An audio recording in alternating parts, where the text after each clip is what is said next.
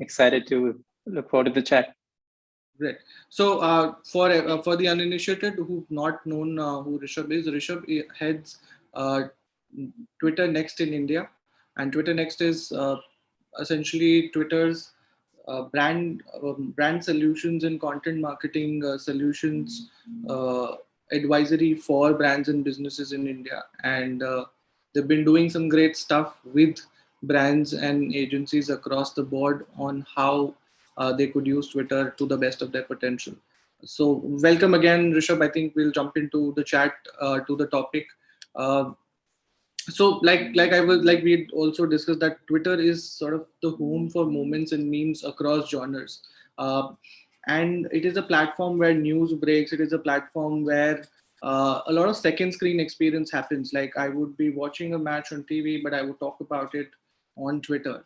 And essentially Twitter is the barometer for the mood of the nation. Like a lot of people associate trends with Twitter at some point in time. So, from your vantage point as a representative at Twitter India, how do you define moments and memes on Twitter, and what is the significance of these moments for brands? Thanks, Hitesh. And what a great topic. I wouldn't have summed it up better. Completely echo the same. What we are witnessing and have been witnessing for a few years now is the swell in conversations across some of the words we use today, right? Where you call them movements, you see movements become movements, you call them memes, and then you have marketers just joining the conversation from different directions. So that's really exciting. For the service Twitter is about what's happening in the world, right? It could be around you, it could be far away from you. It is about what people are talking about today, or perhaps what both of us will talk about tomorrow. Now, moments, memes, and marketing are so intertwined to each other that this trend continues to drive success for the brands in the country. And we see that. We have the opportunity to partner with a lot of such brands, a lot opportunity to sort of join these movements. But let's break them down a bit, right? Now, we all have a marketing calendar that we all start with, right? All the marketers have priorities. These priorities come from business goals, product goals, and purpose goals. And then you have a calendar which is based on agility and flexibility. But because you cannot plan for every moment, right? And let me break that down a bit. What I mean is we have seen movements largely attributed to festivals and occasions that India has celebrated. You've seen brands take part in that. You've seen campaigns launch. What we are seeing now is movements that are very reflective of our interest, topics, and passion, right? There are movements that today stand for equality. We celebrate Women's Day. We celebrate Emoji and Selfies Day, which are all about expressions. And then we have lifestyle choices around yoga, photography, and wildlife. So there's a plethora of movements that today a marketer actually really looks into and sees what they can enter, where they can be their most authentic, and that's very exciting, right? What we see as success, cultural relevance is the core reason why this is happening. For India and for brands that have been engaged in perceptual brand wars, pricing wars, we see a lot of the choices that consumers make today are largely based upon cultural relevance, because we are almost about what the choices we make. And that's been key for moments and memes to emerge as such a great marketing tool. And what we see as conversations being that one metric that will drive that success forward. So for a brand, it's more crucial than ever. And we must credit them, because majority of the brands that we have the opportunity to partner with are doing a fabulous job on staying on top of the moments that matter, or a meme that will tickle our funny bone, or perhaps a campaign or a tweet we will all stop and pause to compliment. Right. So, like you were talking about conversations, right? So, a lot of brands have now started to like have conversations with each other. There are banters that happen, and globally, that is like a proven phenomena, because I think the personalities are well defined there. So, like in terms of like from what you observe as Twitter India, do you see that Indian brands are also as conversational as their global counterparts, or there is a lot of scope for brands to explore conversations as a metric, like you said, because eventually it's about being relevant to the audience at a given point in time. Yes, we do see many brands close to us being really great case studies of what you would say as a brand that is really excelling at Twitter, excelling at conversation, and excelling at moment marketing. I don't think it is no longer a global phenomena. Yes, you saw adoption far earlier in some of the brands that we've looked up to, in some of the brands that we've engaged, and as marketers and creative professionals taken inspiration from. What India is seeing and has been seeing for years now is great agility. I mean, some of the great social and the creative teams have been right on their game in terms of coming up with campaigns that are perhaps framed within 48 hours, or moments that have never been planned, but they look into understand and then have a brand message that is very authentic. So definitely would say that the brands here are actually doing a great job of that. There are multiple examples, I mean, from the Netflix and Amazon and Disney, they come straight to the mind from the M&E landscape. You do have the F&B space, which is always exciting, with the Zomato and Swiggy engaging in a lot of conversations. And then you have a lot of the traditional categories, whether you say automobile, tech, and BFSI. A lot of brands and some of the category leaders today do celebrate these moments, right? I most recently, just yesterday, SBI launched a campaign that says kindness is cool, right?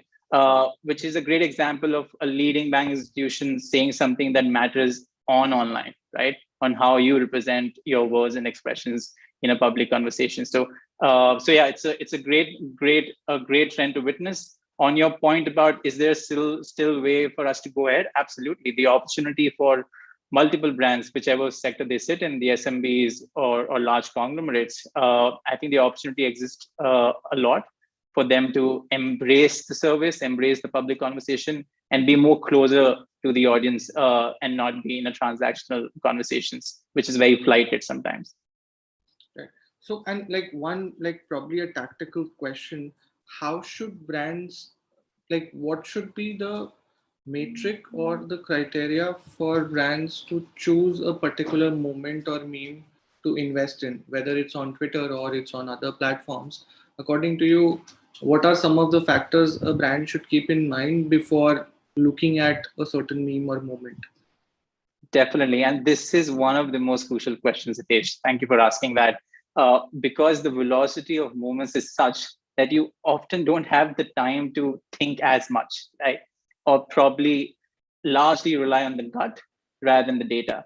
What we do encourage are few practices that will hold a lot of the teams in good stead, which perhaps could start right at the beginning of the year. You must know your guardrails. For every brand, they know the territories they can enter and the territories they cannot enter, right? It is easy to be inspired by a tone of voice in any other country, but it may not be a tone of voice that you as a brand can really own. It may not be authentic. And I know that sounds very cliched, but it still is as important. Ensuring you have a role to play in that moment, ensuring it doesn't conflict with any of the policies or any of the services that you actually offer to the customers, or probably how you deal with your inward stakeholders that are the employees. So it must sound very credible, right? Whether it's informational, whether it's educational, or whether it's just hilarious. Uh, Lastly, it always is about designing for human expression. We tend to sound robotic sometimes, even if you're engaging with a meme or a moment. It's very important to just speak like a human would do when they are joining that moment. So know your guardrails, understand where you can go, where you cannot at the beginning of the year, and be agile enough to take certain decisions by the gut, which are very authentic to the tone of voice and the role you can play in that conversation. I think that would be very essential for brands to break the clutter. So you did mention a couple of your, like the brands which you've seen that have stood out, but in terms of brand conversations or like use of memes or moments on Twitter, what are some of your favorite campaigns, so to say, or what are some of those moments which you see that okay, this particular brand did a great job and even it has got a lot of traction and waves on Twitter? Yeah, there would be plenty of examples. I'm going to try and stick to a few of them. And every time I hear the word memes, right, you often tend to think what happened today, what happened last week, or the month. Mr. Sanders mittens memes just come to mind, which you saw every brand, every publisher, or every creator per se leveraged in creating that one famous picture that really became a meme, right? So even beyond thinking about campaigns, how that one meme was all around us in any conversation is a great example of how brands have done that, and especially how Twitter erupted with that. You would wake up the next morning, you will see the news articles that will just celebrate how Twitter reacted to a certain moment. When we look from campaign perspective and also go beyond certain flagship moments that we celebrate, right? Be it a Diwali or a cricket or a Holi, think about World Music Day or a World Yoga Day or a World Photography Day. Or Women's Day. One brand that comes in mind straight away for Women's Day campaign last year is Uber, which does a lot of campaign around purpose, especially because they are in the business of moving people forward. What they essentially did last year, and they integrated the central idea on Twitter, was a topic around gender commute gap.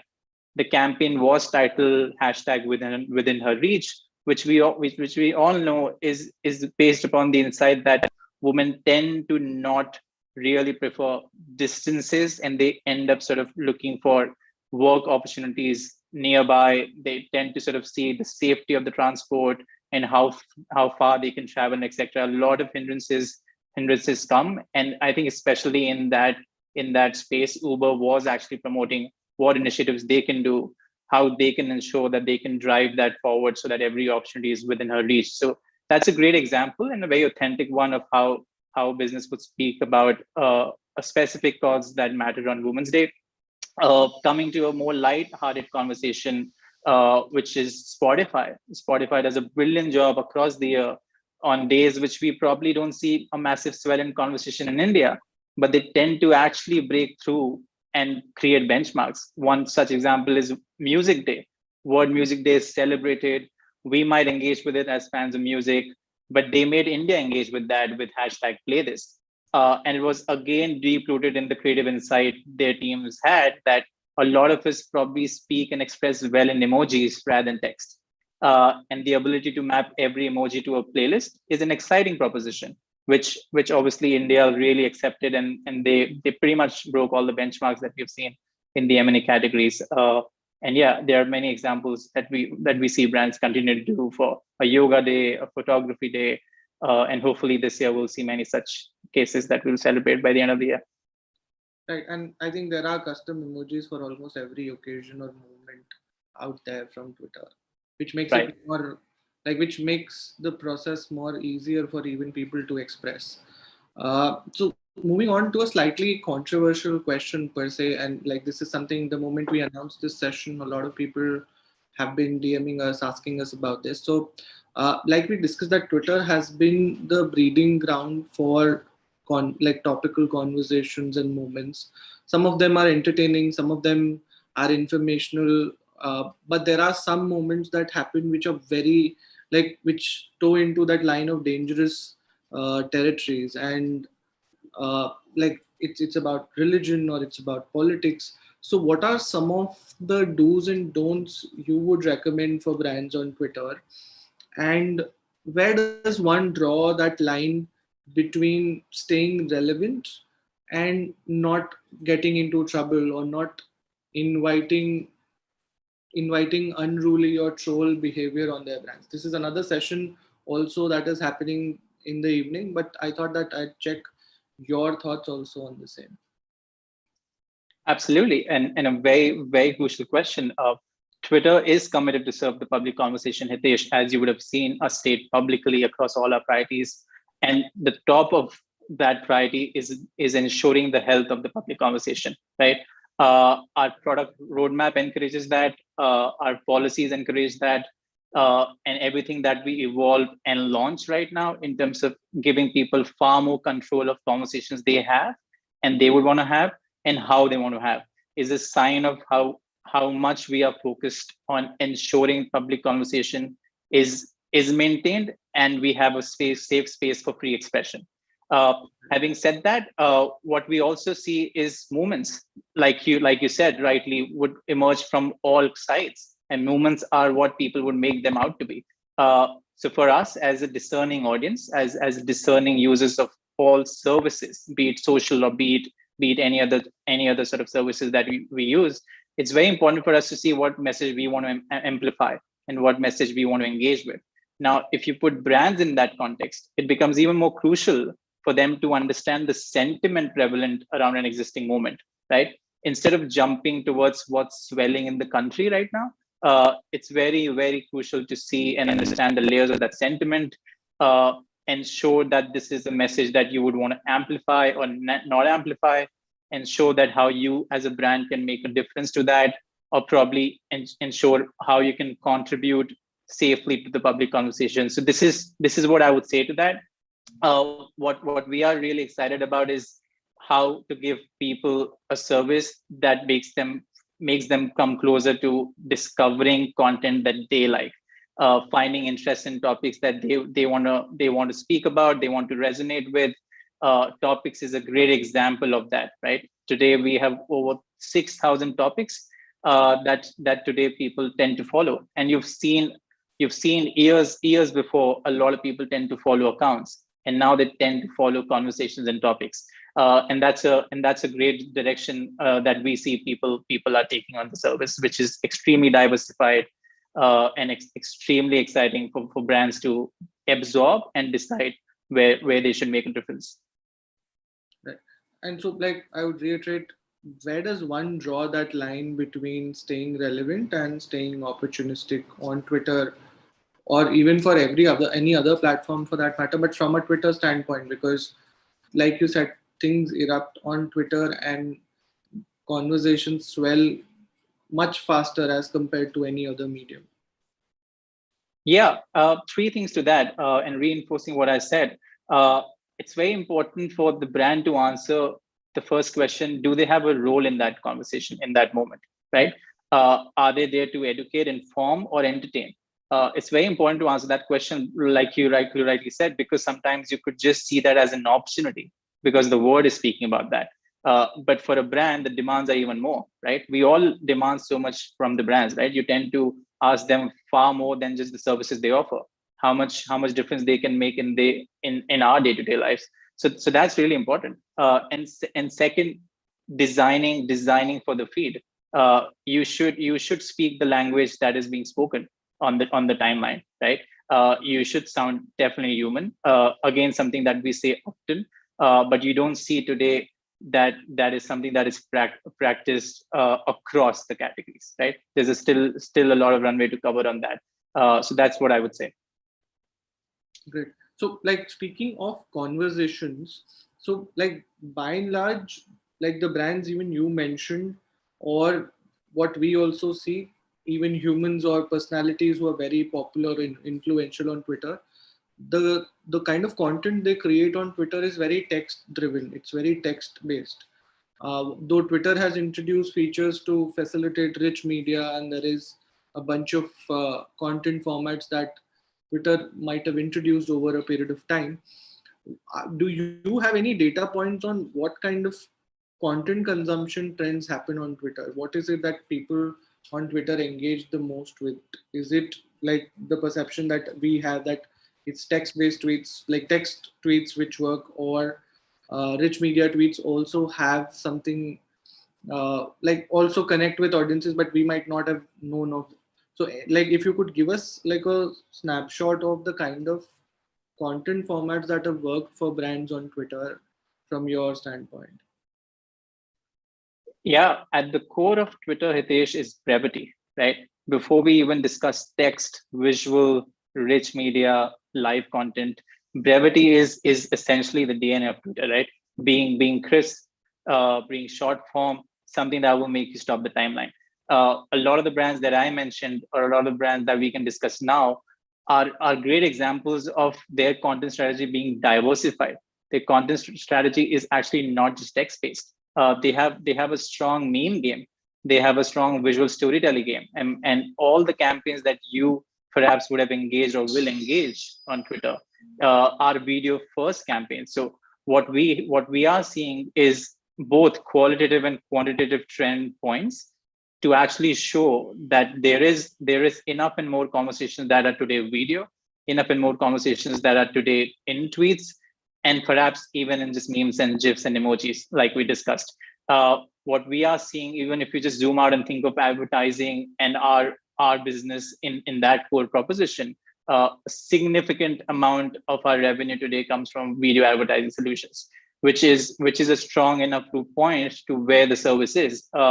So what we would say to that is there has been a progression of the service across the years in how people use Twitter, right? We always say is the people on the service that make how the content is consumed. A lot of our investments, a lot of the content that you see on the platform in form of live video, on-demand video, or shoulder content to some of the passion points we mentioned, whether it's sports, entertainment, and news, are content that is consumed daily in higher volume by people, even in India. So all the brands that today we will say as best in class are a great example of having a diversified content strategy. Some of the product initiatives you mentioned, and I would want to touch upon that. Fleets was an example to actually acknowledge that consumer pattern. When we launched Fleets, which was because of the insight that tweets could perhaps feel a bit daunting, right? They are public, they are permanent. Maybe there is an opportunity for users to create fleets. There are fleeting thoughts, they are visual in nature, and they're meant for their followers. And we saw India as one of the first test markets, which was the third market to actually receive that. Great traction, we have seen it. And at the core of the service, it's very important for us to empower how you want to have this conversation. You might want to have a conversation through text. You might want to have a conversation through voice, which is why we're experimenting with voice as a category, where we just recently launched voice DMs on Twitter in India. We are experimenting with spaces, which is ephemeral voice-based conversations again. So we are seeing enough and more consumer audience trends for us to come up with these initiatives and see successful results from the test markets we have. Right. So Twitter Spaces is now being tested in India as well, right? That's right. So could you tell us a bit about Twitter Spaces, like how, like the thought behind having that as a feature introduced in this year, and what was the insight probably behind having something like that? Did you see again a surge in audio conversations happening, or you mapped like global trends and thought that okay, there is a lot of consumption that happens in audio, and probably this falls in line with Twitter's vision of having brief content or deep, like content with deeper engagement? Yeah, definitely. If you add all of that, the teams and the teams that are in charge of actually designing and launching and measuring the product, as in when we definitely announce how this will enter the market, is largely an acknowledgement of the trends that we have seen in this country, across the globe, on the internet, and back to Twitter.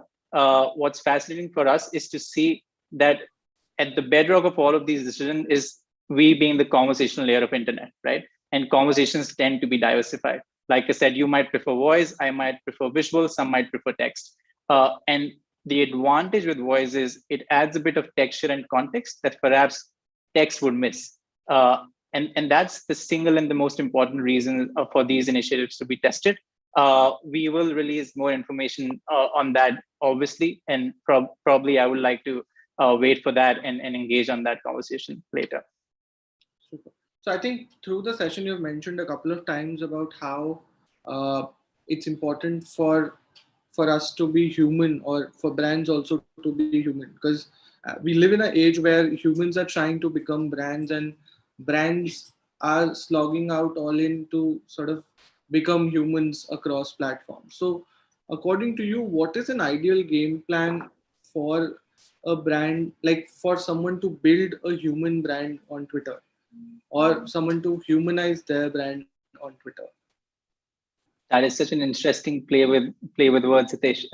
Humans becoming brands and brands humanizing themselves. I completely agree. And if you zoom out and see a similarity between this wordplay is we tend to be very authentic if we really want to sort of become a brand that people resonate with, right?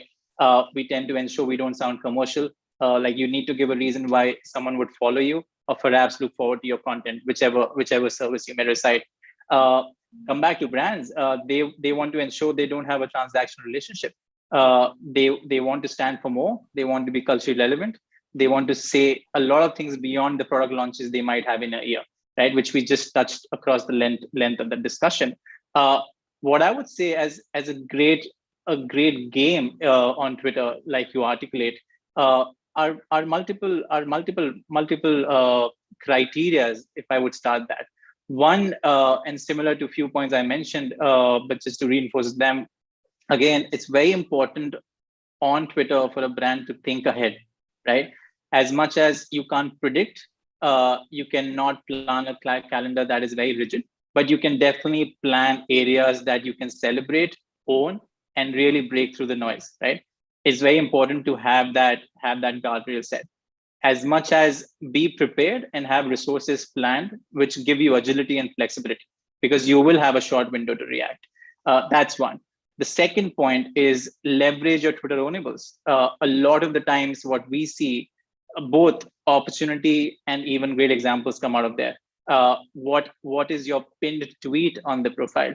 Do you even have one? Right? What are you saying on the cover image on Twitter profile? Because it is a very ownable asset.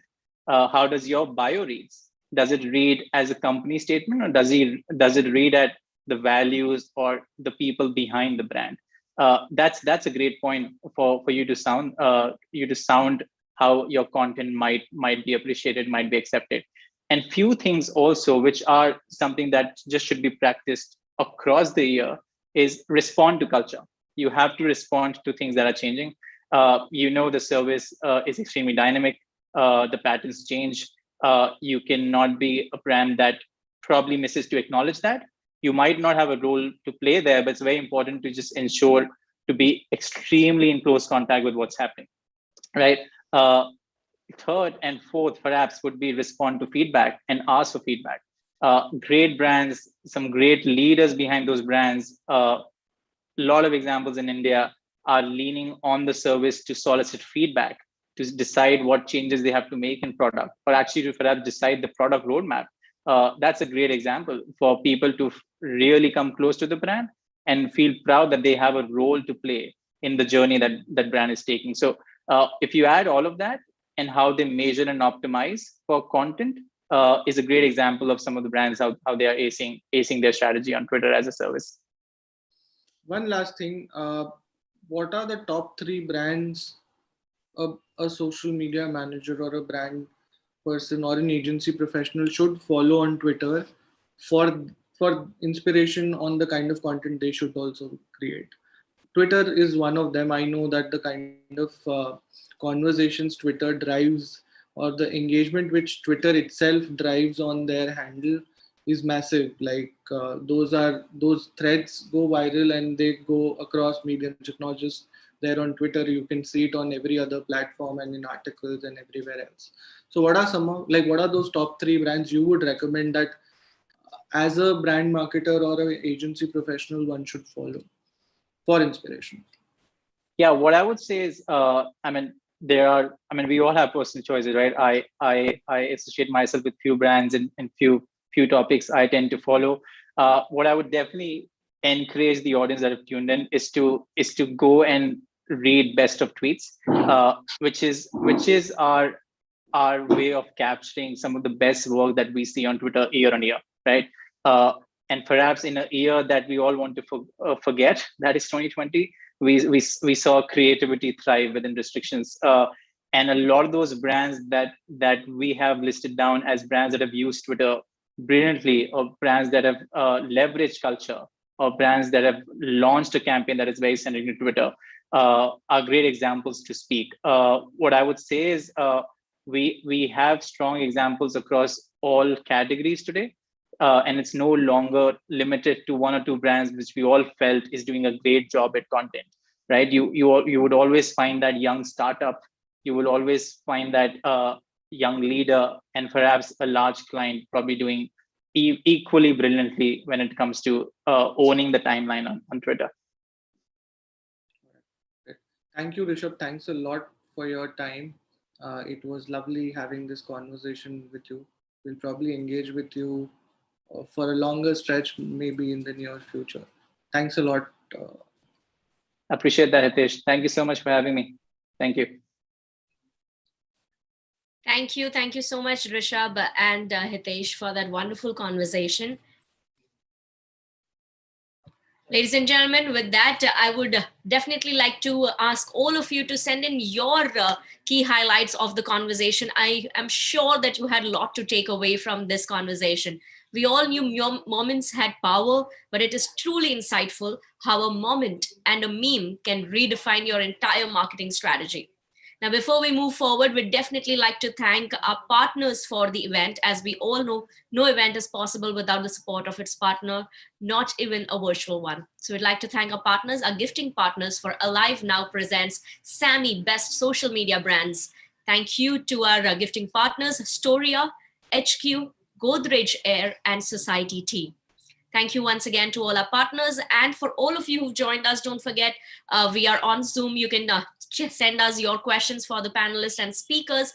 Coming up next is our panel for the day, where I'm sure a lot has been said about the new ASCI guidelines for influencer marketing. But how does it impact our country? Let's find out. Yeah, I would like to invite on screen our speakers for the session. Manisha Kapoor, General Secretary, ASCI. Unmesha Bhatt, Chief Strategy Officer, Tonic Worldwide. Viraj Seth, co-founder, Monk Entertainment. Angad Bhatia, founder, Men's XP and CEO, India Times Lifestyle Network. Pranav Sapra, marketing head and content creator, Mutt, of course. Damandeep Singh Soni, Vice President, Growth Board. Gunjan Arya, Chief Executive Officer, Only Much Louder. And Dolly Singh, content creator. The session will be moderated once again by Mr. Hitesh Rajwani, CEO, Social Samosa. So I'd like to welcome him back on screen and requesting all our panelists to please switch on their videos and join us on screen. Warm welcome to all of you. Absolutely looking forward to this session. Hitesh, can we have you on screen as well? I'm here, Kathy. Great. I think few more of our panelists need to come online. Hi, Manisha. Hi, Viraj. Hi, Dolly. Hi. Hey, Hitesh. Hi, Hitesh. I hope you guys are having a Hi, good guys. day. I think Angad is still not here, and Daman is also not here. How are you guys doing, Manisha, Anisha, Dolly, Gunjan, Viraj? Absolutely great. Very well, thanks for asking. Yeah, pretty good. Doing well. Thanks. Right. Hitesh, we have all our panelists now, so I'd leave the screen over to you. Thank you, everyone. Very warm welcome once again. Thanks, Kathy. Thank you, Kathy. So guys, welcome to SAMMIE Best Social Media Brands. It's an honor to have each one of you, and it's actually great that we have representation from all corners of the industry, whether it's creators or it's creator networks, it's agencies. We have ASCI also here. So I think we'll have a very interesting discussion. Probably we'll try to keep, like I said in our pre-chat conversation, that we'll try to keep this the conversation to certain topics which are which attribute to each one of you. But probably we could start the discussion with Manisha sharing a bit on what are these new ASCI guidelines on influencer marketing, though all of us know, but probably like a snapshot for the people viewing this session as to what these guidelines entail and what is ASCI trying to achieve with these guidelines. So, thank you, Hitesh. So lovely to be here, and I'll just quickly start with trying to answer the question that you asked. So essentially, I mean, as ASCI, which is the Advertising Standards Council of India, is a self-regulatory body. So we are not the government, but we work closely with the government. And we, our agenda really is how do we promote fairness and honesty in advertising. And one of the things that, we do as to kind of promote that is that we have certain guidelines and regulations for what advertisements should or should not do. We have a code book, and that code book is something which is voluntarily kind of subscribed by our members. Now, as we all know, and I mean, especially to this panel, I don't really need to say how digital marketing has kind of really exploded in the last few years. We see the growth of influencers and storytellers and content creators on different platforms. And of course, where there is an audience, there will be brands, so it's obviously no surprise that brands are now seeking, the help of influencers and content creators to engage with their audiences in new and different ways. Now, the key thing is that, if you think of yourself as an audience or as a consumer, when something has a commercial, when something is commercial messaging versus organic kind of content, you would want to know, right? I mean, if a friend of yours is, for example, telling you about a product that you love, and you receive it in a different way versus if you were to figure out, hey, this friend of mine actually has a dealership for that product, or in some cases, is going to maybe get a commission to talk about that product. So it's just that as a consumer, you have the right to know that what you're listening to or watching or viewing is a commercial message, and I think that is at the heart of the guidelines. And therefore, what we are doing is just asking influencers to declare and disclose that certain messages that they are putting up are, in that sense, commercial messages. So that really is really at the heart of the guidelines that we've put out. Thank you for summarizing that, and thank you for giving the context also to this, like the kind of releases that we've seen don't explain it that well. So probably we could start with opening thoughts from Angad and Gunjan, if you guys could share your thoughts on these new guidelines, because I think ASCI has stepped in now, but we've seen that globally there is like in US markets there is FTC, and then like in other markets also there are a set of regulations for influencer marketing. I think in UAE influencers need to get a license as well to even operate as a professional entity. So Angad, Gunjan, if you guys can share your opening thoughts on these guidelines, and then we could treat past other panelists as well for opening thoughts. Sure, thanks Hitesh. Thanks Manisha. I think that was really well contextualized. It helps also explain why what we do is so important. I absolutely agree that there needs to be a framework. And like you said, it's important to see if there are vested interests at play, and that's only fair to the consumers that we're talking to. We're absolutely in sync with the fact that something like this was needed. As OML, we've actually worked in markets outside of India as well, and we've been collaborating with creators in places like Russia and Israel, where consumer protection laws are really, really strong. So we see the need for this. But honestly, why does this become so much more important in a day like today is because creators, and we work with Dolly very closely. These guys are not just that friend, like Manisha called them. Yes, the content that folks consume, you feel like you're a part of their lives. I know Dolly takes great efforts to make sure that everything that she's sort of parlaying for her audience with regards to a product is very much in her very organic style and manner, because it's her voice at the end of the day. So not just becoming the brand ambassador in that sense, but outside of that, she's also the creative director for that message. And she's also the media channel now. So creators are actually playing 3 or 4 of those different roles.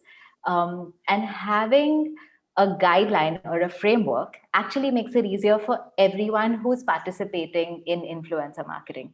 It's not just protecting creators, but also protecting brands. And we've seen this play out in so many different ways. Across the board, we've seen audiences be very grateful for a creator being honest. We've seen higher traction. And even on behalf of brands, we've seen audiences coming back and saying, hey, we love what this brand is doing in supporting a certain type of creative community online, and we'd love to see more of that. So if brands do it well, there's an opportunity to gain brand love right there as well. So we're honestly welcoming these guidelines. Angad, your thoughts? Hitesh, thank you. And just before I start, fantastic to see some new colleagues and old friends. Dolly, how are you? Good, Gunjan, Angad. Hi. Pranav, Manisha, everyone, Viraj, Daman, and Mr. Bhatt from Tonic. So, fantastic. I think, in general, I think for, I was reading the ASCI sort of guidelines, and they define that for ads on the intent for the entire guidelines is for ads on digital to be honest and not to violate the ASCI chapter 1 for misleading ads. So I think in that essence, it's a very welcome guideline, and with any evolving industry, it starts off with self-regulation, and as it morphs itself into a more, let's just say, organized industry, these regulations are only obvious, and they help sort of legitimize the industry to a certain extent. So we as an industry, as the creative community, I think in general we will welcome that. Of course, the nuts and bolts, I'm sure, will mature.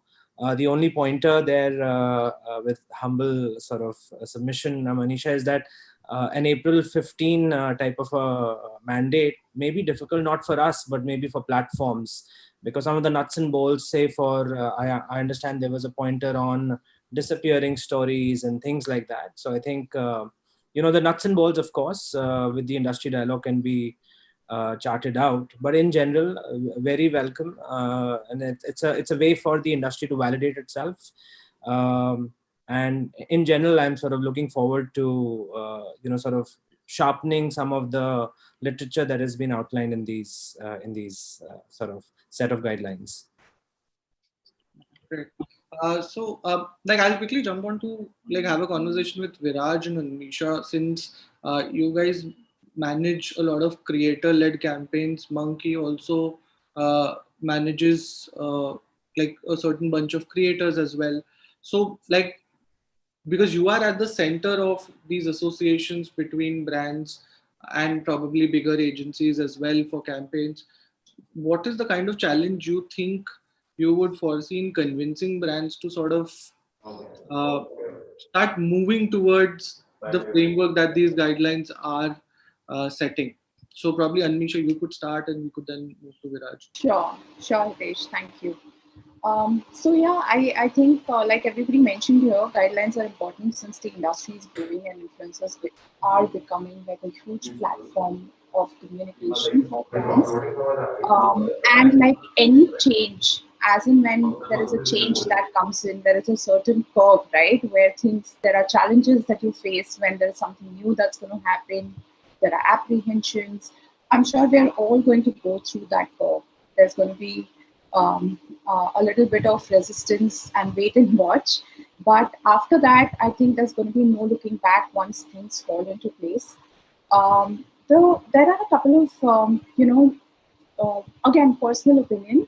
I think when influencers or content creators create branded content, there's a lot of effort and time that goes in creating content which does not look like an ad. Right? The main difference between a paid promotion with an influencer vis-a-vis a digital ad is also the fact that the content creator is trying to entertain their audiences. To give you an example, we did a show marketing with a content creator where the content creator did a really fun recap of the previous series, right, of the same show to bring the audiences back to speed. But it was not just a boring recap, it was a very fun content created for the audiences. Now, in a scenario where the guidelines are in play, and if the same content has to be created, if in the beginning itself, the first line of the content is reflecting that this is an ad, we are all, as content consumers, we are all attuned to skip ad. It's unfortunate, but it's true that a lot of us, the minute we see the skip ad button, and our mind is attuned like that. So while the guidelines are welcome, maybe a little bit of relaxation on the placement. So if the content is interesting, let the consumer decide whether they want to consume the content depending on how interesting the content is. And towards the end, there could be a way to reflect the fact that this is a paid promotion, right? But if it's right up front, out there in the beginning, in the first line, as per the regulation, that might be a bit of a challenge in the creative process. It will definitely be pressure on content creators, advertising agencies, as well as brands to figure out how to make this interesting for consumers. Viraj, your thoughts? So, Hitesh, I personally feel like this is a welcome move for both brands, creators, and like every stakeholder involved. This was long due, in fact. And I'm glad that we have something like this in place. And like Gunjan and Angad rightly mentioned, this sort of validates the industry, and self-regulation is the first step towards making it a much more organized sector. And influencer marketing, I mean, I've personally been in it for about 3.5 years now. The industry is maybe like 5-6 years old in India, and it was about time that we made it a lot more mature in its way. And a lot more organized. In terms of hiccups, I don't really see anyone facing as much of a drastic like hiccup. Of course, it's a change, and people will take some time to adapt to it. But I feel like creators personally, and a lot of creators had already been disclosing, their associations with brands by either using paid partnership tags or using a hashtag ad or hashtag spawn. And that's good on them, because honestly, a lot of these audiences that are consuming digital content especially are extremely smart. And like, there is no way that you mention a brand and you can get away with that, right? Like, people are not stupid. They know you're getting paid big monies for that. So it's just now that we'll probably have a mandate in place that, hey, now you need to actually disclose it come what may. And that's at least from a creator perspective, I feel like that's not going to make that much of a difference. With brands, yes, many brands, a lot of brands usually, a lot of the global brands usually had a mandate that you have to disclose the partnerships. But a lot of, say, Indian brands were not very okay with it, because we had the leeway to use. But that's okay. Brands will take some time and adapt to that as well. But I don't see a drastic change or any reduction in budgets per se because of these regulations.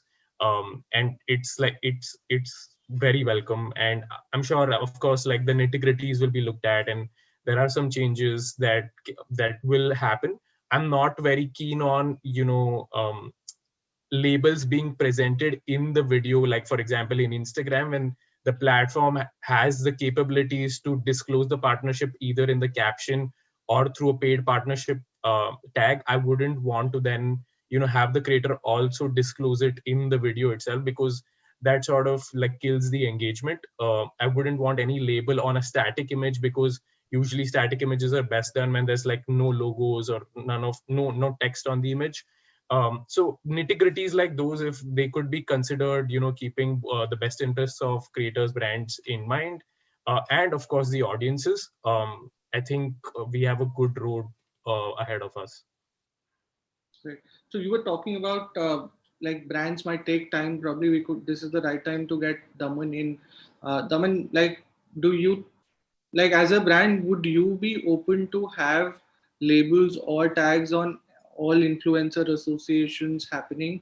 And at the same time, as a brand, do you think it dilutes the purpose of you investing in creators or influencer marketing? Because probably then you could take a Dolly or a Pranav and like do a proper ad with them, because eventually it's about disclosing everything. So you might as well use them not for their creation capabilities and their media capabilities, but probably create a branded content with them directly, and that is very open, and that also serves the purpose.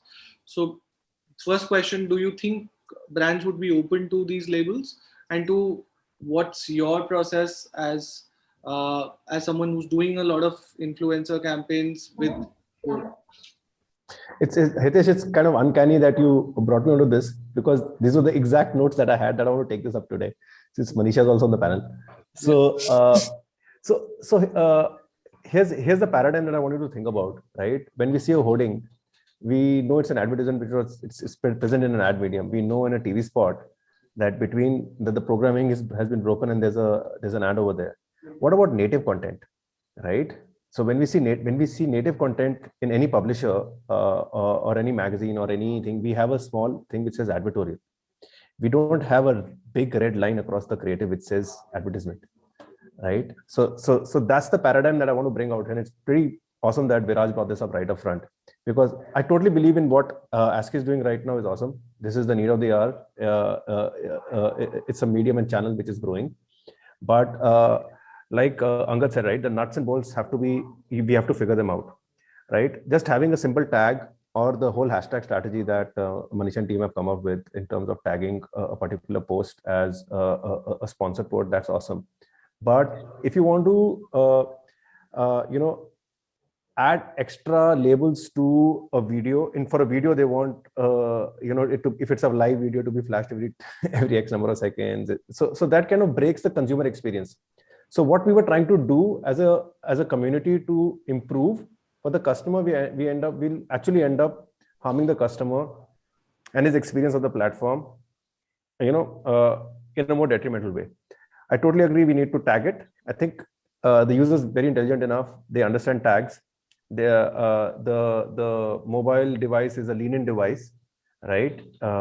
We can get to know a lot of tags, what is happening. So that's one perspective. And before coming onto this call, I spoke to my colleague who is really in the trenches and running influencer campaigns day in, day out with Raj and Dolly and a ton of other folks. And I was like, how is your life going to get impacted? And so bringing the advertiser thing into focus. So what she told me was interesting. She's like, the organic reach of the post may decrease. So probably we'll now need to spend a bit more money to try to boost the post that the influencer has posted. But in terms of tagging the brand, that's something that we've been, asking the influencers often on to continue to do that. The mega influencers, they are quite open to it because it draws a clear line as to what they like and what they're promoting. But the smaller the micro influencers, they're still figuring out life. I want to put another paradigm here. The last point from a brand's perspective: when do we ask them to tag, right? Sometimes we pay the influencer for a particular campaign. Sometimes we gift an influencer a product. So, for example, you see some film stars, Nimrat and gang, they would open up a box and say, thank you, XY brand, for this box. Do you want us to tag that? So I think we need to figure all this, this whole thing out, because unlike traditional media and how we were doing things in the past, while the medium is new, the mode of interaction is also new with the influencer. So there are a lot of unknowns, but I think we'll have to figure our way out around all this. Right. So I think I was actually coming to that only with Dolly and Pranav. So I understand that, like, as creators of your scale, you are quite open to having, like, you have always been vocal about transparency, and you would want to tag the brand and say that it is a paid collaboration or sponsored collaboration. But what about certain brands that you truly believe in and they are a part of your content, and you might not tag them, but then in your conversations, in your stories, those brands appear. So you think that after these guidelines, you would be wary of mentioning any brand also organically, so to say, because it might, like, people might perceive it that there is no branded tag and you are not being honest to your audience. So probably, Dolly, you could answer this and I could then move to I think Manisha can help me here, because even I don't know what I should be doing with that, whether that will come across as me cheating in a way when I'm actually, talking about a product I love and use, or am I trying to sneakily, do a paid promotion and not mention it?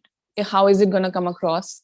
But I think that's a very small thing to think about. I'm actually very, I was on the call with ASCI when they were initially researching about this, I remember, and I had given them a lay down on how it works and what brands tell us. Sometimes brands are like, oh yes, do a paid promotion tag. Sometimes they're like, no, please don't mention any tag or hashtag ad or anything like that. So it depends from brand to brand I, as a creator, I personally, I welcome this. I think it's very great because I am a creator, but as well as I'm an audience, I watch a lot of content. So even for me, I think it's great as an audience to know what you're watching. And just like everybody said, the audience is very smart these days. They know how influencer marketing works. They know when we are getting paid. Even if we want to sneakily do it, they're like, paise mile hai na. So, they're very smart like that. So I don't think in a way we are fooling anyone, but let's just, lay it on a platter, which is great. One thing I agree with Viraj is that if we do have a paid partnership tag, especially for a platform like Instagram, where I majorly work, we have a paid partnership tag, we have a caption where we can write a hashtag ad, hashtag spawn, whatever. And then we also have those labels on the video or the static. That might get a little overwhelming for the audience. And even because as creators, we are not here to just make money, because most of us have come from a place of just creating good content. And if we continue doing this, and if we continue losing engagement and losing followers, it's going to hurt our brand. Right. So in the long run, so we might also be a little wary of which promotion to do, which one to not do, how to not overwhelm our people, all of those things. So I think a little more detail on what all we should do, how much should we be doing, especially on platforms like Instagram, where shorter content works. On YouTube, of course, we've seen international creators, even at the beginning of the video, they're like, and this video is sponsored by this. So it gives them that time. On Instagram, where it's only 15, 30 seconds, 60 seconds, then it becomes very difficult. I feel like it can be overwhelming, but that can be discussed later. I think we'll obviously find a way. But more than anything, I think I welcome it for sure. The question you asked me, even I'm not sure how I'm going to talk about things I love. But I think we'll manage. I think that's a very small part of the larger discussion we're having here. So from a creator standpoint, you don't see any challenges with these new guidelines? You think that it's pretty, like, apart from the paid partnership tag, like ahead of your, like the labels ahead, like in the front of your video and by the end of the video, you think like that is a tactical thing anyway? So you think other than that, there are no challenges? No, there is a challenge for sure. I mean, like Unsha mentioned, we anyway make sure that our content does not look like a paid ad. So we really have to work hard on making it look as organic as possible. And now with the tags, like she mentioned, it's human nature to just be like skip ad. And I've done that. Like I follow a lot of international creators, beauty bloggers, and all of these. When they write paid partnership tag, I'm like, okay. And I do that. Like it's a very, you don't really think about it so much, right? So I think as a creator, I really need to work hard on my content for people to really be like, whether it's paid or unpaid, I'm going to watch this. So it's a challenge for me, and I don't think I'm taking it in a negative way. I think I'm very positive and I'm up for the challenge. So let's see how it goes. Manisha, you wanted to say something. I saw that you raised hand. Yeah, so I just wanted to, address maybe a couple of things which, were pointed out to just say, for example, on video tags, et cetera, et cetera. So these are all options, right? I mean, for you. So I think I just wanted to clarify. And if you go through the guidelines more carefully, you will realize that where we are asking you to put it on video is where you have no option of putting text. So these are, okay. So these are videos where, for example, stories where it's not accompanied by a post. So where it's accompanied by a post, you kind of declare it there, then your video can be clean and as creative as you want. So, I think, again, the approach has been very collaborative from the beginning, and we want to continue to keep it that way. The idea is not to really curb anyone's creativity. I think all of us at ASCI are also avid watchers of all the content you make. So we don't want to make our lives duller. But yeah, at the same time, it's just that, so there's a way of declaring, and we've tried to make it as unobtrusive as possible, but at the same time, something that is not missable by consumers. I think that's the balance we are trying to achieve. So just wanted to clarify on that point, that it's not like all videos need to have yeah. But that guideline is for videos that are not accompanied by any text. So. Oh, great. Okay, understood. Then it's perfect, I feel. Then I feel, because even on stories, you can write text, you can write hashtag ad. Yes, if you don't want to use a label, I guess. Yeah, then it's great. Okay, cool. Thank you, Manisha. So extending what Anisha and Dolly was mentioning, Pranav, you think that creators try as in they create content that doesn't come across as an ad, and they try to create content which like slides in their, like in their scheme of things, and at the same time is not an intrusion to a viewer. So you think with these labels, like there will be a change in your creative process, in the kind of content you create, in the kind of collaborations that you, because I know that the kind of collaborations that you do are like everyday situations, whether it's with your mother or it's otherwise, it's very native and it's something that you would do every day, any which way. Yeah, so it is going to have an impact for sure. I think Dolly has summarized it pretty well. It is going to be a big challenge, but I suppose we will learn to swim again. It will continue to be a challenge with, with time. I just, I feel what Anisha pointed out was correct. That when you look at an ad, inherently you're attuned to not look at an ad, right? You want to skip. What happens when you watch TV, right? It doesn't say it's an ad, but people still skip. They just go on to another channel. What happens when you listen to the radio? Same thing. You go on to another channel. You don't look at holdings because you know it's going to be an ad. But it's about how you use that space to make sure that the person looks at it, right? Despite the fact that the person knows it's an ad.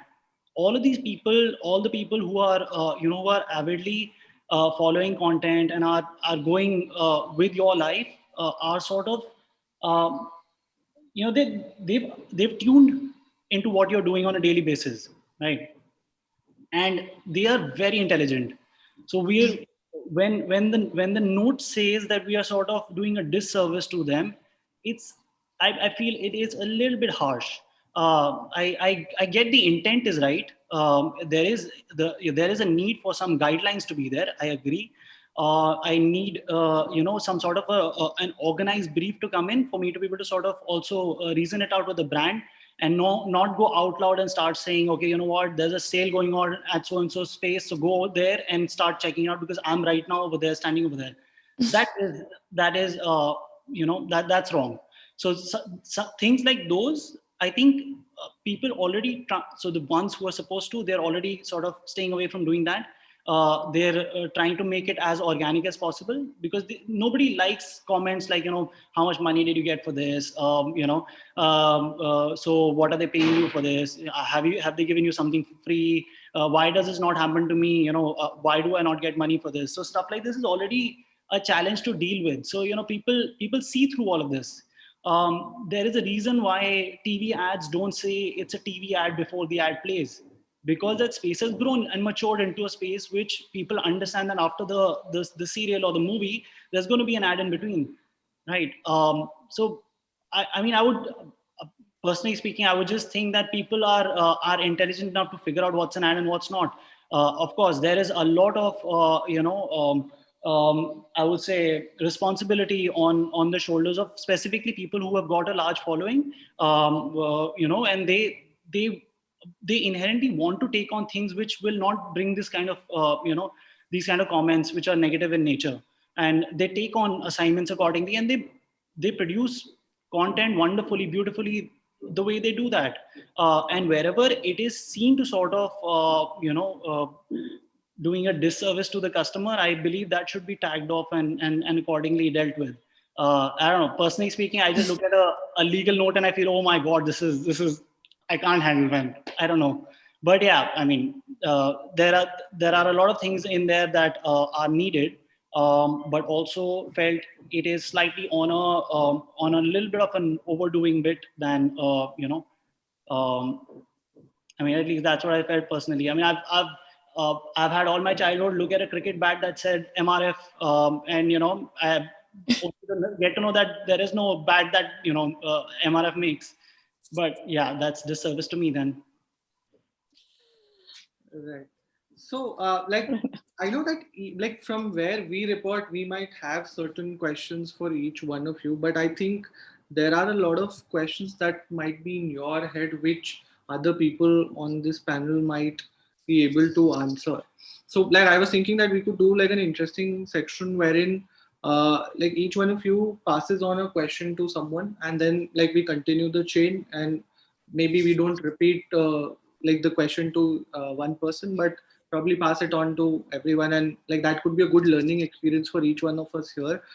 Like from where I'm reporting all of this, I see that like there was a difference between advertising and content marketing, or content marketing with creators or influencers or platforms.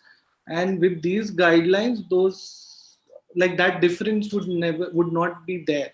And that is me from a consumer standpoint, like you said, Pranav, that MRF, they don't produce bats, but I see them there. And like in my childhood, even I would want to have one of those bats. I would not know that it's not MRF which is producing that. So maybe Manisha, you could start this chain of questions, because you've heard everyone. I think everyone on the panel understands the need for having these guidelines, but where do we sort of draw that, like where do we like differentiate between ads and content marketing is something that I would want to know. But maybe you could ask a question to one of the panelists and continue this thread. I think more than a question, I have a comment that I want to make, and I don't know whether I'm going to get a chance again, so I definitely want to make it now. Is that I think what we've done in ASCI, especially I think when it comes to influencer guidelines and any other initiatives also that we will take on the digital platform, is to make it extremely collaborative. I think ASCI's task in this is not to catch hold of people and put them in prisons and things. Of course we can't even do that, but I think that's not really the intent. The intent is really to guide, educate, collaborate, come up with something together, that works for the industry and works for consumers. I think in that sense, ASCI's role is to balance the needs of the industry and commerce. It's not something we are against. We are, formed by the industry.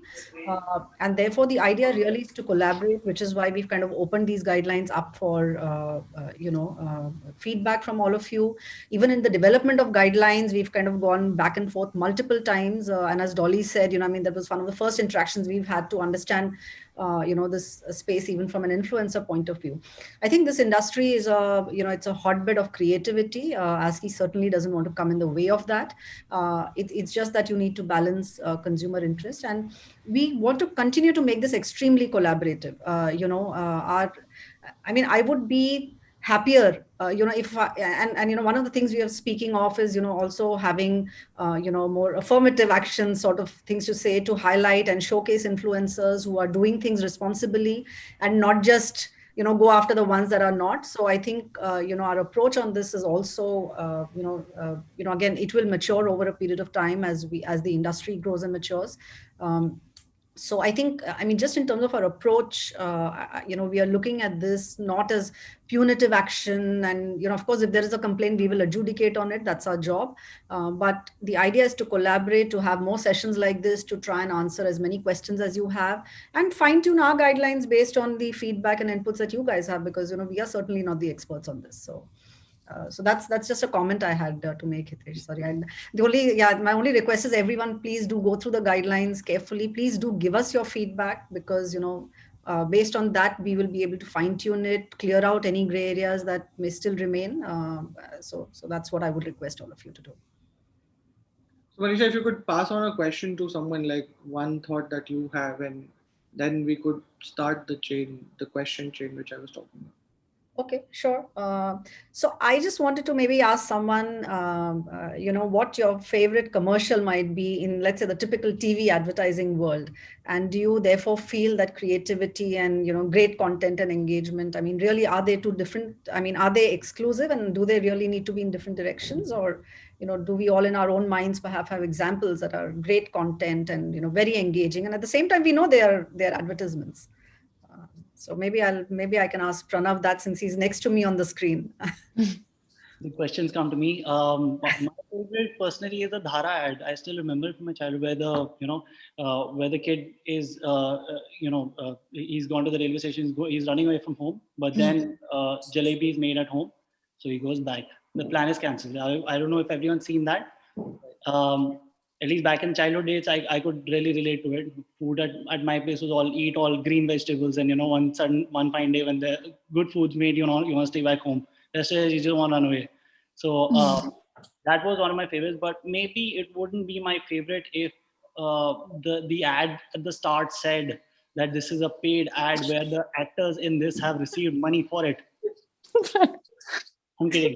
But like, I mean, I get it. Yeah, that's one of the, you know,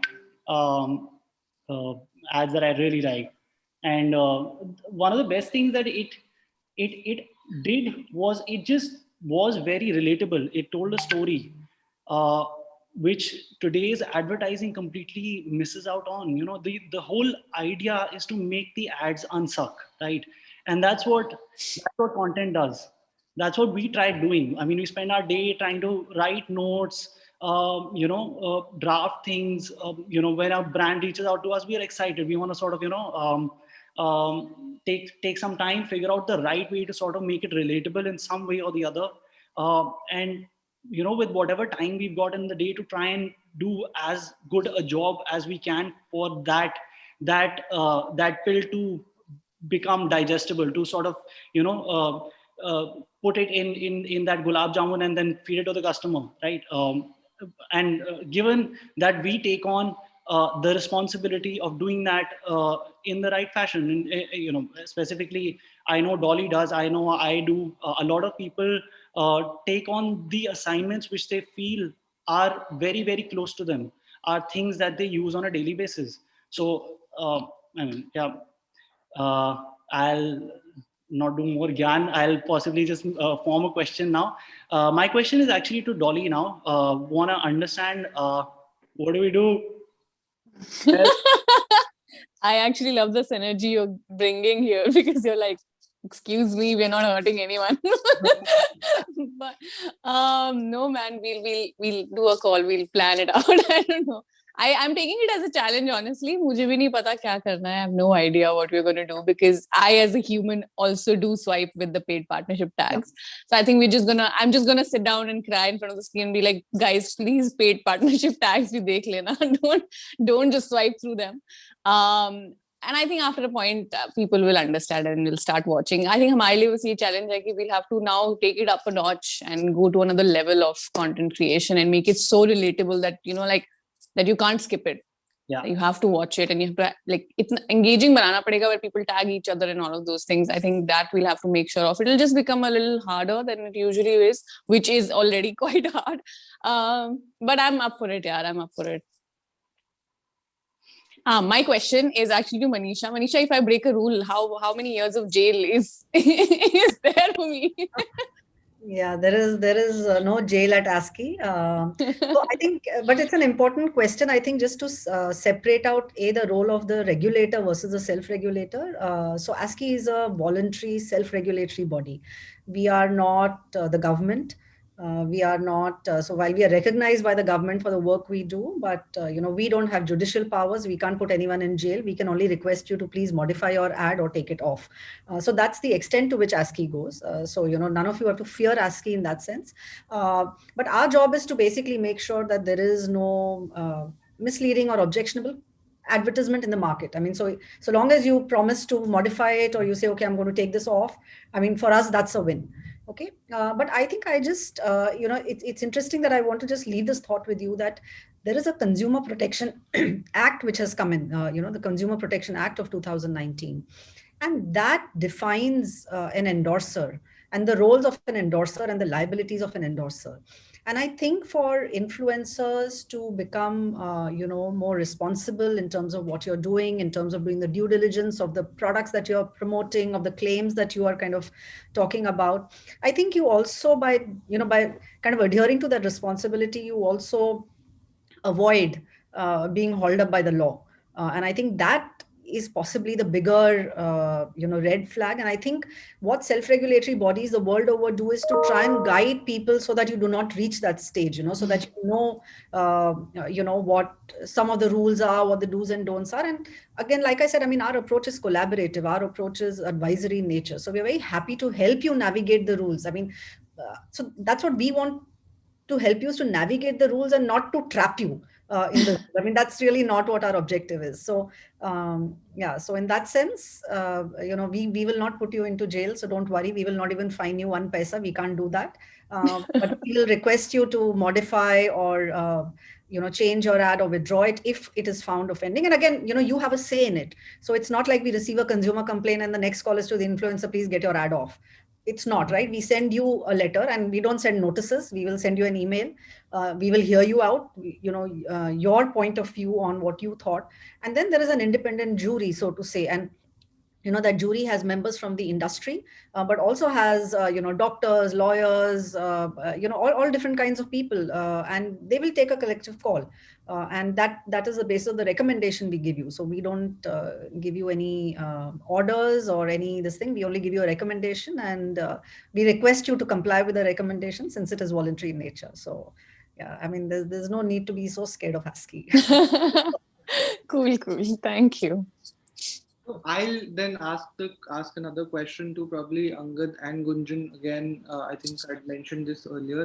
That, like, assuming that this new guideline would probably separate like great content creators from good and average content creators, and you might not see as much business moving to them. Maybe the nature of business might change. It might be an ad featuring an influencer and not like a branded content with an influencer. So how do you think like a creator should look at monetizing from here? Should they look at other avenues apart from brand creator collaborations? Should they look at creator commerce models? Like, I think in a past session, Angad, Gunjan, we had a discussion around this. So what sort of monetization matrix creators should follow? Because I see that there is a lot of apprehension anyways happening around these guidelines. There's a lot of pressure that will come to them. And this is like, content creation as a job is not easy, and it's not even possible to have recurring incomes from brand creator collaborations all this while. Like, these changes would come in, probably platforms would hammer their reach and engagement as well over a period of time. So what kind of monetization opportunities you think creators can unlock? And probably this could be a starting point for them to look at things beyond doing brand collabs. So Angad, Gunjan, one of you could start, and then you can then continue the question thread. Gunjan, over to you. Okay, great. So I honestly think that creators just simply need to recognize the power that they have, right? And I think Dolly is one of them that has done that, and she's sort of scaled across. So she started as a content creator, now, of course, featured in a Netflix show, now going forward to many more. That's also because of the digital celebrity that she represents. And I think going forward, it's for creators to recognize that.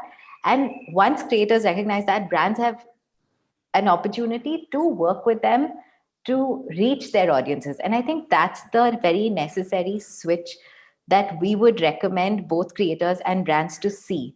That creators today represent audiences, brands need to reach those audiences. The way it's done best is when it is extremely organic and meaningful to the creators' audiences, where creators can be honest and say, hey, I believe that this is something I should be talking about to you because this is a great XYZ product. And for the brand itself, the message is best received when it's an honest message. So I'll give you an example of something that happened recently in the US, where Travis Scott worked with a very popular burger chain, and they rebranded a burger as, hey, this is the Travis Scott meal. It's not that that product did not exist on their menu up until then, but it simply post the collaboration. There were lines outside the burger chain, everyone wanting to get in and get that Travis Scott meal. The reason why it worked for the brand is because obviously Travis Scott represents that kind of attention. The reason why it worked for Travis Scott is because he found a reason to talk about that product. So he actually did a very simple math. He's like, hey, I've come up the hard way. I'm going to figure out which is the cheapest meal. So per calorie, what is the cheapest meal on the menu? And that's going to be the Travis Scott meal, because that's the audience I speak to today. And I want them to know that I'm with them through this journey, and it's going to be hard. And that's the meal that they rebranded. So highest calorie, cheapest dollar value, that became the Travis Scott meal. So having a very clear understanding of, hey, this is why I'm doing this, makes it meaningful for both sides. And honestly, that's where winning partnerships come from. So I would actually urge both brands and creators to look for those opportunities. And then, of course, monetization is not a challenge. I do believe that with media becoming more democratic, I understand that, we don't have those 30-second ad slots between programming anymore. everything needs to evolve along with that, not just the way we look at messaging, but also the way we look at monetization. And that will hold true for everyone who's part of the ecosystem, platforms, brands, creators, as well as agencies like us. Great. Gunjan, you would want to pass on a question to someone? I think Angad was in line next to me. So yeah, I'd love to hear Angad's thoughts.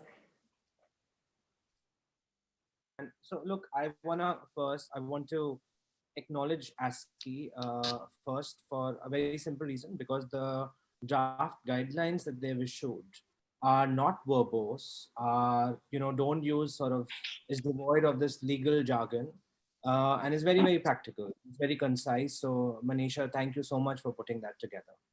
And I think just sort of reiterating on what Manisha said, it's ASCI, as I understand, is about a 35, 40-year-old body, which is an extension of the advertising industry, right? So it works, while it works in the best interest of both the consumer and sort of the advertising industry, right? It's sort of the translator of sorts in between. And I want to acknowledge it, especially because it's acknowledging an industry which is slightly unorganized right now. And it's in a way, it's legitimizing it by putting the sort of self-regulation, like a chapter on self-regulation on social influencers. So I think that's a great start. And the fact that the government is not involved in this, and that we are self-regulating is in itself a testament that, India is still great. It's not gone the way, say, some of the other countries have. So I think it's a great space for us to be in. The second point I wanted to make is that there is a fair bit of a headway that the global social platforms have already made, right? Like the sponsor tag was introduced almost like 4.5, 5 years ago, right? So, and if anyone reads the fine print, you will understand that the social media giants mandate endorsers to clearly demarcate what is sponsored and what is not sponsored, right? So I mean, and that's the second point. And of course, to extending to Manisha's point, that the self-regulation also extends the Consumer Protection Act of I think whatever, the 1995 Consumer Protection Act. And then there is also sort of some mandates through the IT Act of 2000, and then got extended last year. So I think it's a great space for us to be in. There are three other pointers which I wanted to make, which is the crux of these ASCI guidelines. The first one is, of course, around disclosure, right? And I think much of today's discussion has been around disclosure. The second is around the efficacy and the claims. And I think that's where it's a big question mark for me, because efficacy and claims are, hard to sort of, validate. So I don't really know, because if you were to get into the nitty-gritties of the Consumer Protection Act, you would find there is so much left to interpretation, that if an influencer is left to his or her own devices to sort of validate the efficacy and claim, then it's a huge gray area. And I think my humble submission to ASCI, that if we can continue to work together to sort of navigate that part. And the third one is, of course, slightly smaller, but the role of like something as trivial as filters.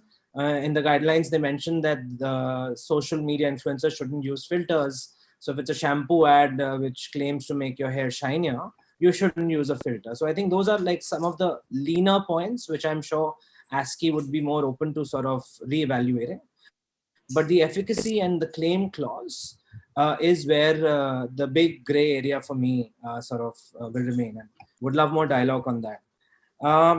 Coming back to Hitesh, your question around sort of the monetization matrix. Look, there are two sort of surging universe of influencers. One is created on authenticity and honesty and genuine love for the content, like Dolly, and her content till today, her characters continue to inspire, and we sort of laugh at some of her jokes with my wife and so on and so forth. Dolly and I I've had the opportunity to work with Dolly actually, so for lots of years. So that's fantastic. I have. But there is another surging ecosystem of social commerce, right? Where people are almost like the Misho space or the Bulbul space or the SimSim space, where people are recommending products on a one-on-one basis. They are recommending products on WhatsApp, right? And these are closed platforms. These are not really sort of platforms where there is a lot of, it's not a public space. However, as per the technical definition of the Consumer Protection Act of an ad is defined as anything which is paid for, anything which is a paid for communication addressed to public or a section of it, which basically means even if you're posting an ad on a 20 people WhatsApp group, it's still an ad. And also, I think, Daman, circling back to your point, in the ASCI's draft guideline, they use the word material connection. And material connection is highlighted as any connection between the entity and the providing the sort of the product or the service which has to be advertised and the person who's sort of promoting it. And it actually goes down to the detail of gifts. It mentions that if there is a material connection that can be traced back in form of money or free gifts or like, I don't know, hotels, or it's actually quite explicit. And that's why I wanted to acknowledge ASCI, because they've been very explicit with like how they've been very explicit around the practical nuances of this category. So, you know, because it mentions material category, material connection, it does sort of, you know, emphasize on the fact that it does, you know, it does cover that free gifting point that, Daman, that you were trying to make. In terms of the money matrix point that Hitesh, I was trying to talk about, is that, look, if the Consumer Protection Act is going to create some examples on, like, let's just say penalizing, which I don't, in my knowledge, I haven't really seen any influencer actually being penalized as such, or any celebrity being penalized as such through social media.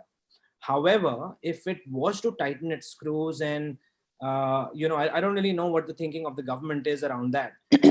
But if it was to do that, I think the role of the agency in the social media universe will become more important, because the agency will then have to play the role of efficacy and claims, and will have to take the liability away from the creator and the influencer and essentially pass it back. So it can be sort of like can move into a legal nightmare type of a space. We just don't know temperamentally where the government is at with the consumer protection laws.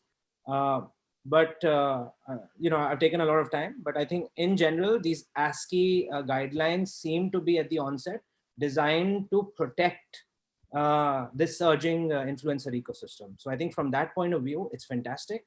And I do know that the government really sort of only operates under its recommendations. So it's a self-governing body. So we're actually quite thankful that Manisha got a chance to sort of be here on the same platform as you. My question would be to Viraj. Viraj, as an agency working across so many creators, is there an expectation from the talent that you're sort of evangelizing for you to safeguard them from, I don't know, legal liabilities in general? And I don't know, and you know, follow-up question, if I'm allowed to, Hitesh, would be to Manisha, to say, in your like practical knowledge in this ecosystem, who should be the owner of the liability in case of a false claim? So, fantastic question. I feel like as an agency and as someone who represents talent, we've always ensured that we take away as much of the admin, logistics, backend work from the creator as possible, so they could completely focus on content creation is what they do best. So personally, as an agency, I would want to I would at least want to give them all the backend support for that, legal support, but also, I mean, put the onus on the creator to at least ensure that they try out the product themselves before making any sorts of claims. So if they do require, if a situation comes through where they do require any legal support, we always have a legal team that's backing our creators against any sorts of, circumstances that might pop up. So that's my personal stance on that. Yeah, so I'll try and answer your question. I think your question was on legal liability. Now, obviously, the legal liability is something for the government and the courts to decide. It's not under ASCI's mandate to define legal liability. But just for your information, the Consumer Protection Act of 2019 provides for liability on advertisers as well as on endorsers. So in that sense, from a legal ecosystem, I think there is some liability on both parties. ASCI typically, for all the advertisements that you see in other media, etc., and even on digital, but advertisements which are recognized as ads largely, we will always write to the advertiser asking for their response, because they are, in a sense, the primary owner of that brand, and therefore they are the ones who authorize that message, so to say. It's just that, as someone was mentioning earlier, that, the influencer ecosystem is so unique because you're the owner of that media channel, you're creating the content, you have editorial rights over that channel, and therefore there is, in that sense, a shared responsibility, to take corrective action and to, be responsible for the content that is out there. So from an ASCI point of view, again, we are looking at both advertisers and influencers that we will write to asking for clarifications. But the Consumer Protection Act of 2019 clearly provides for liability for both advertisers as well as endorsers. Sorry, I'm jumping in. Manisha, thank you so much.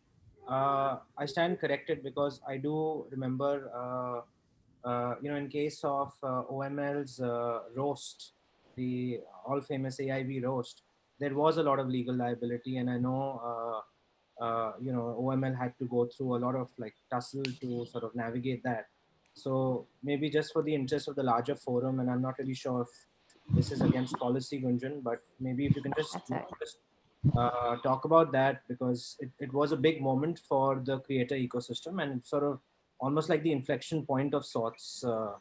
And it was early days, of course, but if you could just spend 2 minutes on that. Sure. Thanks, Angad.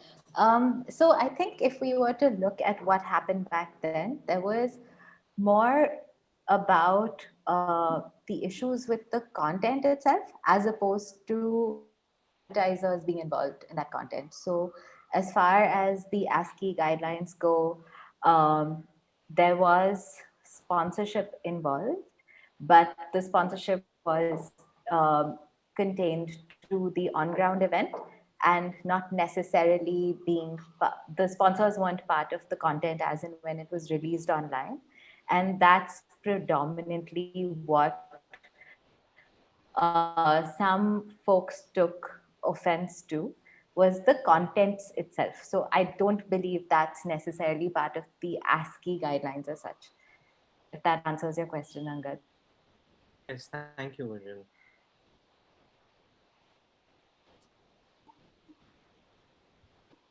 Hitesh, you're on mute. So since the chain of questions was broken, I'll just pass on a question to Daman. So Daman and Anisha, you can weigh in right after that, and we could then wrap up the session. So do you think this would, these new guidelines and creators being more careful with their collaborations, brands being more sensitive to the guidelines, do you think this would affect, one, the effectiveness of influencer marketing campaigns that you plan to do, and two, how would this even the kind of spends that you have done in influencer marketing or you plan to do in the near future? So at the outset, I would like to say that the entire rule set is there to benefit, I think, all the three parties: consumers, influencers, and the advertisers. And Boat as a brand, we've really been built on the back of influencers. They've worked really, really hard for us. Now, in terms of will this spare the spends for us as a brand? Definitely not.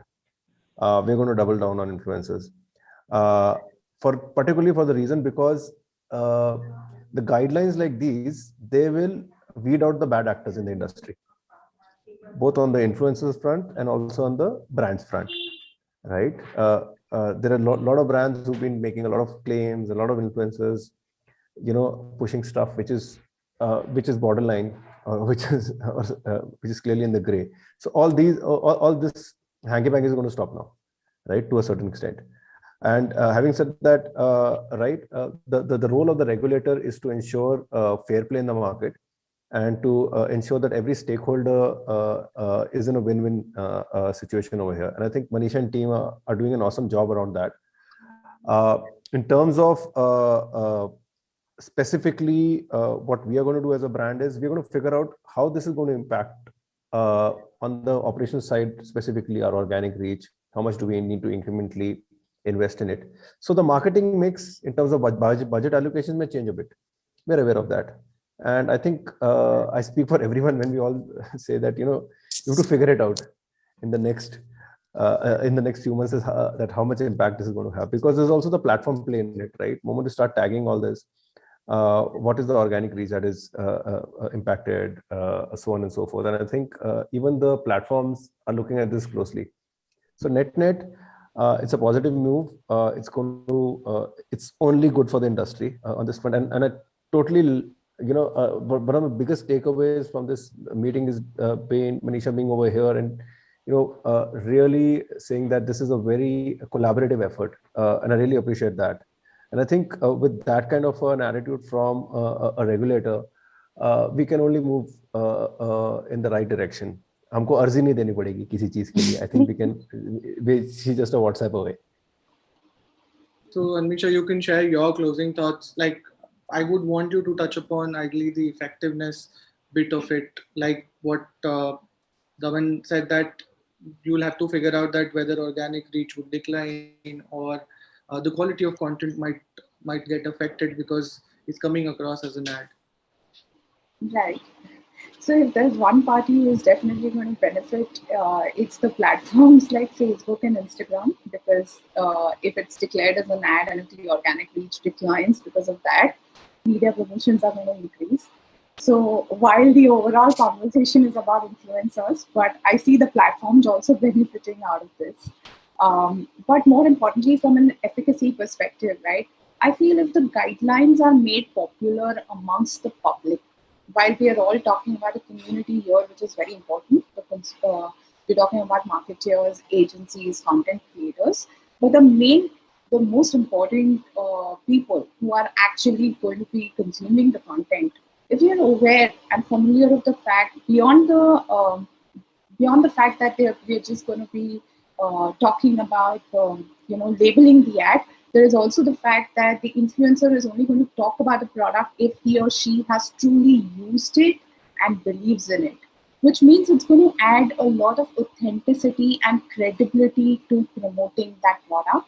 And if that happens, the efficacy is only going to increase. But for that, the consumers really need to know about this guideline, that this guideline is being followed, and influencers are only talking about the product if they have used it and they believe in it, and they're bound by the ASCI guidelines to do that. So as much as we are aware of this, I think it's very important that we build awareness about it to consumers this time.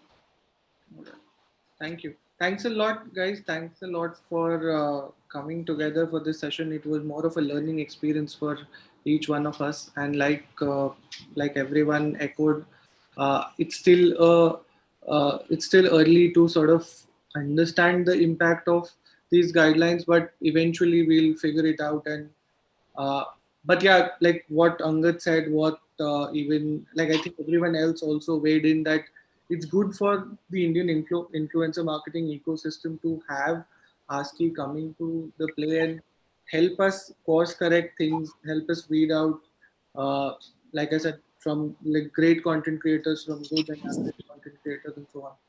So thanks a lot, guys, for sparing our time for this. I know that the share of voice for each one of you was limited, but I think your opinion and perspective matters to people watching this session, and there's a lot for people to take away and think through after this session.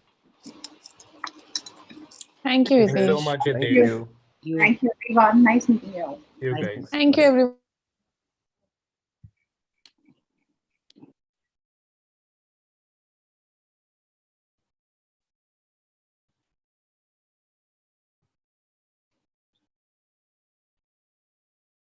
Right, guys, I think we are running late for the next session. I'll just get Khyati to help us announce the next one. And Yes, absolutely. Thank you, Hitesh. Thank you for that wonderful conversation that you stirred. We would like to thank our panelists once again for their time. And I'm sure this is a lot to chew on, but the clock is ticking. And our next speaker is all set to share insights on the audio advertising landscape for brands. I'd like to invite on screen once again Mr. Hitesh Rajwani for a fireside chat. He's right here with us. You already know him now, with Ravi K. Sharma, Vice President Sales, Ghana. It's a fireside chat between the two gentlemen, so I'm going to leave the screen and hand it over back to you, Hitesh. yeah, thank you, Khyati. Thanks a lot. Welcome, Ravi, to SAMMIE Best Social Media Brands. It's an honor to have you on board. I'm really sorry that my last session got stretched for long because there were so many people on it and we had to curate opinion from all corners.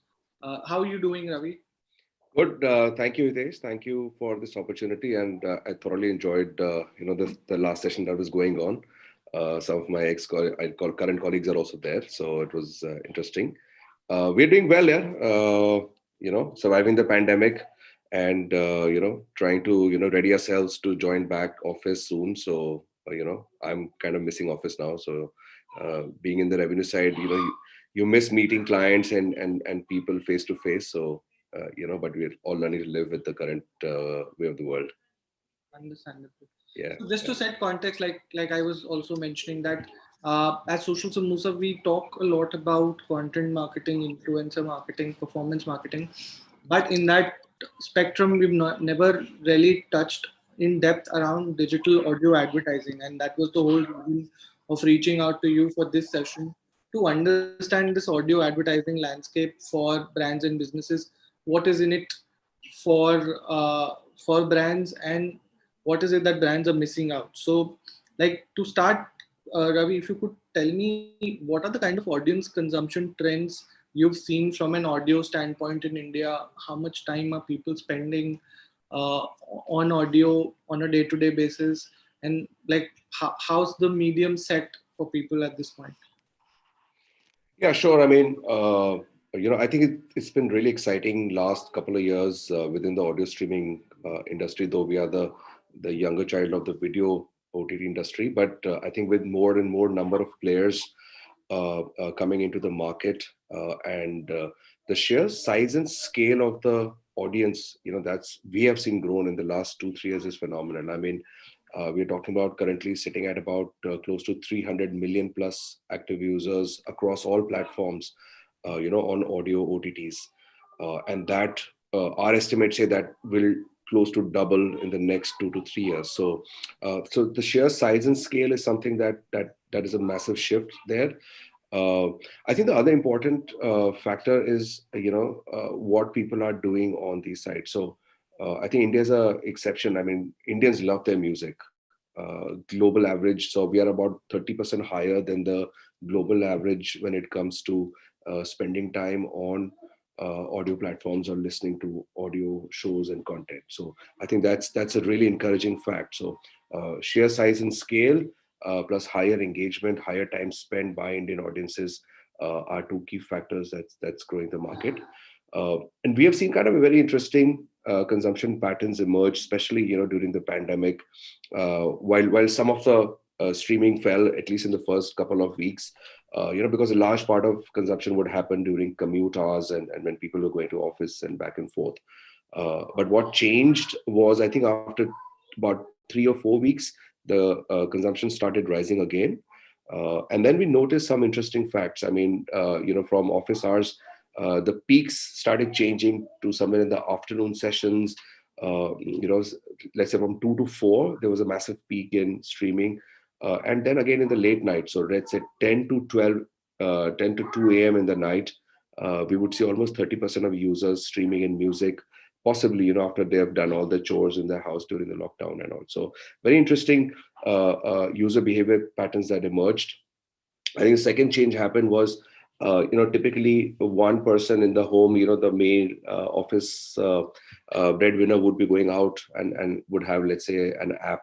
But when they were at home, they would connect to Wi-Fi, and there would be multiple users within that household who would access to music content. So, the preferences kind of were reflective of that front. So we would have, let's say, the male owner as well, the kids also accessing, the wives also accessing audio content. So that was interesting.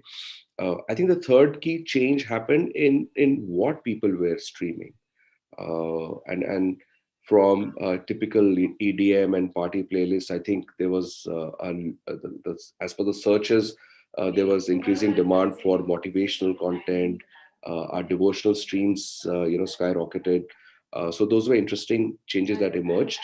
And then, another subset of that was changes in the non-music content. So we all been hearing podcasts and audio shows and so on and so forth. So I think we at Ghana started ingesting close to about 50,000 shows about 6 months back through some of our partnerships, and which is a bunch of syndicated as well as original shows as well.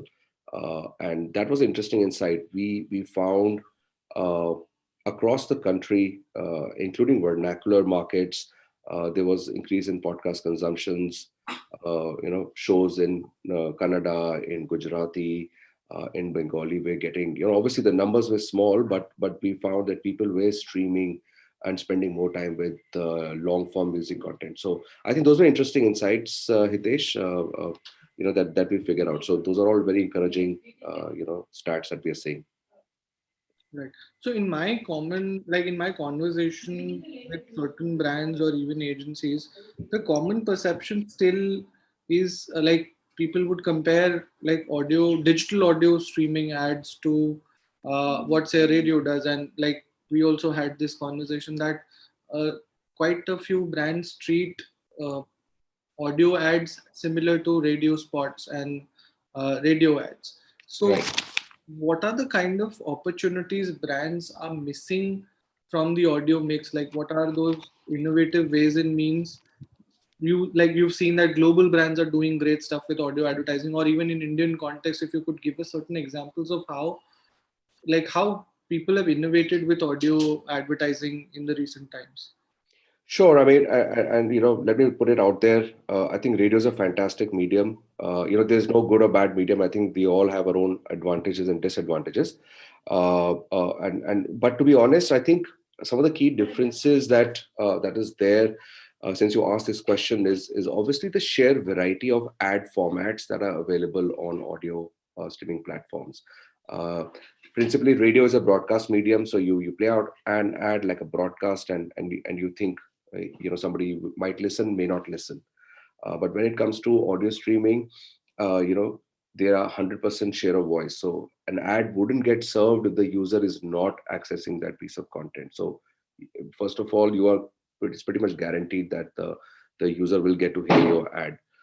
I think the second part is, the kind of ad units that are available. So while the basic ad units are audio and display or units, but we have been innovating, and we've seen a trend to more creative units like dynamic audio, which is essentially a smart ad, which the creatives get done automatically through our platforms, and on choosing certain triggers. So let's say it's getting hotter in Delhi, and then temperature, let's say, goes above 30, and you get an AC ad automatically in your own language. So those are automated as smart ads, that we have been dabbling with.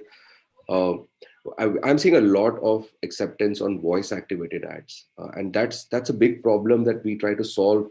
And a lot of brands ask us, hey, how do you solve the click-through thing with audio ads? Because technically, you can't click on an audio ad, you can hear it. But with voice activated ads, you can actually interact with the ad, say yes, no, or have multiple levels of dialogues with that ad. And that ad can automatically take you through a landing page or whatever site that the client wants, without even clicking anything. So I think those are interesting ad formats that we are seeing in the tech space. Also, I mean, we are seeing, like I mentioned, long form content, podcasts, and innovations, and then you have now live shows available on these OTT platforms. So those are all very interesting opportunities that are available. Yeah.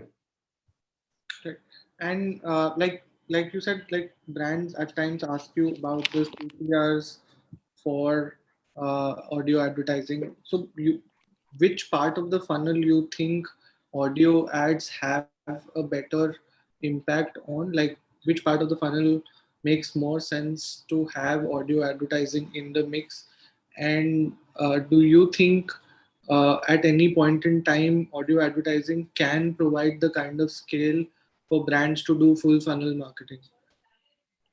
Sure. I mean, look, no matter which medium we talk, traditional, digital, I think the basic tenets of advertising don't change, right? I mean, essentially, brands want to either inform or remind a consumer or persuade them. And on all these three parameters, audio, comes out fairly strong. I think it's a fantastic awareness, top of the funnel awareness builder, and improving consideration scores. It works very well. That's where most of our campaigns are centered. But off late, when we are launching newer long-term engagement products and ad units, we are seeing bottom of the funnel metrics also change considerably. So, I mean, end of the day, I think we have brands. I mean, I've been with this industry for the last about 4 or 5 years. I've seen, from just about a few handful of advertisers today, on an average, a platform has about 200, 250 advertisers, and all marquee advertisers. So I think that shows that, the medium is working. In my experience, brands who have tried and tested and who really understand the medium, they continue to stick and invest heavily on that front. Yes.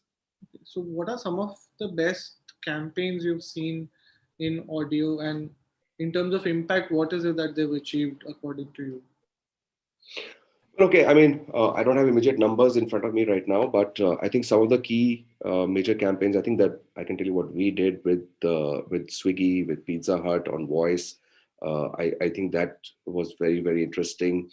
We did a campaign for Godrej on dynamic audio that one of awards. So again, that ad was done for, I think, Godrej Easy. That did very well. Again, dynamic audio, smart ads that were created very well. I mean, amongst my competition, I can say that when in Sawan launched hash no filter with Neha Dhupia, from a podcast perspective, that worked very well for OnePlus, I remember, and a couple of other advertisers. So these are some of the campaigns that have been going on. We do a lot of work in the OTT space with brands like Netflix and Amazon Prime, wherein so our solutions over there, and I speak for the audio OTT as well, not only for us. We create solutions around music, around content consumption, around persona. So that's the interesting bit, because our music patterns change as per our moods. You may want to listen to a party music on a Friday night, but maybe on Sunday on a hangover you may want to just listen to some ghazals. I don't know. So how do brands leverage those moods? How do they get into the frame of mind of consumers? How do they get into that moment? Is where audio platforms work very well, because you can, if you're creative enough, you can contextually place your message during that sessions. Right. So like one of the opinions that I've heard is, and I think it's across people working in the audio space, that the kind of engagement that audio offers is quite deep. Like the engagement that audio offers with consumers is quite deep, but at the same time, there is a chance that the consumer is engaged in some other activity as well. Like one of their senses is completely devoted to the stream or music, whatever, but they are at the same time doing something as well. So how do you tackle that as a challenge, and how do you explain brands and agencies that, like, how do you explain the pros and cons of that particular nature of audio advertising transactions, essentially? Sure. I mean, see, first and foremost, audio consumption is a highly personalized, immersive experience. When you put on your headphones and you choose, the intent of listening to your music, you're already in a frame of mind. Secondly, let's look at situations where you typically stream, right? You are exercising, you're running on the treadmill, you have your headphones on, or you're commuting. You're actually interacting with that content one-on-one, and it's a, like I said, personalized medium. You might be doing something else, but it's running on the background. So I think audio has that distinct advantage. It enables brands to access to a listener's time, and like I said, you can, if you're creative enough, you can reach with the right messaging in the right context. And if you look at other mediums, I mean, if you look at television or news channels or wherever, you let's face it, I mean, there is too much of advertising. That's the enough face, right? I mean, you're watching news, there are dozens of tickers and L screens running. We have noticed, and it's a fact, that there's a large amount of ad dissonance that happens, or ad avoidance that usually happens with too much advertising. So many times, even when we browse, we see too many ads, we just cut it out, right? So I think that's a phenomenon that's everywhere. Every medium, like I said, has its own advantages and disadvantages. With audio, brands get highly immersive experience with the user in a completely brand safe environment. So there's no issue of brand safety on audio. So that's a big advantage that audio mediums usually carry, and with a high degree of transparency. So those are key metrics. Also, very rarely you get 100% share of voice when you do normal advertising, but in the case of audio, you're sure that the user has heard your ad because he's actively on the app. So those are the really typical advantages that you have with audio. So you said something interesting about catching the consumer in the right frame of mind. So and I think that is one of the USPs which sort of explains why brands are investing in audio as much, or like the kind of advertisers that you have or any other audio platform out there has must have seen that proof of the pudding, and that's the precise reason why they're investing as much in audio. So, but then my question is, from brands who might not have explored audio advertising, what are some of the challenges you've heard from brands when they come to you, like say probably when your sales teams reach out to them and ask them for audio ads, and like what are some of the barriers they see in entering into the audio advertising mix? Sure. I think the first and foremost is, people think, there's a mindset problem that, hey, India is a very video OTT driven, display driven market, right? It may be true. But like I said, when we share stats and numbers of not only our platform, but the industry as a whole, we always, tell them, look at the genre as a whole. Look at television from where it came from. A few years back, when we were cable and satellite started, there were hardly a few news channels, a few movie Hollywood channels, right? Today there are like 15 or 20 channels in every genre, maybe more. So I think it's also a question of more acceptability. So that's something that we always brands have a misconception that, hey, I don't have enough scale and reach. So I think that's number one. I think obviously there's a mindset issue that jo dikhta hai wo bikta hai. You can't really hear see your audio ads, right? It's the same problem that's with radio. If you look at digital and television in terms of ad dollars, how it's grown, wherein the other mediums have not grown that much. I think the third key roadblock which I face is brands, they don't have a creative strategy for audio. For them, audio means just a radio ad. And we keep telling them, look, if you want to really utilize this medium, and you want to take advantage of the audiences that we get in, change your creative strategy, like you have a display or a video, a digital strategy, and a TV creative strategy. Start developing an audio strategy as well, where there are tons of products that are available depending on the use case and KPIs of a campaign. You can utilize them. So I think those are the three key things that we face challenges on, but we're also helping brands overcome. We have an in-house creative team who does copywriting and scripting of audio ads that we feel are best suited for our environment.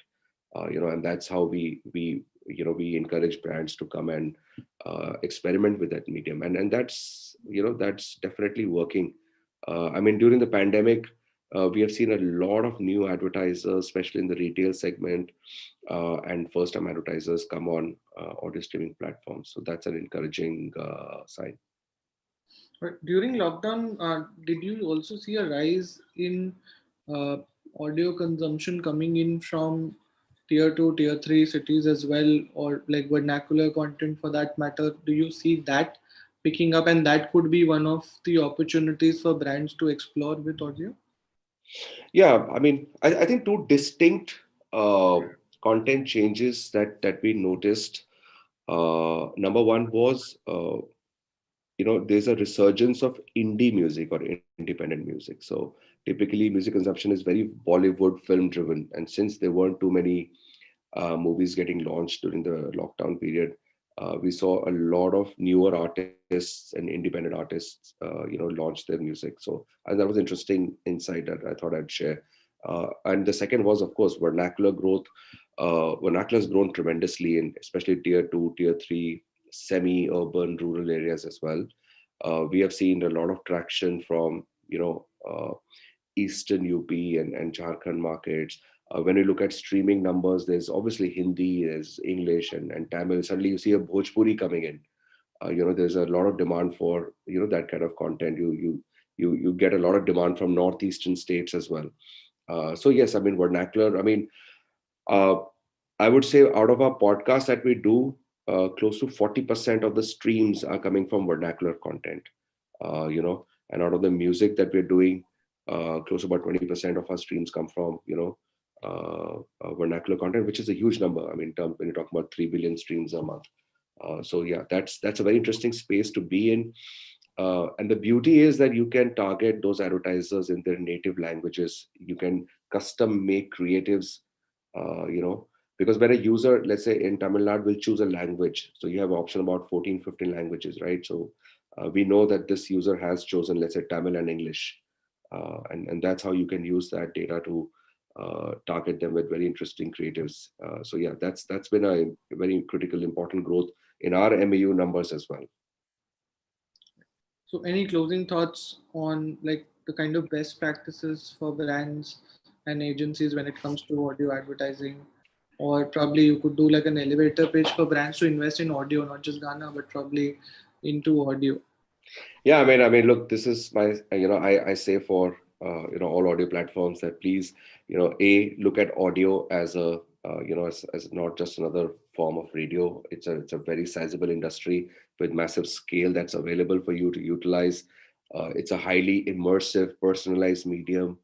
There's a fair amount of premium audience and trust and quality that comes with audio apps, and globally that's the case.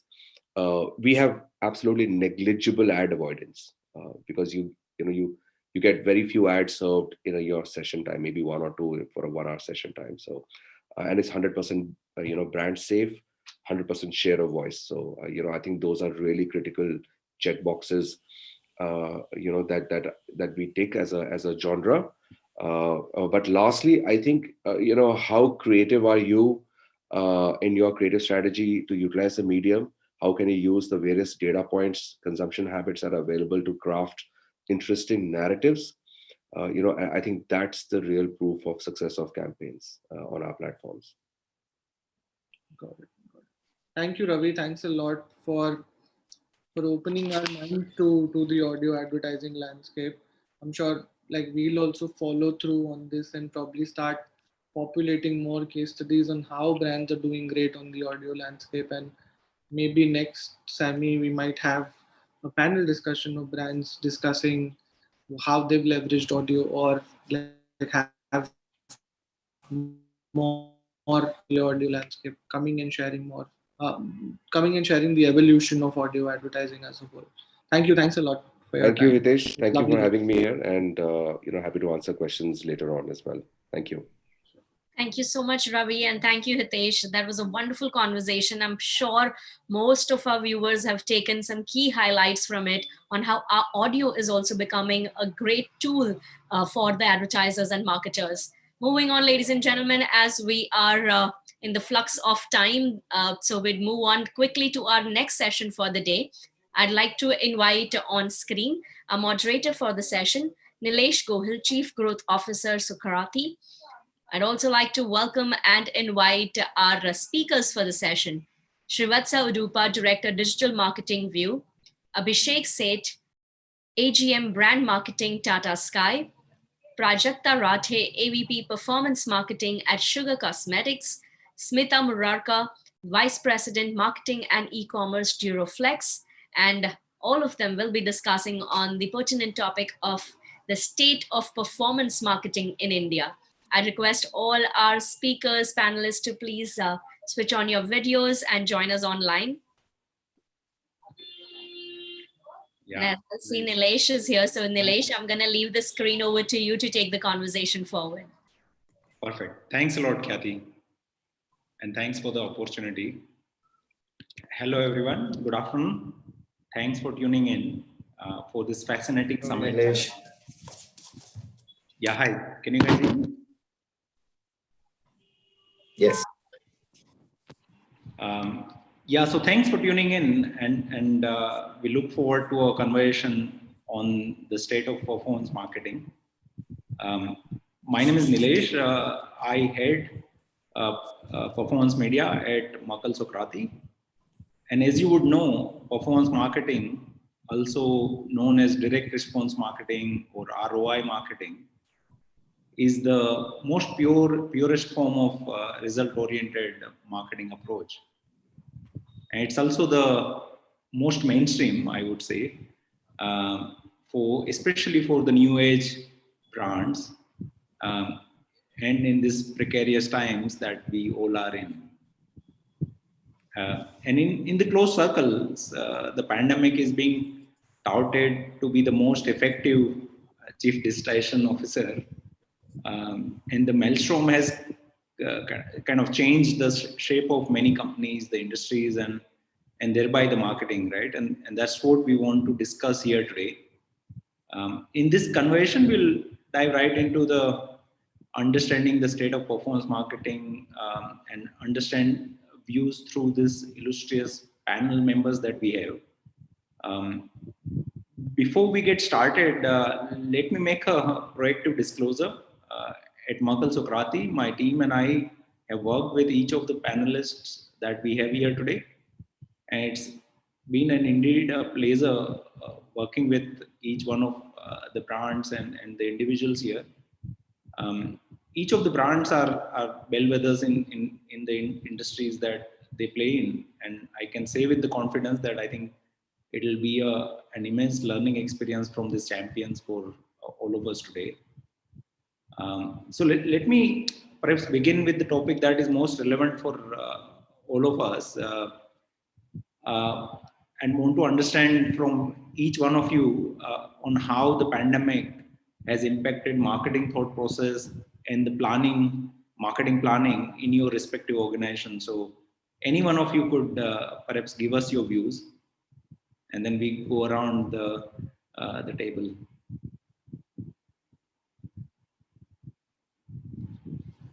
Abhishek, maybe you want to start?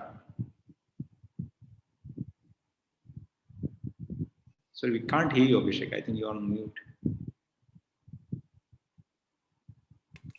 Sorry, I said that I just got disconnected for a few seconds. So I think it's an introduction you were asking for. Yeah, I was asking for how the pandemic has changed the marketing thought process and the planning in your organization. Oh.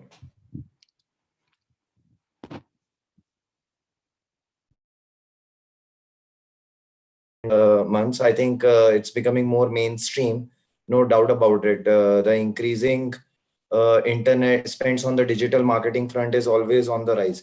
So I think what pandemic did for each one of us, and there has been WhatsApp messages doing the round, the digital transformation has never been met by anything else as much as it has been met by the this pandemic. And that's actually true. So what has happened is that at an organization level, at least for us, we have started leveraging Tata Sky digital platforms and digital marketing as a core stream. And so much so that now the spends have gone up to close to very 50% of the media spends have now gone towards digital, and it's a huge leap from where we are coming from. So yes, so I think it has become very much mainstream thanks to the, I would say that the pandemic, because it has surfaced a lot of opportunities there for digital to take care of and take the burden from other channels per se. Absolutely. Yeah. And like you said, I think pandemic has done something that most of us couldn't over the years, right? We have been working with Tata Sky for like 7-8 years. I think the kind of the way digital has transformed, right, over the years, but especially so in the last year. Yeah, any one of you, Prajakta or Srivat or Smita? Yeah, so hi everyone. So pandemic, it has been a boon and a bane, both things at a time. So boon because we, women have started, working women, all of us have started spending more time at home. The ones who were working, doing their household chores did get some of the free time, some, not more, but yeah, some free time. And working women got a lot lot of that time that they used to not get while they were working, because of which the avenues kind of opened. Home care, or you can say personal care, all of these avenues kind of increase because there was more time at home. What to do, you can spend more time on YouTube videos, spend more time on doing all of that and trying that at home, because now that you have so much time. So the pandemic, touchwood, has impacted us good, in a good way, because of that. Nowadays you can see there are micro level influencers, right? So everyone is as a woman, when they know that, okay, I am interested in this category and they have that much time, I think we have seen a lot of emerging influencers in this pandemic time, because they were at home. So they tried new lipsticks, they tried new makeup, they tried skincare, and we also saw that our skincare category, which was not that being used, or you can say people weren't trying that, they were ready to try in this pandemic. So that is kind of a new thing that happened during the pandemic for us. Of course, they were skeptical to buy directly, or because of the given circumstances in the economy and the income. So that happened slowly, but the rising of the searches that were happening around those kind of keywords, or say those kind of categories, that increased a lot, and because of which we kind of gained a good amount of sessions during those times. So as soon as the shipping started, or as soon as there was like unlock 1, unlock 2, unlock 3, the stages of these unlock, we saw that unlock 1 had like the it actually boomed. It made a boom, because that time everyone were like so aggressive on spending their money, especially women. We couldn't do those that shopping which we had to, so they all kind of shopped like how. So this is the kind of impact that touchwood it had on our kind of business, is what I think. Perfect. Smita, I think you have had the similar experience, I would say so. Yeah, it's unfortunate the pandemic happened, but while it happened, I think for each one of us, it was either an opportunity or a crisis.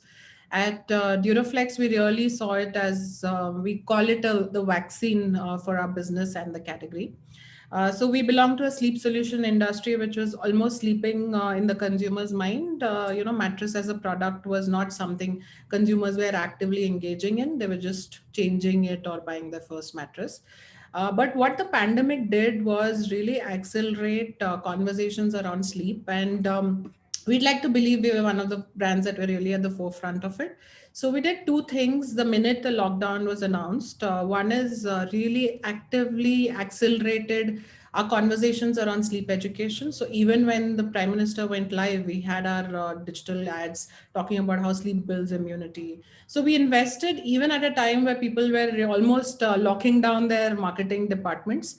We invested in content, we invested in digital education, did a lot of activities around that, and simultaneously really stepped up our foundation on digital journey for the brand, because Duraflex is a very strong retail brand for the last more than 5 decades, and we did want to accelerate our digital journey on that probably double down or 10x in terms of speed.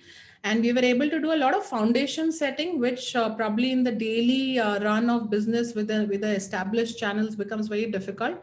So if I have to talk positively, it really helped get the entire organization capacity and focus on establishing these foundations. And once the lockdown opened up, there was no looking back even in terms of business. Today we are able to call ourselves a very strong omni brand, and we are one of the leading brands on e-commerce platforms, as well as through our website, through our experience stores offline. So we use digital marketing, we use content, we use a lot of avenues today, which probably were very different in the industry itself earlier. So yeah, I think the pandemic has done a lot for our category and our business and the way we think, even as marketers. Thanks, Smita. And I think Srivats and especially Abhishek, right? Your companies have in some ways kept audience engaged, right? Especially during the pandemic. So how has it been for you? It's not as mainstream perhaps in India market as it is in number of Southeast Asia and EMEA market. So it will be good to learn from you, Srivats. Thank you, Nilesh. Right. So for us, if it was though it was like a very unfortunate scenario for everybody working from home, locked up, right? But we had a job to do, essentially to entertain everyone, right?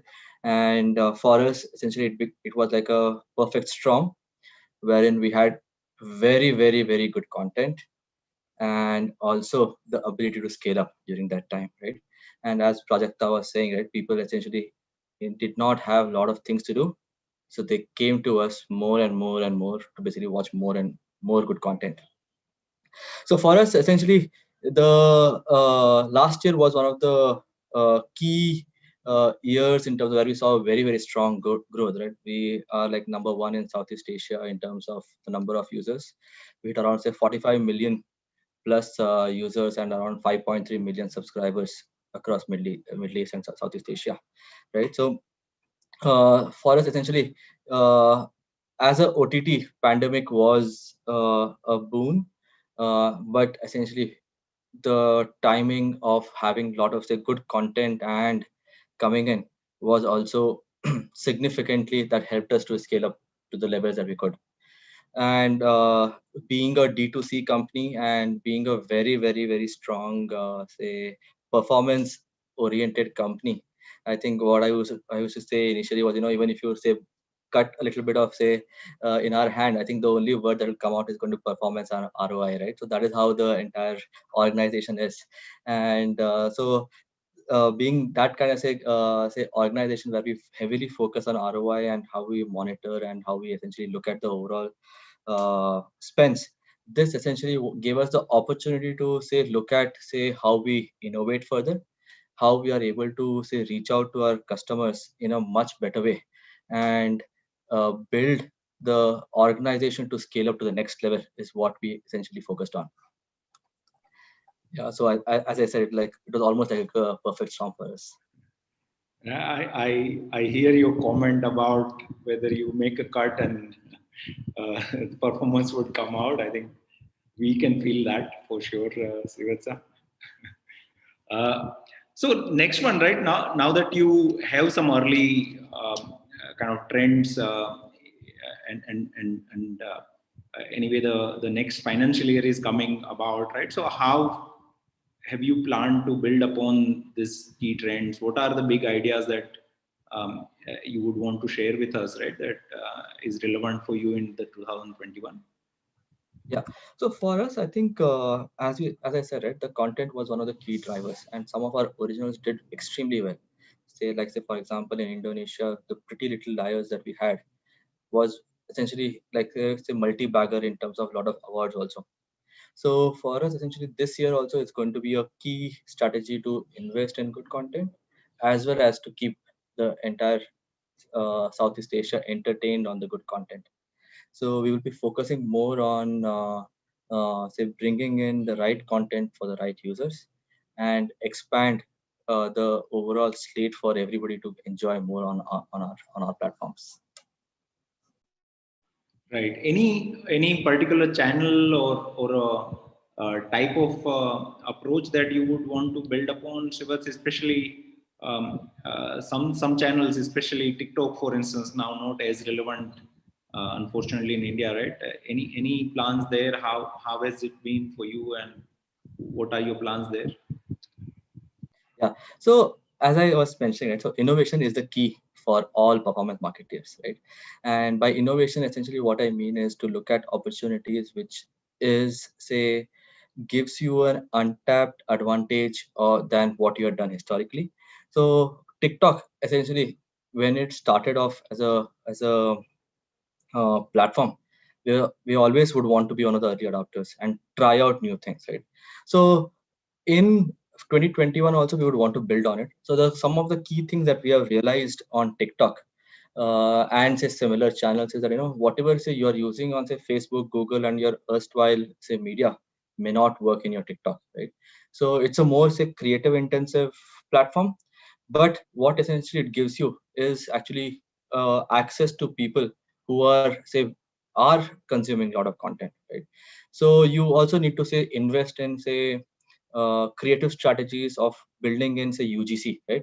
Kind of say creatives, which is essentially not so say mainstream creatives, but it will look like say UGC, but you are essentially trying to communicate to the right audience in the right way, right? So the building that kind of say capability as well as building that kind of say creative strategy is what we are focusing on, and that essentially will help us take the next step forward also, because I think for youngsters, TikTok kind of a channel essentially where they spend a lot of time and would essentially always want to be in front of the right audience. Got it. Thanks a lot, Sivatsa. Any one of you want to go next about your plans for this year? Yeah, sure. Yeah, I can. Pigeons. Sorry. Yeah. Yes, Mika. So next year is looking very exciting, I think, for all of us. Definitely marketing has got its mojo back in terms of being valued, as a main accelerator for getting growth. So for us, we are really looking at building the brand very holistically. We're not looking at dividing it into a traditional or offline or an online sort of in marketing. We want to have a very strong omni play, and we want digital marketing to grow our online business as well as impact the offline business, because we've really seen digital marketing play a role in the journey of learning and understanding the product and coming to a very strong conclusion about which product and brand to buy. But there are quite a few people who still want to go and experience the product offline and then make a choice, because it's a very high value purchase for us. So definitely for us, all our marketing efforts are going to be in that omni journey and making sure the consideration is well established, and then whichever channel the consumer buys. So that's how we're integrating. We want to invest a lot in MarTech, in making sure we understand data points at every journey. Because as I said, if you split the journey, then it becomes very transactional gains that you're looking at, right? So we are, as an organization, as a marketing team, looking to invest in technology, invest in new ways of understanding data, because while digital data is available, it's also very gray. It's quite dependent on what you read from those numbers and how you act on it. So we are trying to make that a lot more simplified, a lot more readable, and that's going to be our focus while we continue to scale and expand. We're also looking to expand geographically. So from advertising point of view, we are looking to really understand the whole vernacular advertising, understand how do we marry our international English speaking kind of look and feel with the native audience as well. So these are some of the things which are going to be new to us, and is quite a trend also in the world of digital advertising. So we are working with partners like you and Google to see how we do this best. Great. And I think Abhishek and Tata Sky has somewhat similar, right? There's a significant presence offline through partners as well, and obviously the online. And I think as a brand, it's fairly ahead of the curve, right? Building upon a ton of machine learning based campaigns. So Abhishek, maybe you can share your thoughts, right, on how you build upon right this key trends for this year for Tata Sky. Yeah. So see, as I was saying that digital is any which way is gaining traction, and there is a natural curve of growth in terms of the maturity of how the digital marketing is done in the organization, as well as how the entire category is taking that, including the leaderships in all the organization. Certain trends are definitely emerging out, and I think Smita mentioned about it, and so did Shivats. The key things which are definitely going to be the see what pandemic has done. Let's talk about it. Taking a minute, what it has done is that it has told an alternate reality to every organization and every individual that things cannot go as per your plan. Some radically unforeseen circumstance can come, and that's where you need be prepared. You need be prepared by chopping off your spends. So the organizations and brands have, and obviously the finance team, we all deal with the CFOs. I think they have become far more judicious and considerate of where we spend, what we spend, how much we spend, right? And asking the questions of whether it's worth spending. Can we relook at it? Now, considering us also, we are we are into the servicing industry. We have a offline entire thing of somebody to go to your place to fix the thing, equipments. You can go to the dealers and do the recharges, etc., etc. And also there is ultimate thing of the content consumption also, right? The biggest thing is that if you are sitting at your home, and more so now, the remote wars are far more real now than ever, because same prime time is there for everyone. People are not out even during the day hours. Somebody wants to watch news of finance market versus somebody else wants to watch the same TV of some GC shows, etc. So yeah, so a lot of those things are happening. So in all the domains, whatever, in across all the things, what is there, two emerging trend is that first, a lot of focus on the performance marketing, and that's where the organizations are shying away from making so much awareness spends. Some of the organizations which have the bear with, they do go ahead with that, but a lot of them are trying to be more judicious about it. At least the questioning is there, right? So the point which Smita made, that a capability to have the right martech in-house to get the right analytics, right reporting to validate whether what value add it is doing, it's very critical, and it will be more mainstream going forward. Second thing is that giving an alternate viewing experience to the users, right? Alternate screen experience, etc. So that these remote wars, all those are not, we have seen the entire trend. Shivats talked about it. You must have benefited. All OTTs had benefit. So OTT is going to be big. That's a big trend change. Now, what behaviorally has happened is that people were shying from OTTs. We talked about they being in the freemium model, and people are ad tolerant but still not want to spend money, etc. But we have seen people spending money going after the, so there is a lot of evolving consumer needs which will emerge, and expectations from the brand. That okay, now I can do the management of the OTT. I'm okay to pay for the OTT, but I have 3 different apps. I'm paying for 3 of them. Their billing date doesn't sync. I don't know, every OTT is coming with the new content, which is what I have watched, what is the new one, which is the most newest release, which one should I take? So they need to find solution, and that I think is a big area of opportunity. How can you bring that convenience aspect in even in the newer coming thing like an OTT? And Yeah. obviously on rise. Yeah, and the screen time, right? Which is also going about, right? No, you're right. Yeah, Prajakta, any thoughts from you for your plans for this year? Yeah, I mean, we are more concentrating on organic this year, because given the trends in the beauty industry, of course, there's a lot of competition.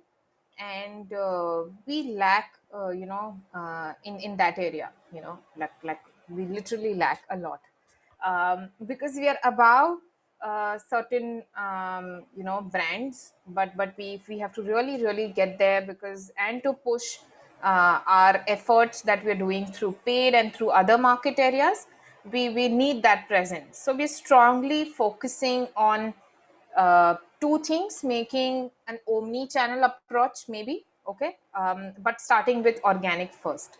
So that is what we are going to do. I mean, that's the kind of you can say it is the need of the hour, that we need to really focus on. So that's the objective this year. Got it. And when you say you lack certain wherewithal, right? What exactly do you mean, Prajakta? You mean the brand awareness part, or the competition? Brand awareness, yes. I mean, that would also include um, somehow paid efforts, because obviously you will need a lot of push from that area. But apart from that, I think the efforts that we have put on our channels, that is our own media, okay, that is our on own website or app, improving the technology, improving the smooth experiences, smooth user experiences on both app and on web is what we need. The proper optimization and the entire journey of the user needs to be somehow elevated. We need to do that. So for that, we need to obviously do a lot of optimization on the organic, that is the SEO front. And once we do that, slowly we will see where we are lacking and where we are improving, where we definitely have the scope to improve. Branding, in terms of course, I mean, if we do the SEO part, the most organic for us will get covered. Branding, like Abhishek and everyone is being very candid about it, that yes, of course, we are looking at money. We are looking. So branding requires a lot of money. So that we are definitely not putting right now. Got it. Thanks for clarification, Prajakta. Right. So just touching upon the branding point that both of you mentioned, right? And as a one of the players in this ecosystem, right? We feel the branding could also be kind of made much more measurable, right? And impactful.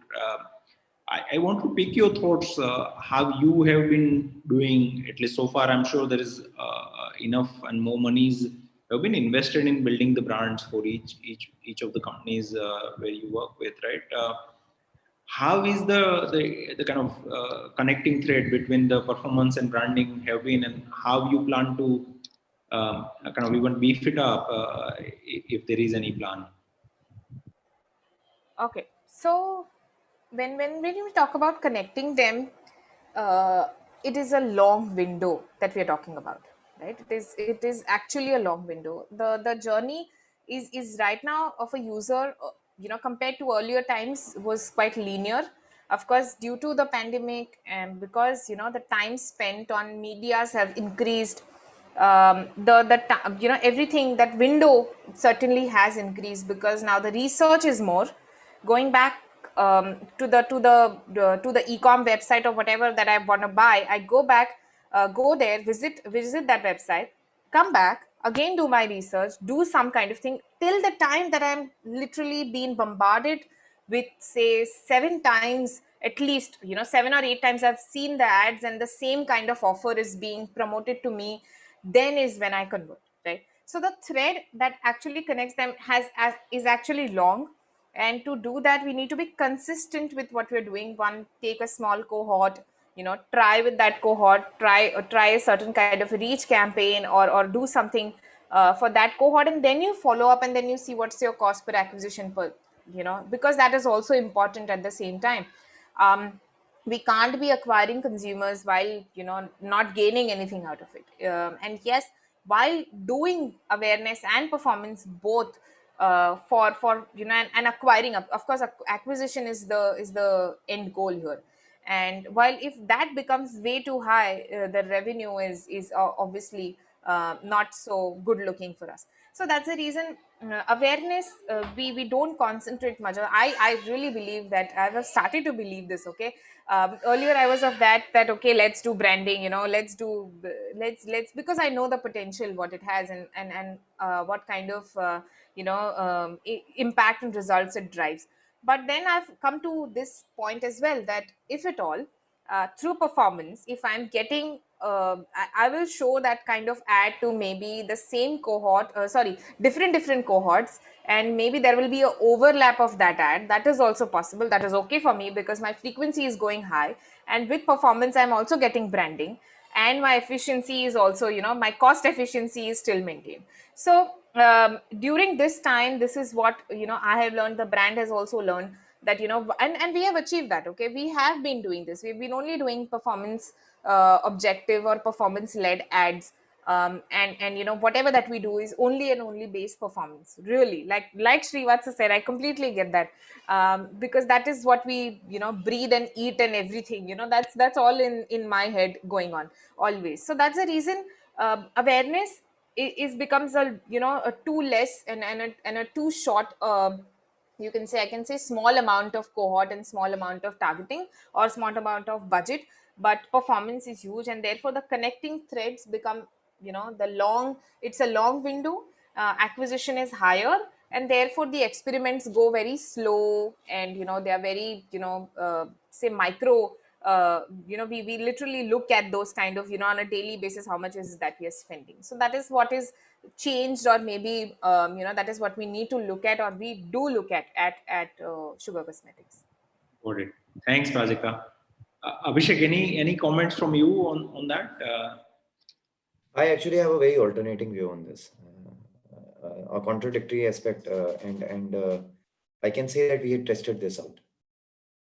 So what we did was that we were of the same thing, that awareness spends we had not been doing, and we know that our brand is the category owner. Actually, even if people have other brand DTH connections, they call it Tata Sky, just like it's a Xerox versus Photostat. So that happens. So when you have such a high brand recall, and then you do certain acquisition of performance marketing activities, we tend to believe that branding is already high and the performance ads will do their job, etc. And then we continue to do it. We were seeing good returns, and we were seeing good conversion numbers, etc. And all those things were there. So completely the thought process was that, okay, yes, why to spend on awareness, why to go about that? So two things happened actually. First, we realized that over the duration of time, when we continued to do that, we observed that the performance returns were diminishing, and the conversions efficiencies was going down, and we couldn't find a reason why it is happening, right? And but still it was working. So there was a duality in that also, right? That why is still working? It's not going drastically high, but still is working. But yes, we are not seeing much improvements there. So the two things happened. First is a new phenomena which we came out with, of understanding that awareness through performance. So as Prajakta was stating, that you do the performance advertisement with n number of higher frequency, that first the initial few frequencies of it, exposures of it, build the awareness, and the next set of frequencies, they move the consumer down the funnel, and then the conversion happens. And that is what was happening. But that also has its limitation, because you are only trying to mint the funnel which is already there, right? Which you can outreach through performance. And there somebody needs to do the heavy lifting of even increasing the top of the funnel. And that's where the awareness campaigns play a key role. And that's when we did it, and we found a correlation. And I think so that's why I hold a different view. But yes, this new emergence of awareness through performance is something which was a fact finding for us. And second thing, that still you need to do the awareness campaign. The only point is that how will you justify the awareness spends? And that is where that is what becomes a showstopper in getting and securing the funding for that. That's where the challenge is. I think the MarTech or specific linkages between the awareness and performance will solve that. Got it. Thanks, Abhishek. And I think you are right. I mean, it's a different point in the life cycle, right? And I think what Prajakta said from the current play, right, that Sugar is at, it makes sense. And I think with Tata Sky, we were there maybe 8 months back, and more recently, I think it has been an eye opener on how the consumer trends and the search queries and so on were impacted, while it was not very clear in terms of the measurement and the impact back then. Brilliant. Smita, any thoughts from your side? Yeah, so this is something that's a big learning for us, and something that I'm very what do you say, clear about in our current journey. And to add to Abhishek's point of view on that, today our KPIs are to become a very strong nationally available brand across India, across geographies, regional languages, really expand our territory even physically and on digital. And to build the brand, because the brand is very strong in a lot of zones, but it needs to really penetrate because the category itself is premiumizing right now. So that's one ask.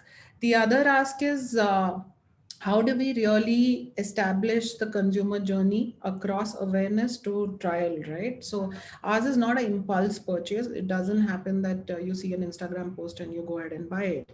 There is at least 1 to 2 months of research that the consumer does and then finally buys our product.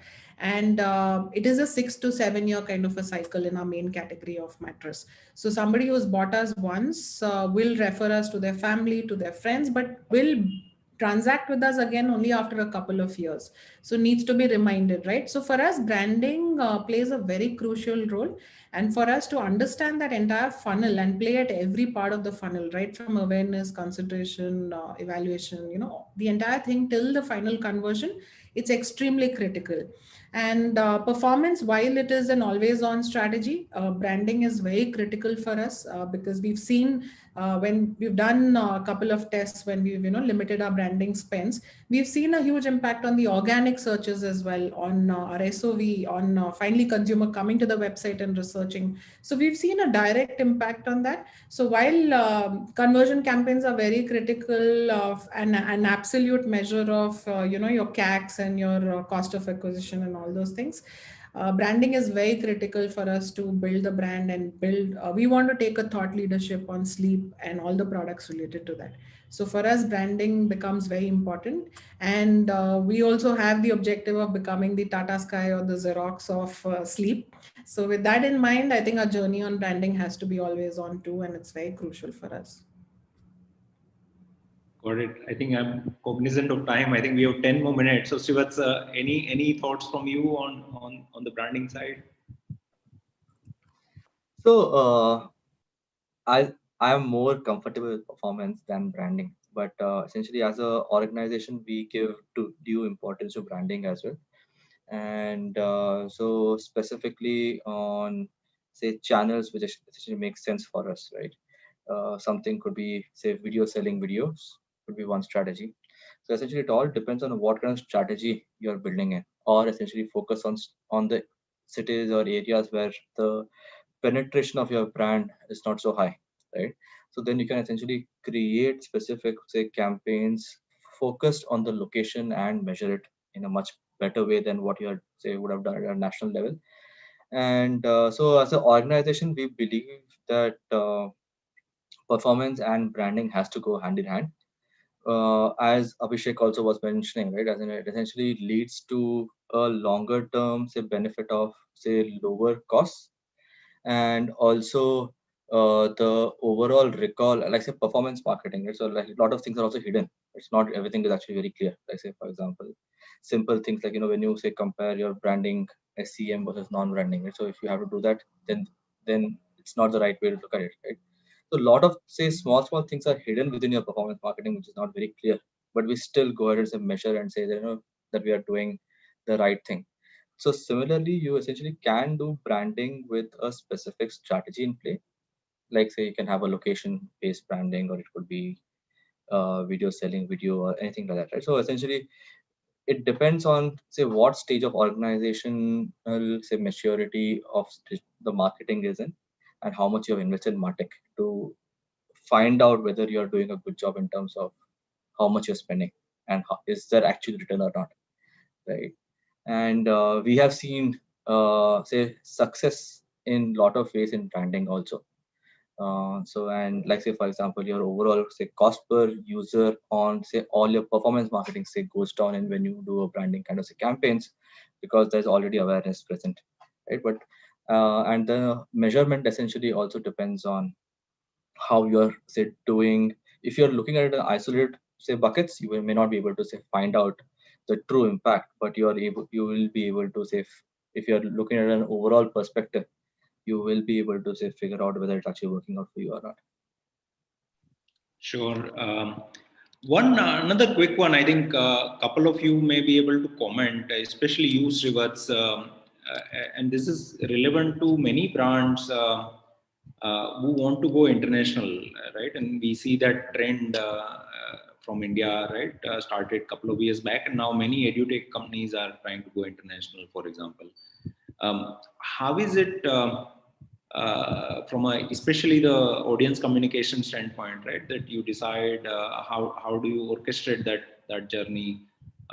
It is genuinely intriguing for all of us to learn, right? And if you could comment on that. India obviously is a much diverse as well, so I think it is a learning for all of us, right? While we are perhaps playing in India, but if you could highlight. I think India also has a similar thing, right? I think it's countries within country, right? Correct. And every region is like a country, right? For us in Southeast Asia also, every say country is quite different in terms of how the customers are and how they perceive value, right? Right from your say communication medium, communication say channel, right?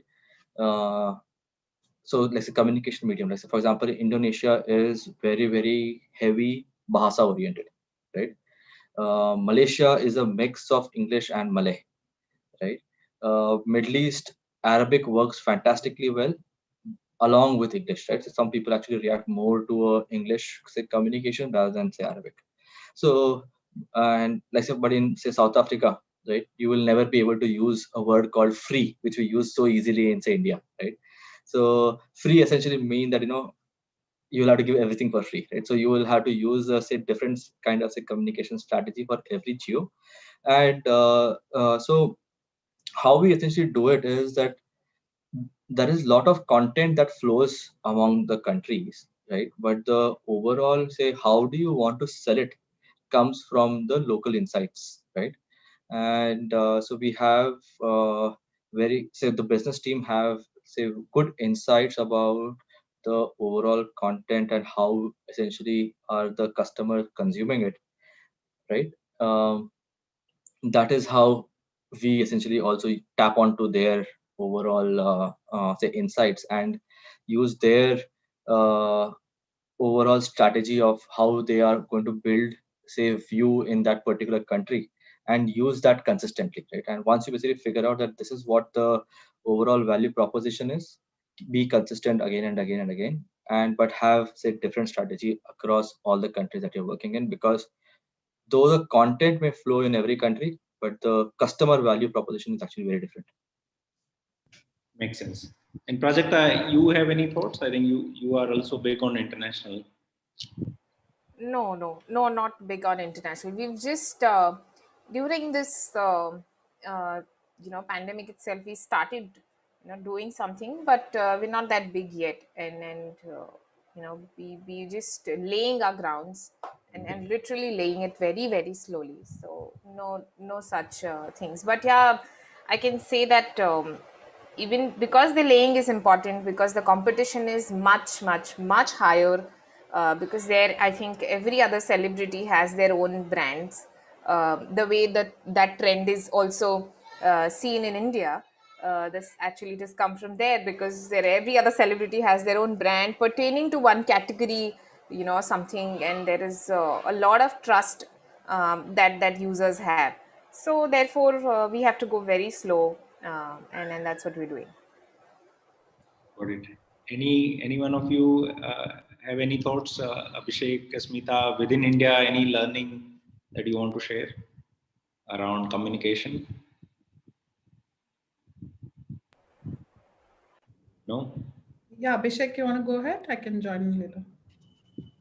Yeah, so I think within India there are multiple geographies, and it's very valid when you are seeing a different geographies, different user behaviors uh, across different countries. India has a lot of mini Indias. We all say it, right? It has a lot of countries.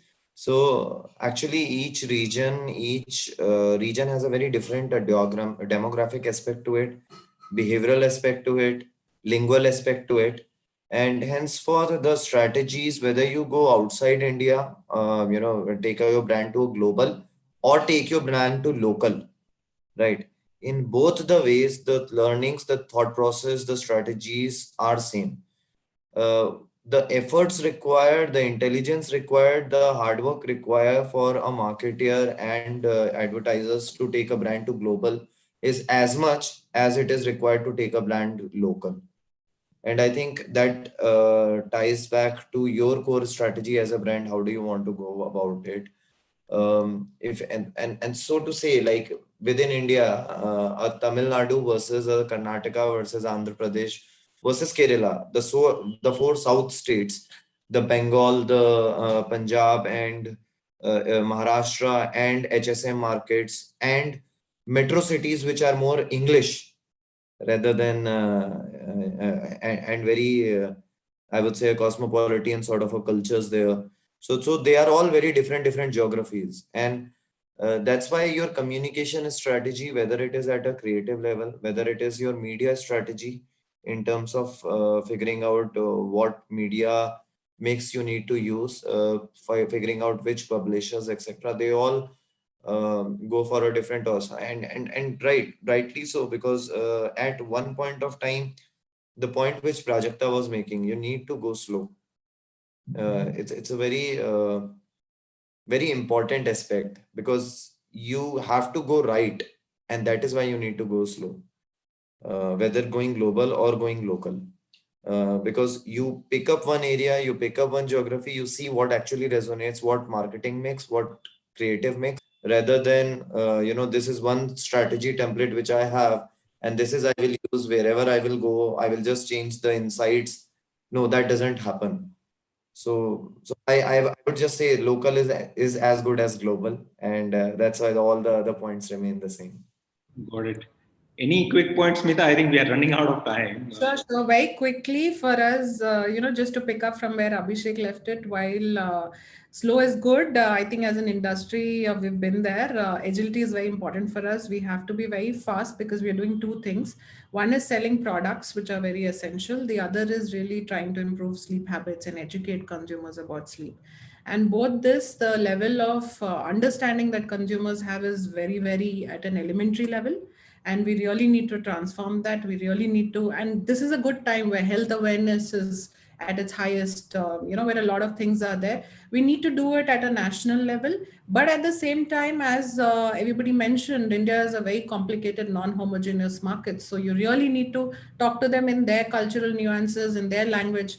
A simple thing like mattress, behaves very differently across geography. So somebody uses only unbranded, even in a premium space. Somebody, the size is very different. So a lot of things need to be handled, but at the same time, we do want to do it at a pan-India level in a non-homogeneous way, keeping the crux of the brand together. So it is as complicated as going to multiple countries for sure. Right. And I think there are questions from the audience, right? But I don't think we will have a time for us to go through. So I'm sorry, but we will probably respond to those offline. Yeah. So we do have few minutes as we did start a little early. So you can take the audience question. It'll be great. Okay, perfect. So I think one of the questions and a very apt one is whether any one of you are able to create like a so-called one view of audience, right? From online and offline through the marketing technology investments that you may have done. There's a lot of buzz and talk about this area, right? but very few companies have actually materialized something significant here. So any learning there, right, from any one of you would be enlightened. Yeah, I would want to go ahead if it's okay. So see, there is what is happening is that in the yesteryears we have seen the concept of online but completion offline, the call cash on delivery, the COD, very Indian phenomena which emerged, right? That you buy a product online, you do the research online, but actually you ended up buying it offline, or you ordered it online but you paid offline, right? When the delivery agent was at your place. Actually, what's happening is a lot of trend reversal because of the education, because of the trust which is built up over the period of time, and obviously because of the digital payments and cards, etc., how they are proliferated internal to each individual and household. So what's happening is something which we say that we walk into a retail store, we buy some product from a kirana shop, and then we scan the QR code and pay through Paytm or Google Pay or through just tap the Wi-Fi sort of tap and go cards and all. So this is very interesting, and because of this, what is happening? The online to offline, there are two things. There is online to offline and then offline to online. Unfortunately, the organizations still measure it in the traditional way, and so do all the marketing partners and everyone. That there is a KPI of digital sales, which means a digital end-to-end sales or digital to cash on delivery. Right, the two metrics which are definitely captured. Then there is a third metric, which is a second metric, which is completely of offline sales. There is a strong need of the introduction of a new metric, something called as an offline sale with the online conversion, online payment, right? Offline sales with a online fulfillment, because that person or that consumer has a capability of buying online. There are certain brand reasons or certain gaps in the consumer journey or availability or the 4 P's of the marketing, which we say, right? Product, pricing, placement, and packaging, which doesn't allow him to buy the product online. Something is missing there. And that is why it's a very key metric, because this person has a capability to pay online. He doesn't shy from making digital payments. He prefers to get deals. He makes the payment online, even in the offline retail store. So those are the things. So this is a new thing which I am seeing emerging. That's what is a connecting dot between the offline and online, which we should be cognizant of. Right. And I think the question, Abhishek, is whether we are able to build a view. And if so, how and what type of attribution or a platform that any one of you have used, right, to create that single customer view of sorts. No, that's what I'm saying. If you have this thing in place, right, then that will stitch the things together. Everyone has a CRM database. They know their inventory sell through and sell out on the offline world. Everyone has their online retail SKUs listed and all. But the problem, the gap which is emerging is because of this. And once you solve for it and you also bring it to the core CRM, the offline, online, we say, right, that we can do hyper local market targeting and then move the people to the retail store, etc. Why to even do that? Can you directly not leap leap them directly from offline purchasing end to end to online purchasing end to end? All those things can be taken care of if this new metric is involved and it is stitched together, even in your reporting perspective. And that, I think everyone has their own proprietary tools in their organizations, but any CRM, irrespective of whatever it is, currently it is online and it is offline. I think bringing the distribution of by the transaction fulfillment type in that will make the difference. Got it. Smita, you want to comment here? Yeah, I just want to give a word of advice to everybody listening to this. One is, if you're at the beginning of the journey, don't get too lost in all this and attributions start impacting when you've achieved scale, right? So first keep doing one step at a time. There are 3-4 aspects of this. One is your website is the biggest host for you to read data, right? You have your G analytics, start reading that. Then connect your CRM data, as Abhishek is saying, so we do a lot of drop-off calls from website and understand where have they fulfilled their journey. Start connecting those two dots and you'll definitely see a pattern emerging, and then you can automate that process as well.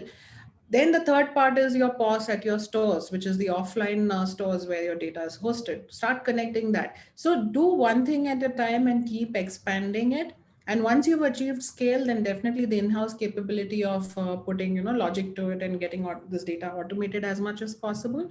However, no MarTech tool will give you a 100% view of the consumer at 100% scale with 100% attribution. It's the marketer's, analytical skill that can really derive. It's like any other analysis, right? You have to derive the learning and the impact and come to a conclusion. So your regular reviews are very critical as a team cross-functionally to really put this two and two together. So MarTech is not just a platform or just a technology that you implement and then, at a click of it, everybody knows what's happening. While digital has given marketing a lot of data visible, it's as important for marketers to read that and decipher the information as well. Perfect. So I think now it's genuinely a closing time. So let me give you a quick closing thoughts, guys. In my opinion, performance is a philosophy, and dominance of digital, like Smita and others have said, right, has pushed the philosophy to its forefront. I personally think that all marketing is performance, and I think most of the panel members agree here. And again, performance is the future, right? So thanks for listening in. We look forward to many more such conversations. I think we could only do part of what we endeavor to do here. So I think there is a lot more that is left out, and perhaps we can pick up in a next summit sometime, right? So you take care and stay safe. Cheers, guys. Bye. Thank you. Thank you. Bye. Thank you to our panelists. Thank you, Nilesh, for steering this wonderful conversation. And thank you once again to our panelists for sharing your insights and case studies here with us. Ladies and gentlemen, with that, we'll be moving on forward. If you have any questions like you have been doing, do send it to us in the Q&A box. If you'd like to share the key highlights or your key takeaways from the speakers and the panel discussions that we've had, then go ahead and send it to us in the chat and comment box below. Moving forward, content, content, and content. There is so much of content and even more information on how to create content. But today, we have someone telling us how not to. Inviting on stage, ladies and gentlemen, amidst your virtual applause, let's welcome Mr. Ashish Chopra, best-selling author, Fast, Cheap, and Viral. Viral videos coach with 410 million views and counting. Is also featured on Forbes. He is the Vice President of Content Marketing at Ixigo. A very warm welcome to you, Mr. Chopra. Delighted to have you here and looking forward to your session. Absolutely happy to be here. Thank you everyone for joining. This is a new reality, but even if it's an event online, that anxiety to go up on stage is still there, because my name is Ashish, and my journey in videos and content started 7 years back when my boss fired me, and I was driving back home with a lot of fears and insecurities because I did not have a degree. And when you don't have a degree, you need to build other strengths, because like a degree now to India, you can't even face relatives. It's such a taboo. And that time, an idea was brewing in my head for a long time. I could not even articulate content marketing at that time. So I made a video which went viral. That was great. That was like 1 second of fame, like 15 seconds. Now the equivalent version is 1 second of fame. So I was really happy and really scared from that experience. Happy because, of course, a tiny door had opened and I just chose to run through it. And scared because if the other video is not a hit, then I'm like a one-hit wonder. So I got obsessed about the method to the madness, the process behind why videos go crazy, like wildfire. What's that method? Because if we can replicate that process, then, we get results. Because hope is not a strategy in marketing. And over 7 years, there is like the book came out in 2019. And so what I'll be sharing with you today is about, how not to create content, And the first thing to focus on is that the opportunity for content is amazing. In India, if you see, all the numbers can go down, stock markets can go up and down, economy can go up and down, things can go up and down. But the one thing which consistently keeps increasing is the internet user base, right? And that opportunity is amazing because that tide is raising all the boats. But the challenges which come with that for content creators, for marketers, for students who want to get into marketing, for CMOs or CEOs alike, is that, And that's the challenge for platforms as well, that there's too much chaos in the news feeds, right? And the user attention is super low. So whatever content we create has to be authentic, it has to come to the point, it has to hold their hand and take them on a journey, which is a tall order. And platforms keep playing algorithm all the time. Also, the users' bullshit radars have evolved a lot. If you compare the users back in 80s when they had one TV channel and one Doordarshan, right? They did not know the idea of content versus ads until multiple channels came on the screen and a remote control was born. A remote control was nothing but a bullshit detector. You're watching TV, an ad comes, you change the channels. And fast forward to 2021, our bullshit radars are so evolved that when we pick up the newspapers, we start after the first 5 pages because we know there's bullshit in the first 5 pages. So there's a lot of distrust of ads as well. And the biggest challenge in content for creators, for marketers, was last year when everything shut down, that work from home for content, because content is a very collaborative, creative process, like to create videos, even to create, visual content, that collaboration was magical, even though we've done a lot in online setups. But that work from home challenge, proved one thing, that our budgets were not there for marketing. Like Ixigo, for example, is a travel app. Flights and trains shut down, right? So suddenly marketing budgets came completely zero. So all we had were the users and, focus on storytelling. So this session, is a quick session about the couple of fundamentals which I don't focus about, I obsess about, right? Because my work and journey is connected to the word viral, which is very dangerous because people think I have this magical combi flam that you take it. Like many people come up to me, even message me on LinkedIn, sir, I have this video, can you make this viral by tomorrow? I'm like, yellow combi flam, so it's like viral ho jayega. So I obsess about the process, not results. You make 10 hoping 2 will be successful, but every video you focus on, every piece of content you focus on, that should be the best work you ever produce. So here's a couple of things to focus on about how not to create content. I printed this in the morning. I'm like, I'm tired of the same old sessions. So let's create something different. The first thing to focus on is don't please your boss. Don't make your boss happy. Why? Because as content creators, marketers, you are on the side of your audience, your users. You create for your audience, you create for your users, not for the boss, not to please the boss. I see in many companies, I get feedback, I speak to a lot of people. A lot of people work to please their boss. The boss works to please their boss. Their boss pleases the CEO pleases the investors say, please focus on the users. So why not focus on the users right in the beginning? Because your work should be on the side of the users first. Because अगर आपके content पे किसी ने engage नहीं किया, उस पे likes आ गए, उसका कोई value नहीं है, because you can buy the views, you can spend lakhs, thousands on Facebook, Insta, all these social platforms, and you can gain, the reach, but you can't buy engagement. That engagement, your content, your video has to earn. So when you're obsessed about the users and you give a shit about their life, their micro moments, their pain points, walk in their shoes. That's when you'll connect the dots and that's when you'll have the ideas. But stop listening to your bosses. Of course, listen to your boss. I'm not saying after this video, go crazy, I quit. But the focus is towards the users, because your end users, your audience, they pay you, right? Your boss is just a conduit, a channel to make that happen. The second thing is stop brainstorming ideas, because ideas happen when you start connecting the dots. When you deep dive in your audience's pain points, micro moments. For example, we made a video about trains, and I'm like, what are the pain points of audiences when it comes to trains?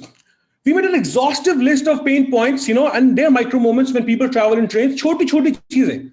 Right from, chappal chori na ho jaye, right from chain kheenchne ka man karta hai bachcho ko, right from chai, right from playing tash, every detail. We had an exhaustive list. Then 2 people went from Delhi to Bareilly to validate that, to walk in their shoes. Because sitting in a boardroom, you don't know what's happening on a station in Kanpur. When you've done extensive research, as a creative person, you start connecting the dots. And that's when ideas happen. You can't brainstorm or zor laga ke come up with ideas. You focus on the process. Like one thing I follow for every video, every project is I put so much research on the table, so much research that you start connecting the dots. And when you start connecting the dots, that's when great ideas are born.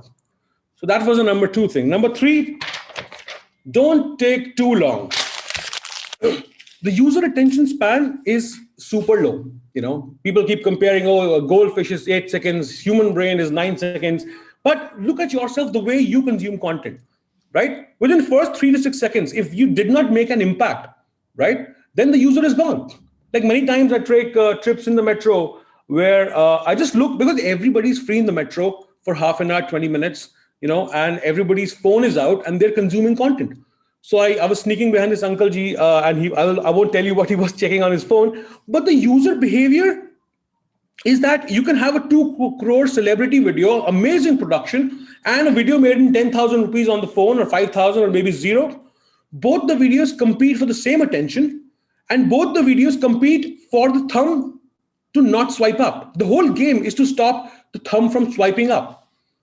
So whatever you're creating, because the user attention span is low, I'm not dissing long form content, great. If you have long form content, the audience, the time is different, because they, like YouTube, Netflix, Prime, all these are destination platforms. People go there, right? But all the social channels are not, they're hangout platforms. Nobody goes to Instagram, nobody goes to Twitter, nobody goes to Facebook, because we live there. How much time do you spend on in LinkedIn or Instagram or Facebook or Twitter compared to watching, YouTube? It's like a destination platform. You go with an intent of watching something. But on social, your intent is just to hang out. It's like a coffee house where videos are also playing. So whatever you're creating, because the attention span is low in social, you come to the point really fast. Next is stop obsessing about budgets. I'm tired of this word budgets, because thing is, if your idea needs a lot of money to execute, then probably it's not the best idea. Because when you can execute ideas in low budgets, you can validate them. Many times, a lot of people, marketers, I talk to me, I speak to them, and the thing is, my boss doesn't approve of my ideas, right? I have great ideas, but they don't go forward. I'm like, start focusing on execution. It's not just about ideas. So if you can execute in low budgets and validate that idea, then you can spend crores and make it into a big campaign. But agar aapke idea budget ke bina ud nahi sakta, then maybe it's not the best idea. So crack your storytelling first. Production value can come later. Fancy camera, shooting, ये सब बाद में हो जाएगा. पर अगर आपका idea beginning में solid नहीं है, because what happens is that, like the operating word for viral to me is share worthy. और वो share worthy की जो direction है, अगर हमने beginning में set नहीं की, then if you're going from Delhi to Mumbai and आपकी train की tracks are just 1 degree in a different direction, you reach Kolkata. So the direction of share-worthy content is super important, because from our content, we don't want eyeballs, right? We need engagement, and engagement comes from the heart. That comes, you need to earn that engagement, because whatever work you're doing, it should be the best work of your life. It should be worthy to go on LinkedIn profile. It's not just to please your boss. It's not just, "Arey, aap 6 baje tak ye niptana hai, research karna hai." Because if you're not in the right company, or if the boss is not listening to you and you have creative ideas, then fire your boss, find a new boss. Because if your interests lie with the audience, truly with the audience, and you want to apply your creativity to that, then there couldn't be a better time to do that. Next is, branding is not about recall. The time of recall is gone. It's not the time of eyeballs. It's the time of shares and engagement. So it's the time of relevance and not recall. Can you imagine last year, 4 weeks ago, flights are down, trains are shut, there's zero revenue, marketing spends are zero. The only thing we wanted to do is to stay relevant in the lives of our users, right? We had zero budget. So the only thing we had was storytelling. And we had multiple videos which went viral back to back. So focus on the storytelling first, crack that first, because you need to drive conversations from your content. Because agar aapke content pe conversations ho rahi hain, then it'll stay in newsfeed longer. Imagine, your boss says, we need to make an impact in social media. So you go and, do something which, drives us the results, engagement. So you go and you find this massive door. You have your briefcase, you have a lot of business cards, and you find this massive door. You open the door and you see there's the world's biggest party happening. right? There's world's biggest party happening. People are having conversations, on a massive scale, right? Some people are talking about movies. Some people are talking about jobs. Some people are talking about kids. Some people are talking about COVID. Some people are talking about parents. Some people are talking about health, self-development, all these conversations. And you were there because your boss sent you. So you take out your business cards as if that's your weapon, and you keep going, giving business cards to everyone, right? So what result will you get, right? Anybody who walks up to you and just, shoves a business card in your face, right? Do you think that strategy will work? And this is social media, right? That everybody, all these are platforms that people are just having conversations. Social is all about conversations. So, if you read in the book about how to pick share-worthy, conversation-worthy topics, there's a 5-step process which I focus on, 5 categories called IUCTC. IUCTC, everybody knows. IUCTC is either your content is inspirational, or it's useful, or it celebrates their life, or it's topical, or it changes the world. So when you make an obsessive list of user pain points, if you can creatively solve them, right? For example, I wear glasses. I go on the beach, there's fog on my glasses. That's my pain point, a micro pain point. So if, say, for example, Lenskart can make a video, 30-second video, which they research and creatively solve that, then I will share that video with my peers who wear glasses. That's useful content. Some stuff we can't solve, right? So we make relatable content, which is 3rd category, celebrate the life, right? So all these 5 categories will drive shares, engagement, and conversations because it's validated. It's not brain farts or philosophy or tips curated from the internet. Because to me, writing a book was like a 1-month, 2-month exercise. But validating that shit was a big deal. It took 3 years to validate because ज्ञान बांटना बहुत आसान है. ये LinkedIn का कीर्तन नहीं हो रहा है, right? So it has to be validated. It has to be actionable, and I have to stand behind every word because the book is still my manual. The book came out in 2019. All the videos which went viral in 2020 had the same process. The video which went viral New Year's Eve, same process. The video which is coming on Women's Day in a couple of days, same process, right? Next is influencers are not for distribution. Influencer marketing, when it started, a lot of the folks started treating that as another distribution platform. अरे influencer पकड़ो, इनसे इनका budget निकालो, पहले निकालो कितने followers, वो एक शीट बनती है, वो शीट छोटी होती है, then give them money, tell them talk about the product and features. They are not for distribution. Because influencer marketing is rising because more and more people are becoming creators, which is amazing for the industry, for the ecosystem. But collaborate with them as creators, not as just a distribution channel, right? Because if an influencer, I even hate the word influencer, right? Because influencer isn't an end product. Let's call them creators because that's what they do. That's what their action is, right? So when you focused on work with creators and collaborate with them, then the ideas which you come up with, the pain points, his perspective, his worldview, your brand perspective, the results are magical. And we are doing some experiments as well, and I'm really excited about that. Next is, don't create for the brand. Nobody gives a shit about your brand, your product, your services, how shiny your logo is, because it's not about you. It's about them. It's about your users. It's about their pain points, their tiniest of frustrations. Do you give a shit about that or not? Because companies which are built on customer love have great products. You spend so much time on building a great product, a tech product. You're obsessed about customer feedback. You're obsessed about customer experience. But when it comes to marketing, that obsession completely gets lost. So if we apply the same obsession we have in creating a product which truly solves the problems of users, then that obsession should come in marketing and content as well. Because your brand is just a bahana, a conduit, to start a conversation. Of course, aapki branding rahegi, logo lagega, aage piche lagega. Like when we create videos, we crack the storytelling first. And when that is done, because that's what users will connect with. Users will not say, oh, bahut acha brand ka logo dekha. No. People will connect with the story, the narrative first. So when you've cracked that, then we integrate the brand so it's part of the story. And it's not like a plug in the middle, right?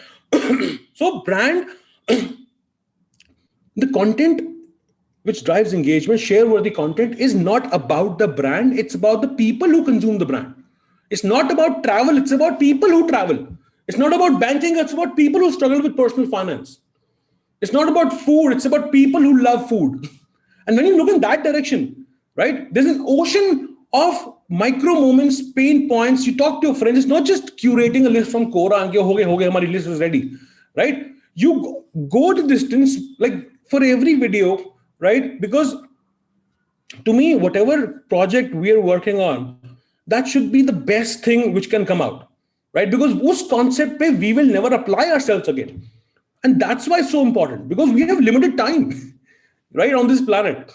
So if you obsess about the users and focus on creating videos which are about them, because nobody, like, people will share your video, your content for their reasons, not your reasons. People will share your content for their reasons. This appeals to me. This is my life. Haha, tagging few friends. Haha, sister, this is you and me, right? Or tagging friends, we should do this. Because it's not about us, right? And marketing, like there's so many, there's so many buzzwords. There's so many, like, I did not do a degree. I did not do an MBA. And I'm so thankful for that, because I have nothing to unlearn. Because the game keeps changing really fast, but one thing which doesn't change, the one fundamental which doesn't change, is my obsession and your obsession with the users. Agar users left ja rahe hain, to hum left jayenge. If everybody is focused on social, we are focused on how can we engage with them on social. Agar wo game badal jati 6 mahine baad, then everybody is just looking at buses, then we will think of hoardings on the buses. But sari game is about them. It's not about us. The next is, don't make an ad. There is fatigue with the ad. Newspaper kholo, 5 page ke baad shuru karo. Right? There ad blockers are on the rise. Everybody is trained on the websites. You look at your own experience about how you check websites. You just hunt for news. We hunt for content all the time. Because as marketeers, we have all these formats: short form, long form, bumper ad, short video, big video, product video, information video, viral video, jam. But users just see two things. Is it bullshit or not? It's very binary. It's very 0 and 1. Is it bullshit or not? So when we're creating content, it has to be share worthy. It has to be drive engagement in the first 3 seconds. Keep their engagement. It should be purely about in their interest. So our brand stays alive in the news feeds for relevance. And when you're creating an ad, which is to drive conversion, say small bumper ads, they should be created like content. Right? Because that's the biggest challenge in creating ads, because ads mein itna distrust hai. Jab ye aaya ki aapne use thab, people go away. So we need to use the storytelling of content which has already worked and apply that in ads. And we've done tons of experiments, take the product features and how can we engage users and do the storytelling. Sometimes we made songs out of the product features. And one of them is coming out in about 10 days as well. So when you're creating content, don't think like an ad, right? But when you're creating ad, think like content. Next is, don't just create for others. Of course, you're working in a company, you have a boss, you have a team, but start creating yourself as well. Because when you become a creator yourself, right, then first it helps you get better at the game of understanding how creation process works. You don't have to have dependencies, right? You can have multiple skills. Second, you start building your own personal brand. Because when you start creating content and start building your own personal brand, the one thing which you kill is job insecurity. And that's really messed up, which, fucks with your head. So when you start becoming a creator, right? And there's a chapter in the book about how to, focus on building a personal brand. Personal branding is not about, oh, I'm so awesome. Look how many awards I've got. Or people saying, great, sir, great, sir. It's about truly creating content from your perspective. Everybody in their life have stuff which they've learned. Can you actually help the younger version of you who's still climbing the ladder? Even if you're an intern, even if you just done MBA, arey yaar, tumne 10th pass kiya, tumne 12th pass kiya, you have learnings, insights from your own experiences, you're reading new books, you have insights from that. Becoming a creator, focus on your personal brand so you kill job insecurity. And the last, don't start from scratch.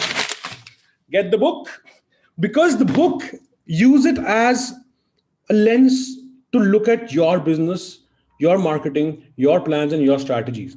Because the book is not kahaniya, it's every chapter is like a structured, actionable, process-driven thing, right? So that's it. All the best. Thank you for having me. If you have questions, we can do it. It's already 2:32. Mr. Chopra, that was amazing. We really had our energies also lifted up while listening to you. We do have many questions coming up from our audience, so I just want to take a couple of them before we move forward. So we have Saloni Tiwari. I think I'll come to that question in a bit. I think a very valid question where most marketers kind of get, take a pause. So here is another question which says, what would travel content collaborations look like in 2022? 22. इतनी मुश्किल से 21 पे आए हैं. See, like what would travel collaboration look like in 2022? I don't know. I just know कि 2021 में क्या करना है. Who gave you this idea कि जिंदगी बहुत बड़ी है? Right. So I just focus on, what do we focus on in 2021 is very important, right? Because we have this inertia of a lot of learnings, a lot of not just learnings about user behavior, which has shifted globally in 2020, right? So 2021, the content marketing has come through. Every marketer has burnt his hands last year. Every marketer went through the shit, including me, in the head to, come back ki zaruri cheez kya hai? Right. Because all the fluff vanished, all the chaos vanished, right? So I will just say 2021 is the focus right now. 2022, I'm not focusing on that right now. We'll get there. So we have another question. Is content marketing for SMBs, home-based entrepreneurs? Content marketing is for everyone. The only marketing left today is content marketing. Everywhere you see all different types of marketing ke pillars are driven by content. You can discuss strategy. You can discuss these types of ads, programmatic, all that jim jam. But end में तो वो creative, वो एक image, वो एक content engage करेगा ना audience के साथ. आपने सब कुछ कर लिया, right? But आपका content, for आपने गाड़ी बना ली बहुत अच्छी, great car, great engines, like super amazing, super fast. Right. But उसकी direction कहाँ से decide करोगे? That will be decided by, your process. So content marketing is for everyone. It is for mom and pop stores. It's for big brands, small brands, because everybody is spending time on social. Everybody is spending time on Facebook. Audiences are different. Insta, for example, is a different audience. Facebook is different. LinkedIn is different. So SMB is a big, small, my cousin, everybody, it's an even playing field now. So content marketing is for everyone. Okay, now I'm going to ask like a couple of quick questions because we're getting a lot of you. Okay, rapid fire. Yeah. So Bhargav asked your take on best place to learn SEO from. SEO from? Yes. Just Google it, man. google.com. google.com. Go ahead, Bhargav. That is what we have for you. We have another question by Mohit. Can only shoot video be useful in case we don't have animation capability? Absolutely. Video is just moving pictures. If you move pictures, you've made a video. If you move pictures at 24 frames per second, you have a faster video, better video, which looks real. But I can show you one photo and another photo. It's again, anything which is moving, is video. Right. Kartikeya asked, how do brands with huge reach innovate content versus staying conservative in an age when everyone can take offense at anything? Could you repeat the question, please? Sorry. Sure. How do brands with huge reach innovate content versus staying conservative in an age when everyone can take offense at anything? He's giving examples of Tanishq, white hat controversies. See, there are 2 points. One is big brands are competing with teams of 8 in the basement somewhere, right? So if they don't change their direction, learn or innovate, then they'll become irrelevant very soon. There are many examples. Second, about content which starts controversy.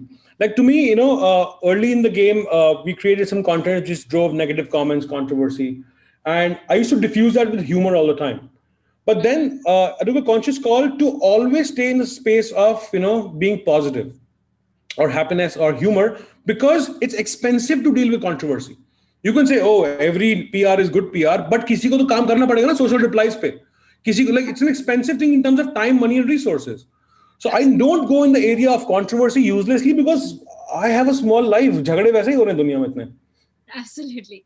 We have Ashwin says, if a spice mix manufacturer sends products to food bloggers, and after using them, food bloggers give a genuine review of the product, either by picture or video, is this marketing practice considered good or bad?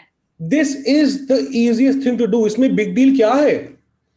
तुम अपने product किसी bloggers को भेज दो, वो review कर दे, तुमने क्या उखाड़ लिया उससे? That is the lowest hanging fruit. I am saying एक शीट बनाओ, उसमें पहला आइडिया ये है, राइट? अगर तुमने इसमें 40 और आइडियाज लिख लिए, I will give you half an hour for free and brainstorm with you, because वो 40 आइडिया लिखना is deep diving, right? Because when you create content about your product with influencers, यार influencer हमारे product के साथ क्या कर सकता है? हमें बेचना नहीं है. For example, if you're a spice manufacturer, can you come up with new hacks of recipes, and the influencer or the creator, he loves to do what he does, and you do something new, so that video starts getting a lot of engagement, but आपकी वजह से that happened. आपके brand की वजह से that happened. So if you have a list of 40, find me on LinkedIn, DM me, I'll make sure I make time for you. Amazing. So Ashwin, that's a great deal for you. So here's a question by Sunam, which I'm sure a lot of other viewers also might have in their minds, which is, how do you justify content marketing to math men who only look at ROI as metrics? See, math men and women, Women's Day is coming up, guys. Math, I mean, people are obsessed about analytics and numbers. Like, show them the analytics and numbers. Like, for example, I never measure the analytics numbers. I only in the beginning or make trends or ye data hai, let's make this. I always measure the numbers at the end, because अगर आपके content, अगर आपने अपना razor focus रखा killer content बनाने में, right? तो आपके numbers आएंगे, because result क्या होगा? Wildfire से spend होगा बहुत. अब उसका जो numbers आएंगे, वो आप किसी भी math man, woman, analytics person को justify कर सकते हो, right? Your boss will not question you, right? If your video has 10 million views. Like, for example, when I joined Ixigo, I remember when to make the second video, I asked for a DSLR. DSLR भी नहीं था, iPhone से video shoot हो रहे थे. And my boss at that time was like, करे ना करे, 30,000, because it was a startup, right? Then the next video got like 2 million views, and that request was approved within seconds, right? आप सही चीज पे फोकस करोगे, आपके number आएंगे. All these people who do analytics, उनको measure करना number, तुम नंबर लाने में फोकस करो. Right. Absolutely. Thank you so much, Mr. Chopra. I think this was a wonderful session we had, and a lot of questions answered. And I hope to connect with you on LinkedIn, as Ashwin will. Thank you so much for your time. Thank you, Mr. Chopra. All right. All the best. Thank you. Thank you. With that, ladies and gentlemen, I'm sure you also had a wonderful time listening to Mr. Chopra. His energy was oozing out of the screen, as we all know. We are moving quickly to our next panel discussion, keeping in mind the paucity of time. We're going to talk about how to tap high intent audiences through advertising. Here, I'd like to first welcome and invite our moderator, Anshul Tyagi, Head of Customer Success, Cora India. I'd like to also welcome our panelists on screen. Pankaj Singh Parihar, Vice President and Head Digital Godrej Consumer Products Limited. Prasad Pimple, Vice President E-Commerce and Digital Marketing, HDFC Life. Gaurav Shitak, Vice President, Head Digital Marketing, Sher Khan by BNP Paribas. Avnish Kumar, Media Head, Oppo. Rahul Jain, Digital Lead, IndWealth.in. A very warm welcome to all our panelists. May I request our other panelists to also join us on screen? Thank you. Very warm welcome. Thank you very much. Thank you. So Anjal, I'm going to leave the screen to you and the conversation to take forward. Thank you so much. Thank you very much, Khyati. Thanks for the warm welcome and introduction. And I'm sure listening to the profiles of our renowned experts on the panel, our audience is excited to benefit from their guidance. I would like to thank everyone for joining us today. In the brief time we have, we'll attempt to shed some light on how advertisers are leveraging high intent audiences to drive home their messaging and influence their consumer behavior. Right, so let's turn to our experts to begin with. Pankaj, hi. Hi. My first question is to you. Given your passion for digital transformation, I'm sure the question I'm going to ask is very close to your heart. So what are some of the key trends, Pankaj, that you have started to see around targeting high intent audiences for advertising this year? Do you notice any transformation from the past in this regard? Anshul, hi. Hi, everyone in the panel. Anshul, to answer your question, we've been looking at this kind of high intent audience for over 6 to 8 quarters now. And there are multiple platforms through which we can actually go about getting into reaching out to the high intent audiences. Okay. And there are various ways of doing it, but it is one of the critical most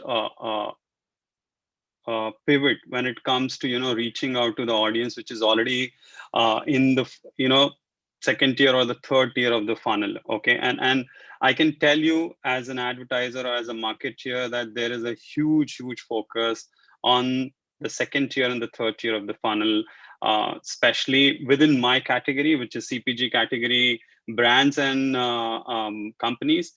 All this while we were only looking at top of the funnel, but with the evolution of high intent audience who are actually showing intent and interest in particular brands and categories, there is enough and more reason for brands to get into high intent audience targeting.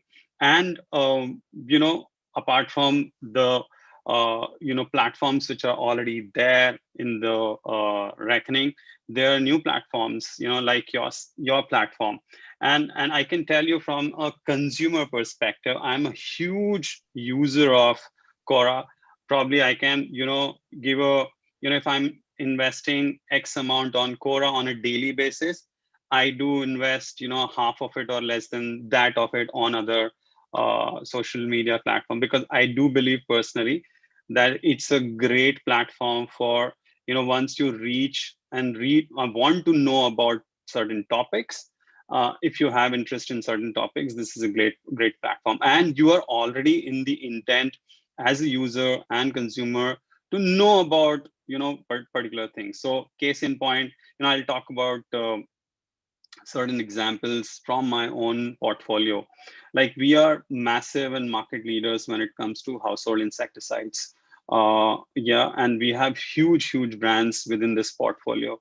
Now, one would think that for a low involvement category like household insecticide, is there a need to get into high intent audience? And with that thought, we started doing some bit of research and realized that there is enough and more audience which are actually wanting to read a lot about, let's say, diseases which are related to mosquitoes, or diseases which are related to cockroaches, or every one of us know that dengue and chikungunya they are absolutely topics which people do want to read a lot about. Basis that, we figured out a lot of reading is happening on high intent platforms, and we realized that there are a huge amount of users who are already wanting to know how to get rid of those kind of things and what are the symptoms and stuff. Basis that, we actually defined our strategy on reaching out to high intent audience. And of course, you need to come with a perspective of thought leadership. You cannot just have a perspective of this is my communication and this is my product. You actually appreciate it. Unless you're coming from a perspective of you being thought leader or category captain, users who are into the second tier or third tier of the funnel, they would not be interested in reading about or understanding about your platform or your offerings. So there is enough and more opportunities there, enough and more avenues, and with a different lens, you can actually give a purposeful offering to your audiences who are willing to actually invest time in researching about topics and questions and brands.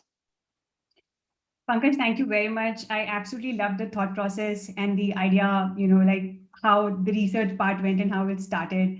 And, as a brand, as an ad platform, I really appreciate, the way, the team has thought about it.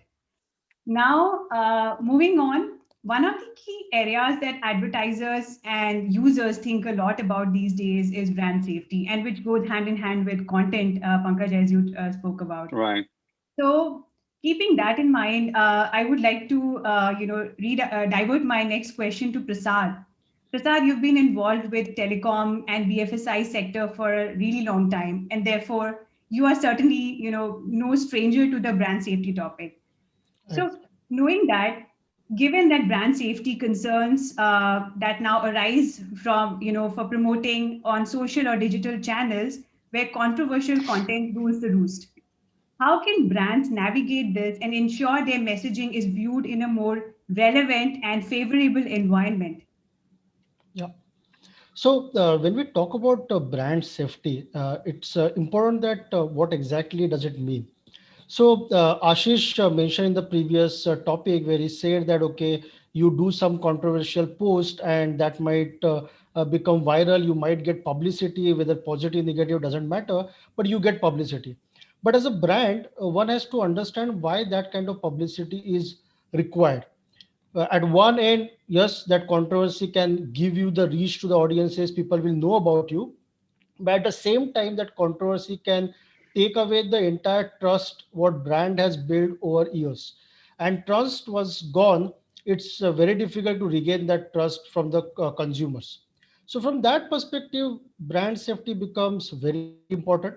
And when we talk about it, we have to look at it from three important aspects. One is when you create your own content, the branded content what we talk about, that is one part of it. Second one is around your brand, a lot of user generated content will get created. Like consumers will post about your or respond to your post. They might create their own content basis the anthem of the brand or the logo of the brand.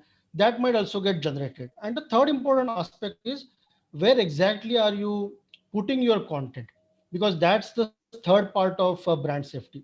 Now, when I talk about the first part, which is content developed by a brand, I think we have heard a lot of things about it that, okay, there should be enough freedom to brands to explore, experiment, do multiple things, and people should resonate with that particular part. But the most important part here is one cannot please everybody. Few people will like the content, few people might not like the same content, so you cannot please each and everyone. But as a brand, when we talk about the brand safety, one has to ensure that your content is in sync with your target audience beliefs. If you are not connecting with them on their beliefs, on their culture, then it becomes very difficult. Then the controversy actually starts happening, and then it gets widespread and you can't control that particular part. So most important part, experiment with your brand messaging communication, but ensure that you are doing it within the limits of where customers will feel relevant, he can resonate with that particular content. Far more important. Now, if I come to the second point, which is the user generated content. Now, that's the point where generally what happens that they create the content, they post it. As a brand, you can't do much about it. You can't change it. But what you can do, you can better respond. So your entire ORM thing comes into the picture. You have to track each and every response which is coming on your content, or somebody who is posting the content and tagging you. Each and every response has to be monitored and tracked. And before it becomes a controversy or something of a challenge to the brand, it has to be addressed and truncated. Far more important is that particular part. And the third important part, which I talked about, was the placement of the content. Because social media platforms and the programmatic advertising have added a lot of efficiency and scale to our digital marketing efforts. But what has happened that the control which brand used to have has gone into the consumer's hand. So from that perspective, when we look at this entire placement of the communication, it is given that wherever the offensive content or provocative content is getting placed, your communication should not be there. That is something which is hygiene. But the next important part is we should be on those platforms where customers are coming with some kind of an intent. They are coming there to do certain activity. Like Pankaj was talking about the Quora, the way he is finding high intent users there. I'll also give a similar example that Quora, when we talk about, yes, where the customers, when they're coming to Quora, they have only two intents. Either they want to seek information about something, or they want to check already responded questions. That's how the people come. They have that kind of intent to gain knowledge, gain information, basically seek help.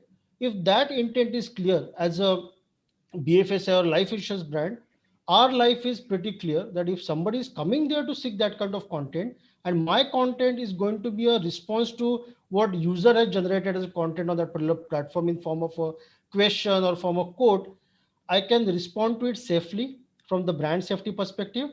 At the same time, it gives me enough opportunity to build engagement with them on that query, on the matter which matters to them most. At the end, give them a solution and make your brand as an expert solution provider. So moment you have a social media platform, that platform has to have the capability to keep the brand safe, at the same time have the high intent audience available, where you can position your brand as a expert solution provider. And such activities will help provide far better consideration for your brand than the social controversies can give to your brand. They can do more harm than good, but such kind of engagement is far better for the brand. That's how I look at it. Prasad, Anshul, just to add to what Prasad was saying, and especially when it came to the topic of controversy, I think I just want to add a point here, and that point is, one is, of course, as a brand owner, you need to be authentic, and in terms of your communication, and if you believe that the communication which you have rolled out really mean something to consumers and it really stands for your brand. And even if it is a bit of it has bit of controversy, I would say just own it up rather than backtracking it. And one, of course, if you really authentically believe into what you have actually spoken about, just go about it and own it rather than backtracking or trying to apologize for what you truly believe into. I mean, that's my personal point of view. But in times of heavy trolling, even anyone who's doing anything, or that person or that brand is going to be trolled either way. Okay, just own it up if you truly believe into it, and be authentic about your communication. Pankaj, absolutely agree with you. And thank you very much for adding to what Prasad said. And I personally truly believe in, having authentic content and having the relevancy in the audience you're targeting. These are the two key aspects that, help brands win. And here, since you gave example of Quora, we totally believe in that. We always, which is why you will always hear us talking about, not recency, but relevancy, and not about contextually relevant audience. So we swear by that. And I totally get it where this is coming from. Thanks a lot for this. So my next question is for Avnish. Avnish, you've been a veteran in this space, which is why, I want to ask you my next question. What is your advice to marketers in the smartphone space when it comes to designing platform-specific strategies?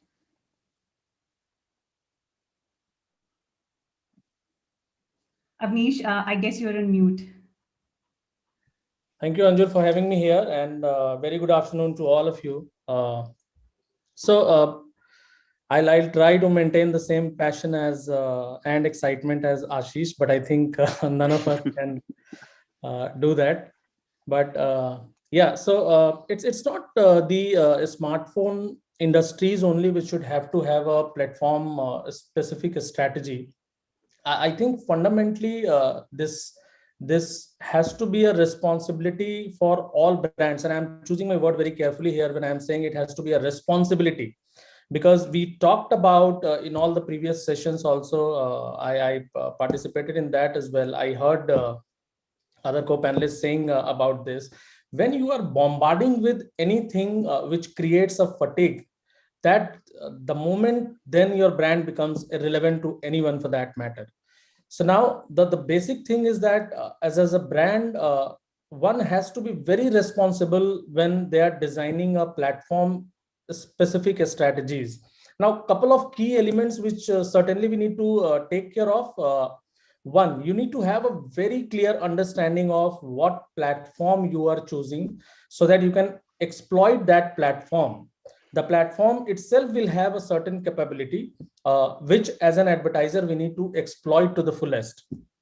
Then the second comes is that your audience, when they are interacting in that environment, how are they going to behave? what is their consumption pattern of a particular content. That's also equally important. So and the third piece, of course, is for any of the platforms, is that with all of these, your marketing communication and whatever creative strategy you has, that has to be in sync with consumer at one hand, and platform, it has to be platform agnostic too.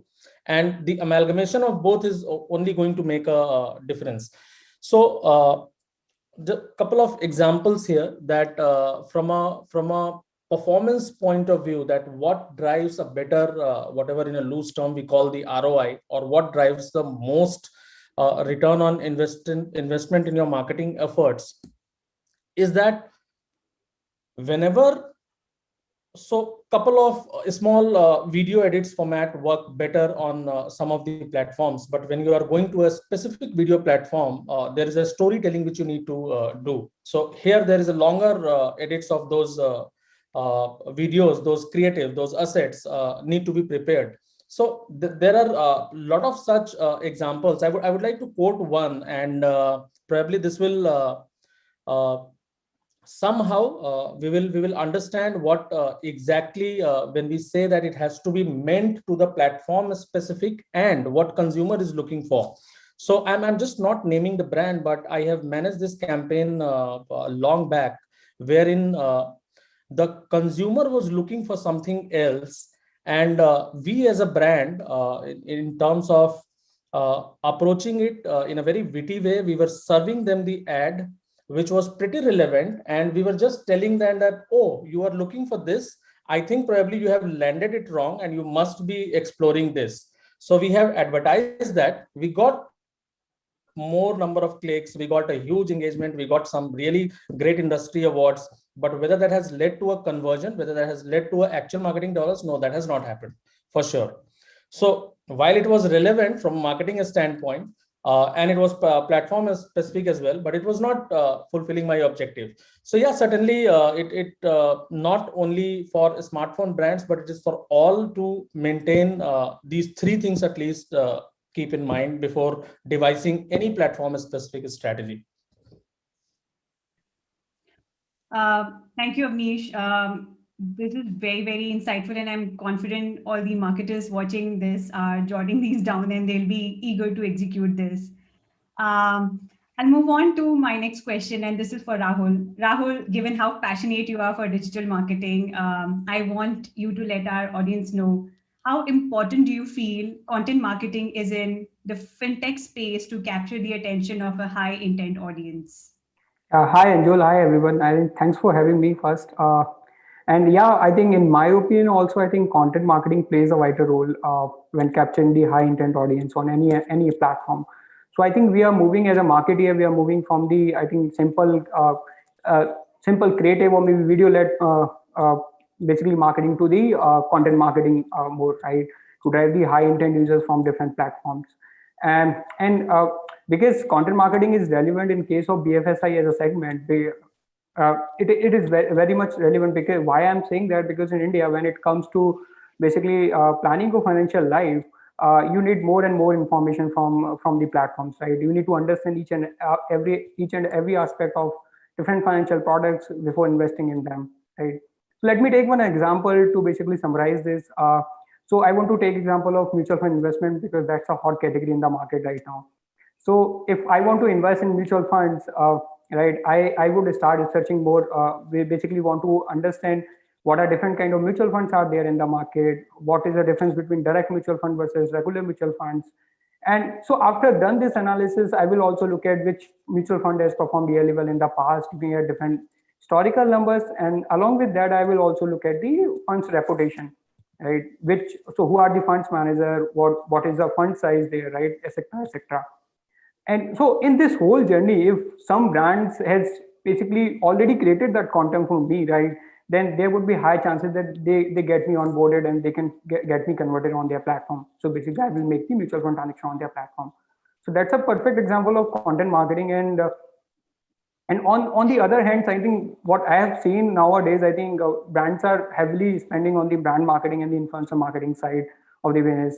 and they are not spending much on the content marketing side. So as a digital marketer also, what I have seen, we do have like data driven approach. So whenever you are taking any decision, it will be based off the what kind of revenue, what kind of share of voice you are getting from these media spends, right? So I think I would personally recommend, I think we should do that. Basically we should roll out our brand marketing campaign in 2 phases. So if like my brand campaign has like 4 weeks time, so I divide 2 weeks for brand and influencer marketing only, and for rest 2 weeks, I think I will start putting some of my money from brand marketing to content marketing to basically create the best content for the users for my category, right? And then I will also look at, then I think from these 2 weeks after I've done that experiment, I think I should look at the what kind of numbers that I'm getting in terms of organic jump, in terms of users. Plus, along with that, I think everyone should also look at the what kind of quality you're getting. So my intuition would be right, if you're following second approach, I think you will be getting very good quality users on the platform, and it's very good jump in the organic traffic as well, right? And so basically, as to summarize my thoughts on the content marketing piece, so in the finance category, I think trust is the main factor or the crucial factor in order to basically move consumer from what basically to consideration phase in their for any product and services in the market, right? And content marketing is the best strategy to go after or to follow, and specifically I think platforms like Quora, not like other platform, because Quora has like very good user base itself, right? So I would go with the Quora to solve this problem at a scale. So that's my take on content marketing. Absolutely, Rahul, and thank you very much. What better than educating the audience, in the investment space? Because as you said, there is like there are like plethora of options. There are so many complexities, I would say, if I may use the word, because it's such a dynamic environment. It changes, especially looking at how the market was in 2020, the way it went from nowhere to I don't know where. So it's really important. It's quite confusing for the users as well to know, and I always see questions like, which I see which I just saw probably an hour back also. What is the right time to invest in mutual fund? Now, how do you address this question? You can't show an image, you just can't show something. It has to be slightly longer format where you explain, keeping different aspects in mind. And I totally appreciate, and Rahul, and I've read a couple of your recommendations as well in the past, and they are truly insightful. Thanks a lot for sharing your strategy with us. Thanks. Great. Now, speaking of content, we can think of two related aspects, which Rahul, covered as well. One is subject matter expertise, and the second is influencer marketing.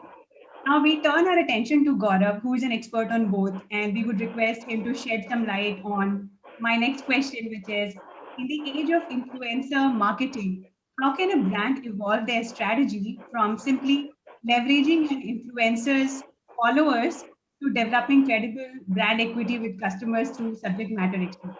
Apologies for a longer question, Gaurav. No issue. Thank you, Anjul, and hi everyone.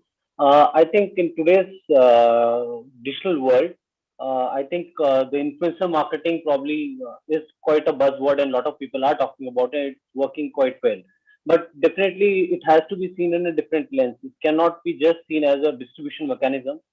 Uh, and how one define an influencer, it is very, very important, right? First is the influencer. If you just look at the influencer from a distribution and a follower perspective, I think it will not do the justice to the influencer. I think they are a content creator, and as a brands are moving more towards the digital world, or rather, we all are living in a digital world, doing marketing in digital world. We have to manage our ecosystem, and influencers are very, very important part of that ecosystem. Whichever brand you are in, if you are a BFSI brand, probably there is the entire ecosystem for a BFSI brand. If you're an e-commerce brand, there is an entire ecosystem for a e-commerce brand. So you need to understand your ecosystem, and then you need to also understand what story you want to put forward. And once you are clear with those things, then you need to find a right partner who can co-create content with you, rather than just looking out for the influencer, how many followers he has, or can he make a video and just put that video through to the users. It will not do any benefit to the influencer, because maybe the followers who are following him are not following for non-authentic content, right? So content has to be authentic, and it has to be customized according to the influencer's channel and so on and so forth, right? second part, the important part of this entire discussion is what is your commercial understanding with the influencer, right? It is just make a video and just you go your way and I go my way. Then you are not managing the relationship quite well. I think a lot of discussion are happening these days where you say, why can't we do a revenue sharing model? When you get into those discussions, the influencer doesn't become a one-time activity, or the relationship with the influencer doesn't become one-time activity. Rather, the influencer also start giving you a lot of ideas how you can do a full funnel marketing, what need to be done, and so on and so forth. And another important aspect in this influencer marketing, which most of time gets neglected, we always look for maybe somebody, a YouTube influencer or maybe an Instagram influencer, so on and so forth. But there are a lot of people inside your organization who themselves are influencer. Either they are great on Facebook, or maybe your leadership team. They are influencers, right? They have done something good in their life, and that's why they have risen to those levels, and so on and so forth, right? And everybody, I believe, have a story to tell. But definitely, somebody may not be great in coming on a video and doing some things, but he can write something on Quora. Maybe he can be very consistent on LinkedIn. So I think you have to find those people within your organization first. If one is very serious about influencer marketing, there are a lot of people in your organization, A, the leadership team, B, there are a lot of people who understand the mediums well. Maybe some people are great on Instagram, right? How you can use them and start doing your influencer marketing, the first step. And I think then you can open up the more storytelling through other influencers. But definitely it is easier said than done, because it is very, very difficult to include a CEO of the company and tell him that, hey, every month you have to write some story on LinkedIn or do something about it. It's very, very, very difficult. So I think that's the change management. But once you include them, they themselves see the impact of activity and what social media and the brand stories goes out, and it has a huge impact. So I think that's my take on it. One should not look at the followers or something like that, but rather look at the entire piece and how you can leverage it, whether you have a small budget, big budget, or no budget. But I think various platforms can be leveraged for doing the influencer marketing. Thank you. Absolutely, Gaurav. Thank you very much. And I totally believe, having an internal evangelist talking about a brand, because they know our brand, they know our product, better than anybody else. And the second thing that you really highlighted, which is very, very important, is having the right ecosystem and the space, because we've come across multiple times where somebody is talking about a product that he or she is not even related to. For example, I'm talking to let's say, somebody who's writing about healthcare, but they are currently, not even close to a healthcare segment. So having the right ecosystem when we look for an influence is really important. Absolutely, Gaurav. Thank you very much. Moving on to my next question, Pankaj, this is for you. What role do you think knowledge sharing and thought leadership play in the paid content marketing strategy to drive the upper funnel objective in the digital advertising? All right. I'm going back to the first question, and I did talk about, the importance of thought leadership space, especially when you're talking about paid content marketing. Yeah, and if you're not coming from the approach of you being a category captain or a thought leader and coming with a purpose, it becomes really difficult for users and audiences and followers and fans to believe into what you are trying to communicate to them. Yeah. So that aspect of thought leadership needs to be there in your communication. Okay. And that can only come if you are going beyond only talking about your brand. You need to talk about category.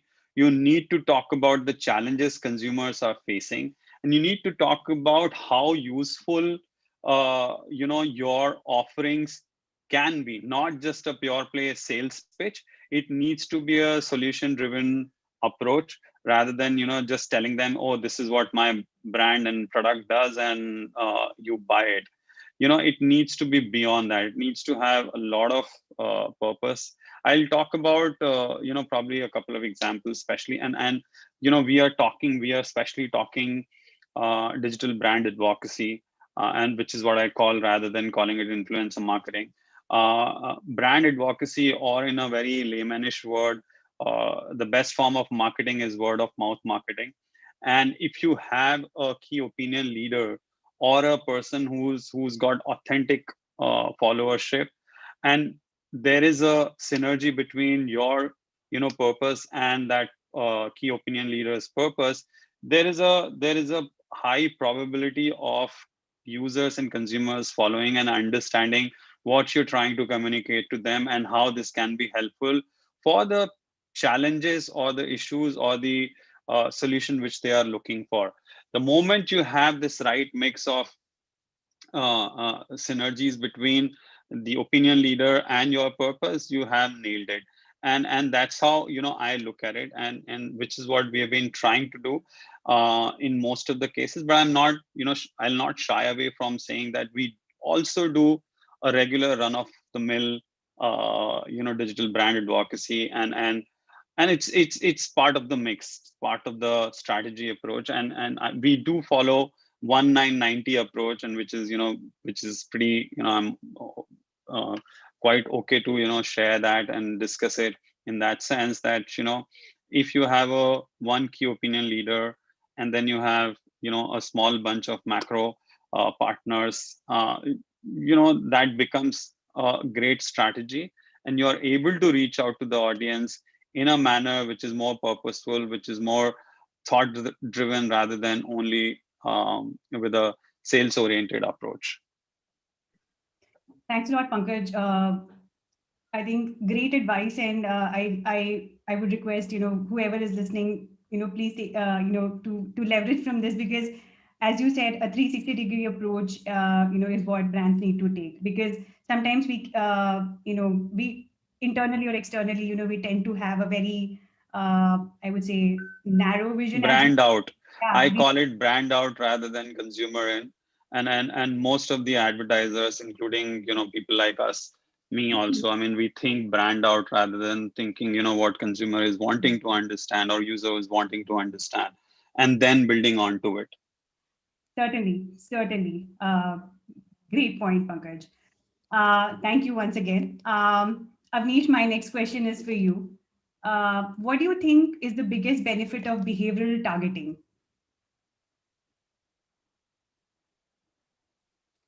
Avnish, I would request you to unmute. A topic which is on fire these days. So because it's all about cookie eventually. But let me start by saying this, that till the time it is here, behavioral targeting in online space, by all means, it is whatever action you are performing on the online space. So essentially, it allows you to target your ideal audience in a way that is very deeply strategic, and I would say relevant. So instead of wasting our marketing efforts shouting into void, you are actually engaging with people who are primed to listen to what you have to say. They're already primed. That is what the power of behavioral marketing allows you to do. So while there are so many benefits of doing it, but primarily if I'll have to quote, I'll quote four, is that one, it allows you to understand your consumers first. Second, it allows you to understand what is the need of that consumer. With that, it now it gives you the ability to put your resources adequately. Resources, when I am quoting here, it's all the marketing efforts which I am talking about, and then eventually you end up doing the innovations which is required in that space. So key elements of doing the behavioral targeting, but eventually understand one thing, that from my perspective, and because everyone is talking about it also, we all should be prepared that all of these segmentation, attribution, doing the frequency capping and suppressing the databases, activating all of these segments, doing the retargeting, these are all up for shake up in this year and eventually in the coming year. So now what what is that we have? If behavioral targeting is going to be missed by all of us, then what is that which is going to come in or kick in? So then we go back to the contextual marketing. The old marketing becomes the new brand. And here, eventually, I think the platform like Quora, or for that matter, any other platform who is extremely contextual in nature is going to gain the momentum from it. And while I'm quoting Quora here, it's very important for me and for all of us to understand that eventually a long back ago also it was Yahoo who used to wherein it was Yahoo Answers. Whatever you are putting, people are just interacting with that. And these days, Quora has taken a different leap altogether. Now, as a brand, now I need to be relevant to my audience. So this behavioral targeting, when the third party cookie and everything else is missing, these are going to be my new way forward. And this is not, the contextual targeting is not the only thing. There is a concept of zero party data. So first party, second party, third party, we all have heard this is zero party data. Now here you are motivating your consumers, and as an advertiser we'll have to start from now on that we need to lure our consumers in order to get all the relevant information what we require to create all of this segmentation on at our end before it is too late. And in parallel, we need to drive the contextuality to an extent that platform like you becomes relevant for us as an advertiser also. So it's now the time to shake hands. It's now the time to proactively go ahead and do the segmentation by yourself, so that tomorrow this data set becomes your behavior or the interest level of your audience. So that's my take on the behavioral targeting benefits and whatever you would like to call it, but eventually that is how it is going to get. Avnish, absolutely. The scale and the ease we all have from behavioral targeting, is I would say quite sticky for brand platforms and advertisers as well. And well said, sooner or later this is going to probably go away, and we hope it stays longer. But any other tips, how you prepare a communication strategy? Because as you said, we again go back to the same contextual element, where obviously the first step is to find out like what messaging do we send our audience. Any like quick tips for the users or for whoever is listening, that how you prepare when this behavioral aspect goes away? Sure. So see, instead of making it more theoretical, I would request all my audience to watch couple of really great campaigns or the websites what people have started doing. And one such good website is Victoria's Secret. You can just go there. You can see how they are driving and collecting all the information what we are calling here zero party data is. You can see UK L'Oreal campaign on their website. It's a very innovative way and a very subtle way of saying things and collecting the information. When an e-commerce portal is asking you that probably you would like to see this product also, essentially what he is asking you to do is that the moment you click and the moment you see, you are allowing and you are giving them the permission to understand your behavior. They are understanding essentially you that, okay, you were buying this, but you also have a likeliness towards this product. So all of these are leading to a great deal of segmentation.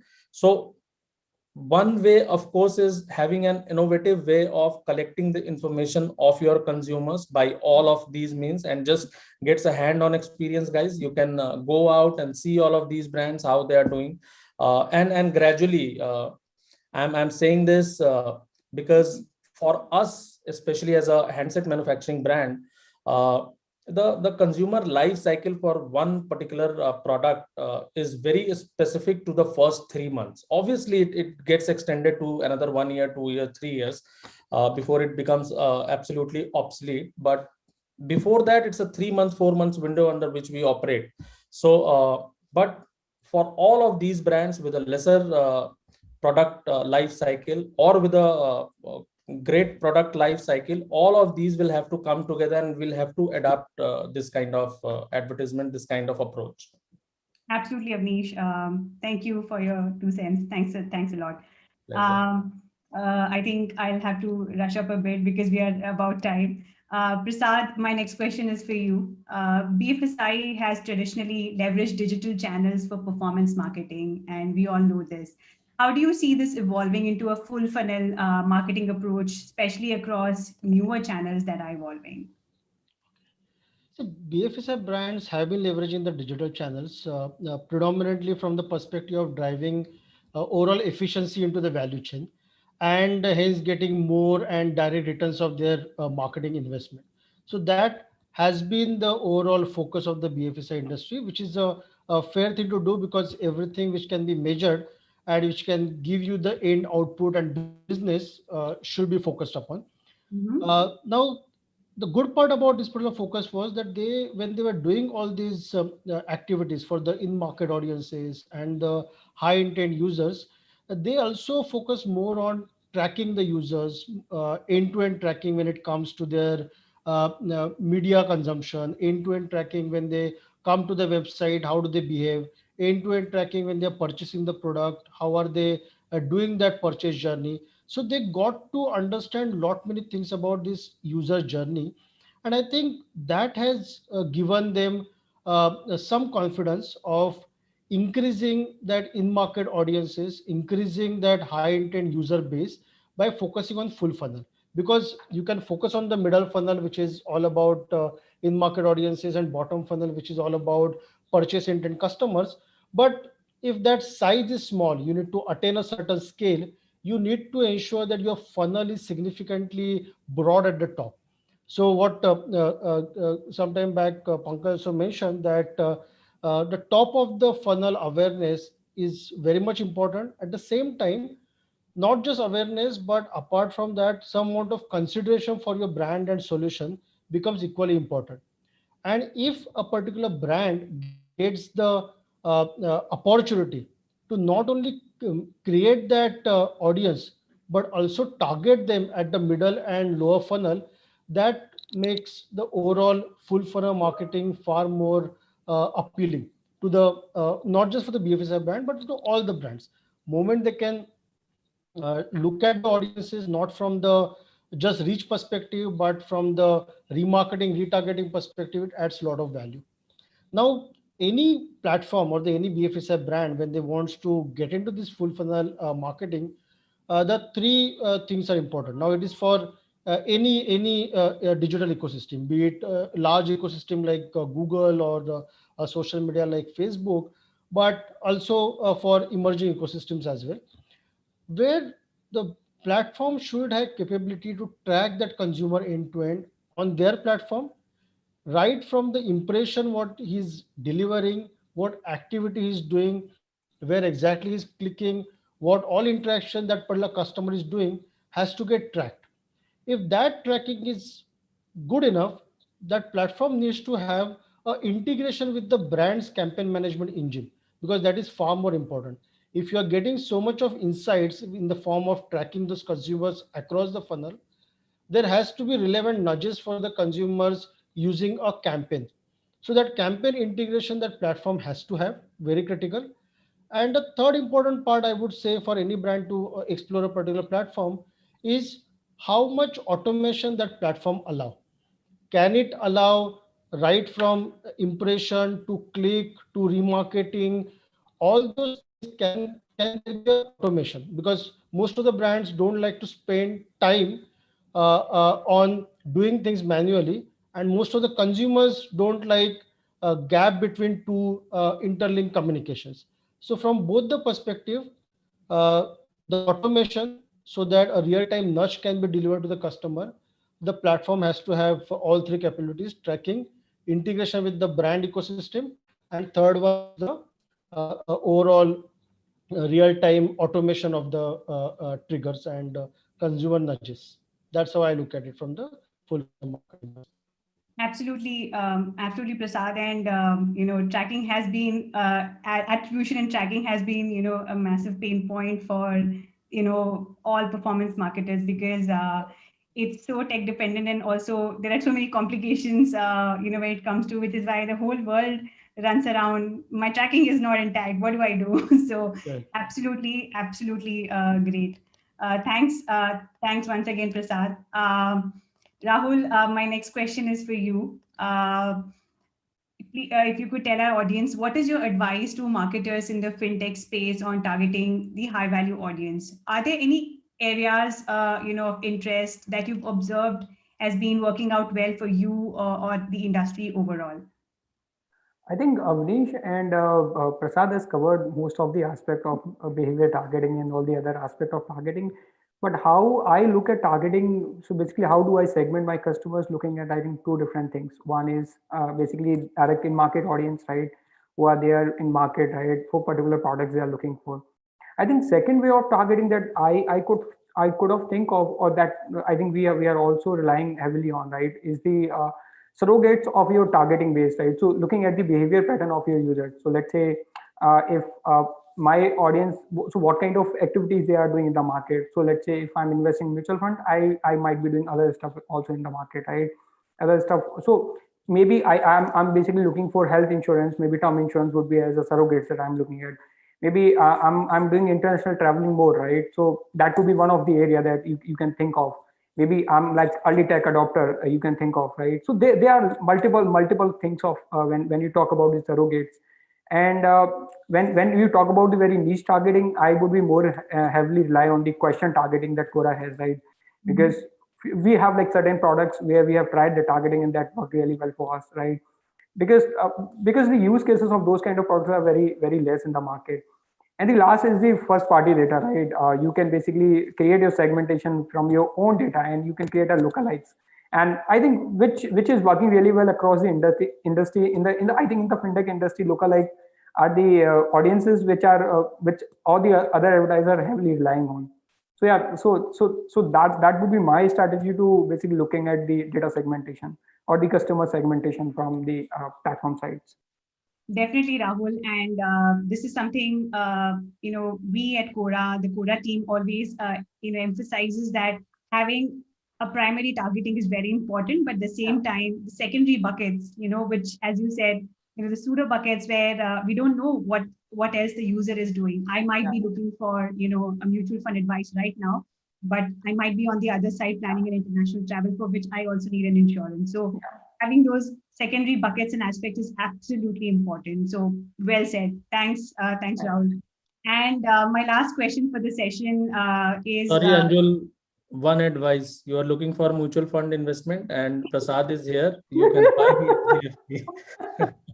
Connect with all of you offline because, currently there are so many questions I have in my mind about taxes and whatnot. So definitely I'm going to meet, most of you offline for different advices. Thanks, Avnish. Yeah. So Gaurav, final and the last question for you. When launching a new product or service, and I am asking this question to you, how can brands leverage social media marketing going beyond the normal video strategy, to not only create awareness, but find relevancy with one's target audience? So thanks, Anjul, for this question. And just for the benefit of the audience, apart from Sherkhan, we have also launched a new discount broker, which is the brand name of Espresso. It is 5 months old brand. While we were planning how to do our brand launch and all, definitely video was an important part of strategy. But we also thought that how we can leverage Quora and the platform like Quora, where we can reach out to relevant audience.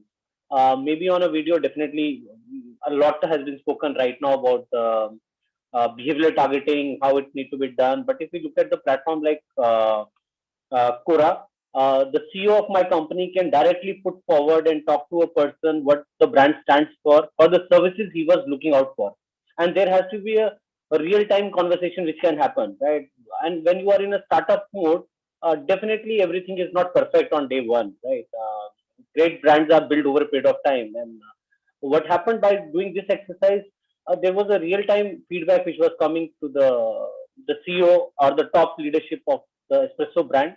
The product head was also understanding what people are looking out for. the content was also going to the right audience who is interested in that product. As we are in a investment space, there are a lot of different niche. So maybe Anjul need advice on mutual funds, and there must be somebody who is far more evolved. He wants to talk about algo trading and so on and so forth. And when you launch a product like Sher Khan has been built over 20 years. A product like Sher Khan, like Espresso, has to reach to that level. So maybe you don't have all the offerings right now, but you can get a feedback on a real-time basis. So I think I will definitely recommend for everyone, apart from the video strategy, for any new launch you do, you should definitely look out for a platform like Quora. Paid, non-paid, doesn't matter. But as I said, or maybe LinkedIn, you should go out and talk about your brand. You must have thought a lot about it. There's so much passion goes into launching any brand, right? But I think sometimes the leadership and the team who is involved in it sometimes doesn't talk much about it. So I think I will highly recommend that product managers, the coders, everybody should talk about what has gone into building that product, and everybody get a lot of inputs, which makes the brand far more better. Because if let's say a programmer writes what has gone into the coding of this particular product, maybe he will also get a feedback from some other programmer who is definitely either looking for a solution or is learning, or he is maybe in his journey, maybe a junior to him, he are looking for a solution, or he is senior to him, he can have a conversation with him. So I think it's a very good ecosystem which gets built up when everybody in the organization go out and tell authentic, true stories. And wherever you have gone wrong, you accept it. Okay, we are in a process of building it up, and I think that is loved by everybody in that ecosystem. So that's what I will definitely recommend. But it requires a lot of hard work, lot of internal change management. Doing a video campaign is much more easier. You make a video, you have an agency, you put a budget behind it, and then you can look out for all the KPIs.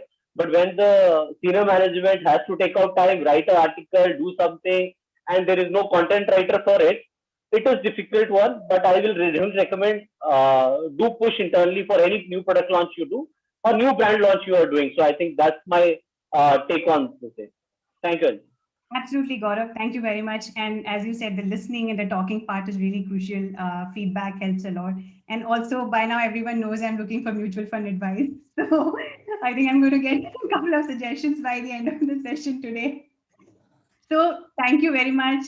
With this, we've come to an end of this insightful session. I've learned a lot. Thank you very much, Pankaj, Prasad, Avnish, Rahul, and Gaurav, for all the insights and all the relatable answers on the interesting topic. Your guidance is much, much appreciated. And to everyone, thank you for being such an engaged audience. We hope you have taken away some valuable insights from our esteemed panelists on how to tap intent audiences. Thank you very much, everyone. And I hope you've had a great session and have rest of the day very well. Take care. Bye-bye. Thank you. Thank you. So much, Anjul, for steering the conversation once again. Thank you to our panelists for your time and sharing your insights. Thank you once again. Ladies and gentlemen, let me inform you right here that soon we're going to have the SAMMIE Awards ceremony starting in a short while. But right now we're diving straight into our next panel discussion, which will talk about future gazing, exploring digital advertising avenues outside the box. Here, I'd like to welcome first a moderator for the session, Sunny Nagpal, Regional Managing Director, HTT Pool APAC, and also welcoming a panelist for the session, Pete O'Mara Kane, General Manager, Asia Pacific, LoopMe, Yasin Dabelia, Director, Global Demand Partnerships and Agency Sales, Bitstack, Krishna Iyer, Head Channel Sales, Twitter India, and Rubina Soni, CEO, iProspect India. A very warm welcome, Sunny, and I'd like to request all our panelists as well to please switch on your cameras, your mics, and join us on screen. A very warm welcome. Thanks, Kathy. Welcome, everyone. Thank you, Kathy, for the introductions as well, and more so for you and the Social Samosa team for organizing this event, despite all the macro challenges. And we are all quite accustomed to living in these times, but I cannot appreciate enough all the work being done by bodies like you keep the industry interactions alive and contribute to our growth. Interestingly, the current topic is about future gazing, something we at HT Pool have laid a lot of emphasis over the past 21 years we've been in operations. I mean, we have seen technology, which is the backbone of our industry, move from being an enabler in the initial days to becoming a commodity, then evolving more like a special function, and eventually ending up providing full support. And with technology and with the changing role, the business models have considerably changed. One thing that we've learned is future gazing is equally important as is learning from history. So I'm glad that you included this as a topic. And the more we visualize, the more we anticipate, because we all learned 2020 that it was quite dramatically shaped some of the trends. And now that we see most of the country now reopening after almost a year of lull, there are a lot of questions, there are a lot of concerns, there are a lot of aligned adjusted KPIs. Marketers are now closely scrutinizing their goals, performance metrics, and KPIs to manage the way forward. To survive and thrive again, marketers must be agile and adapt to new strategies quickly and precisely. And we've seen that with some of our client portfolio at HT Pool. The brands and businesses and people that could find a way to be flexible in the face of adversity were the ones that could really survive and really did well for themselves. Most marketers tried, some succeeded, some couldn't. And I think the major emphasis here was in terms of anticipating what could happen in the preparation therefore. So I strongly recommend that all companies should do future gazing, as we should as individuals, and interact with technology ideas and approaches that connect us with such out of the box ideas contributing to our success. So with this, please allow me to welcome our panelists for today. We have a really elite panel, and I'm quite privileged to be hosting all of you. I would like all of you to sort of share your POVs on the topic, on some of the trends that you saw before COVID, some of the trends that you saw them in during the COVID time, and how do you see them evolving over the next year or so, and then how do you perceive everything moving to future? May I start with Krish, if you would, to go for it, and we can then pass on the mic to others. Sure thing, Sunny. Thank you so much, Kathy. Thanks for the introduction, and I think great to be here. Something that I believe has come back through 2020 is, I think, storytelling. I think storytelling has come back with a backstory of what the brand has and is going to become, right? And I think that has become very critical, because the focus is now on how do you be creative, but also how does it add to the full funnel, right? How do you take that story ahead from just being a brand or a service, but actually being an ideology that consumers are essentially investing in, right?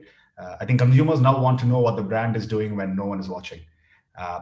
And I think we've seen that on Twitter through 2020, right? Through a pandemic where a lot of marquee brands came on the platform and were humane, were conversational, were talking to users and not just selling a product or a service.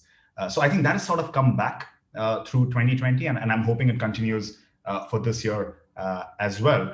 The only difference, I believe, is I think earlier storytelling focused more on how creative you were, but I think now storytelling is going to focus on you're creative, but you got to get the job done. And I think that is something that I'm hoping we as players and partners in this ecosystem can take to the next level. Perfect. Thanks, Krish. I think creative is one of the key elements, and one of the things that we've seen evolve over the past years significantly, especially with the advent of technology, is creative. And also with the changing consumption patterns, creative continues to form a real evolution through the processes. So thanks. I would like to ask Pete if you would like to share some notes on the topic and about the trends. Sure. Thanks, Sunny. Great to be with such a fantastic panel and fantastic event. So thanks to everybody. Yeah, I wanted to share to begin with. So I love future gazing. I think it's a really important thing that every company could do, but I absolutely hate future forecasting because loads of people forecast the future and you're never held accountable. It's like, this is going to happen, that's going to happen. So what I love is this is a mixture of, you know, the best future gazing takes all the notes that we can from the past. You know, looking back before you look forward is such a key thing. So taking economic trends, taking the experience we've had from the past, overlaying that with technology, and then making assumptions and testing it in real time. I think everything, when you start to future gaze, you can get too far ahead and we're in the land of prophecy and it just doesn't become true. But if we can take assumptions based on past, add technology to that, then we can get into really interesting places. And I think this has been mentioned earlier, but I think my favorite quote of 2020 was this question that was asked across, I think Campaign asked a question to, you know, 1,000 CMOs and kind of leadership across different businesses. And they said, you know, what has been the biggest cause of digital transformation in your business? Was it your CEO? Was it your CTO? Or was it COVID? And obviously it was COVID. COVID has completely formed every big FMCG that was so happy to sell on supermarket stores. They're now all e-commerce focused. Big electronics brands that used to deal heavily with retailers, they're all building it into their own sites. So I think we've never seen such a sharp rise in e-commerce, but I don't just mean that what we confirm, like the Amazons and the traditional guys on e-commerce. It's every single company now is having to really jump into that and transform their business digitally. And I really loved Krishna's point about the return of storytelling. You know, I agree. The need for storytelling was so important when people had so much more time on screens at home. They needed engagement. But there was this problem where all the stories started looking really similar. Everyone was talking about, you know, we will survive and we will get through and we will be okay. And you're like, you're just saying the same thing as everyone else.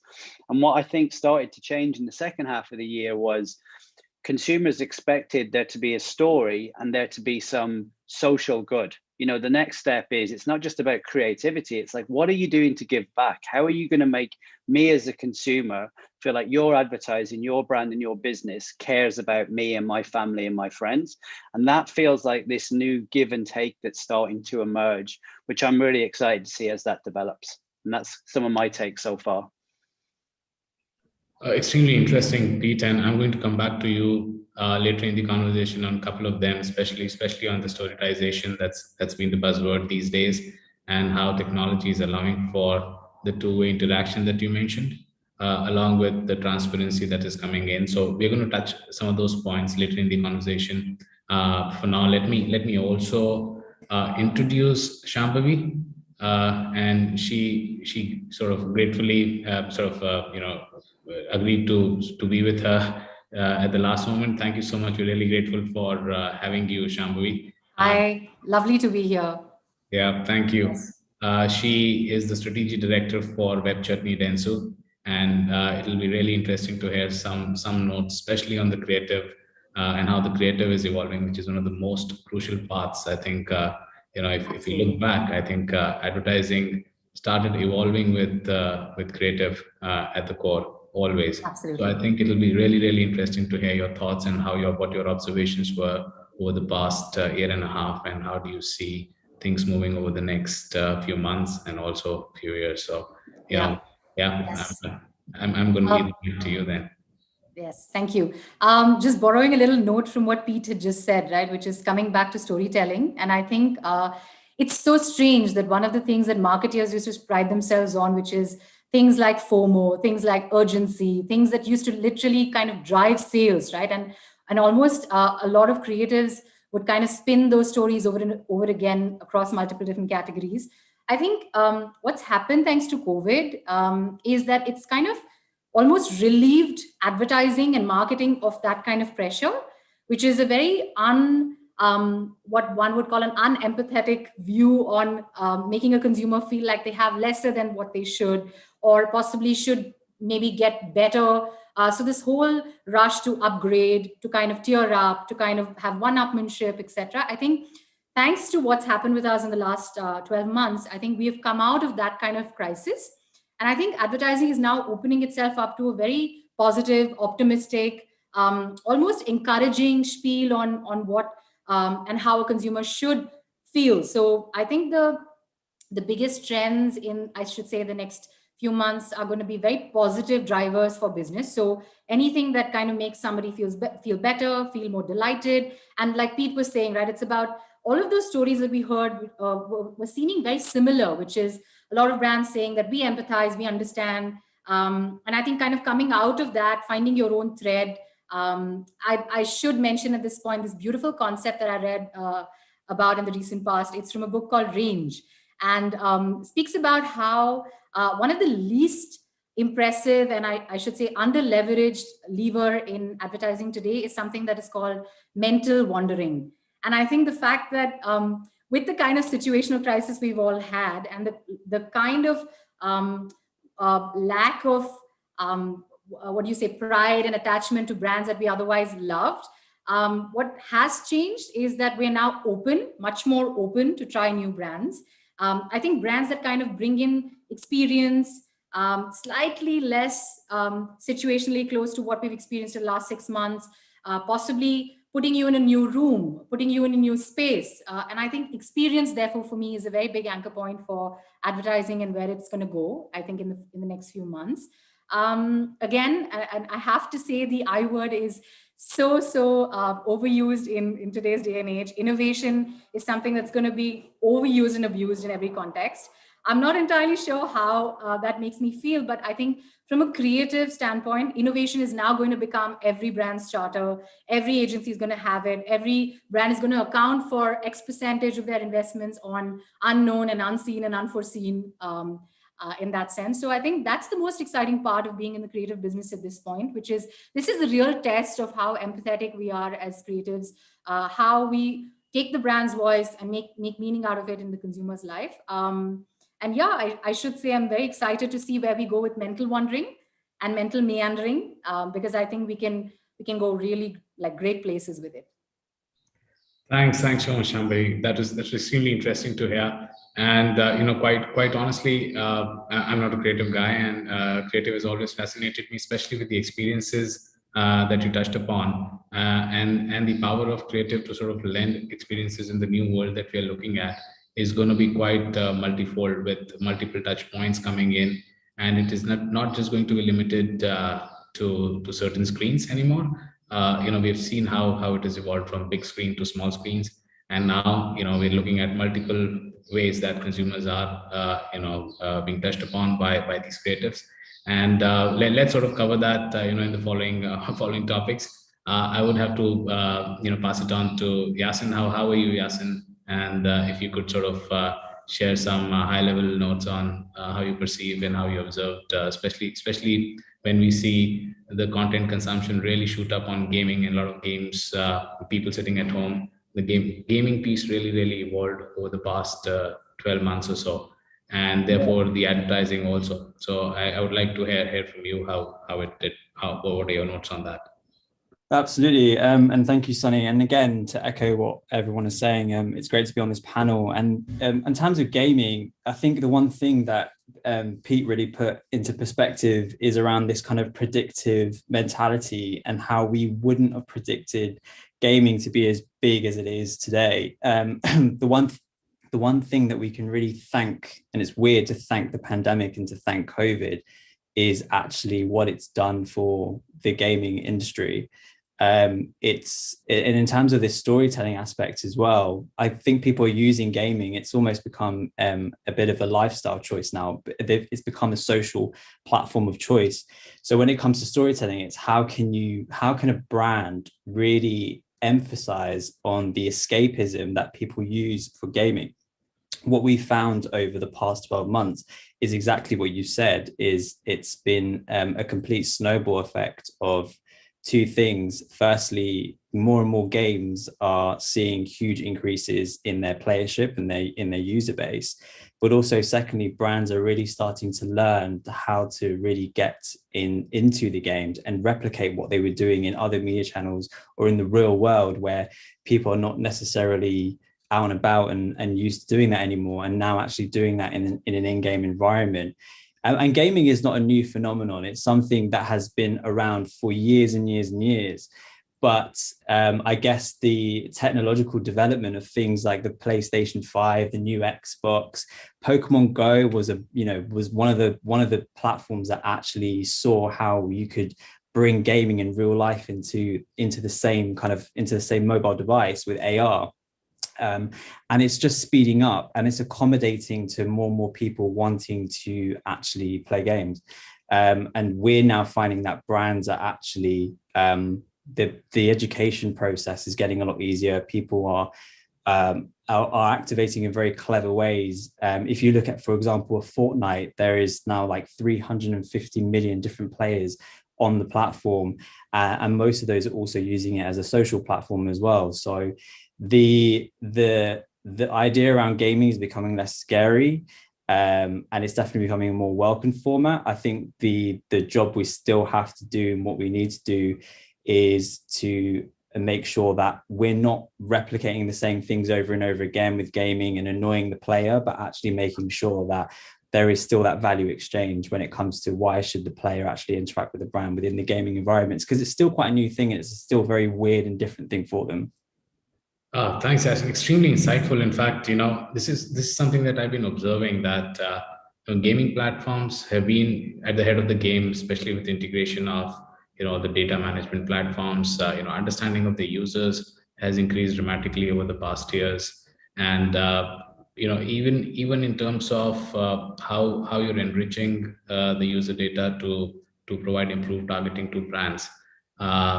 Do you think this, coupled with some experiential ad formats, could be the way forward for gaming inventories or the propositions coming out of the gaming inventories to the advertisers?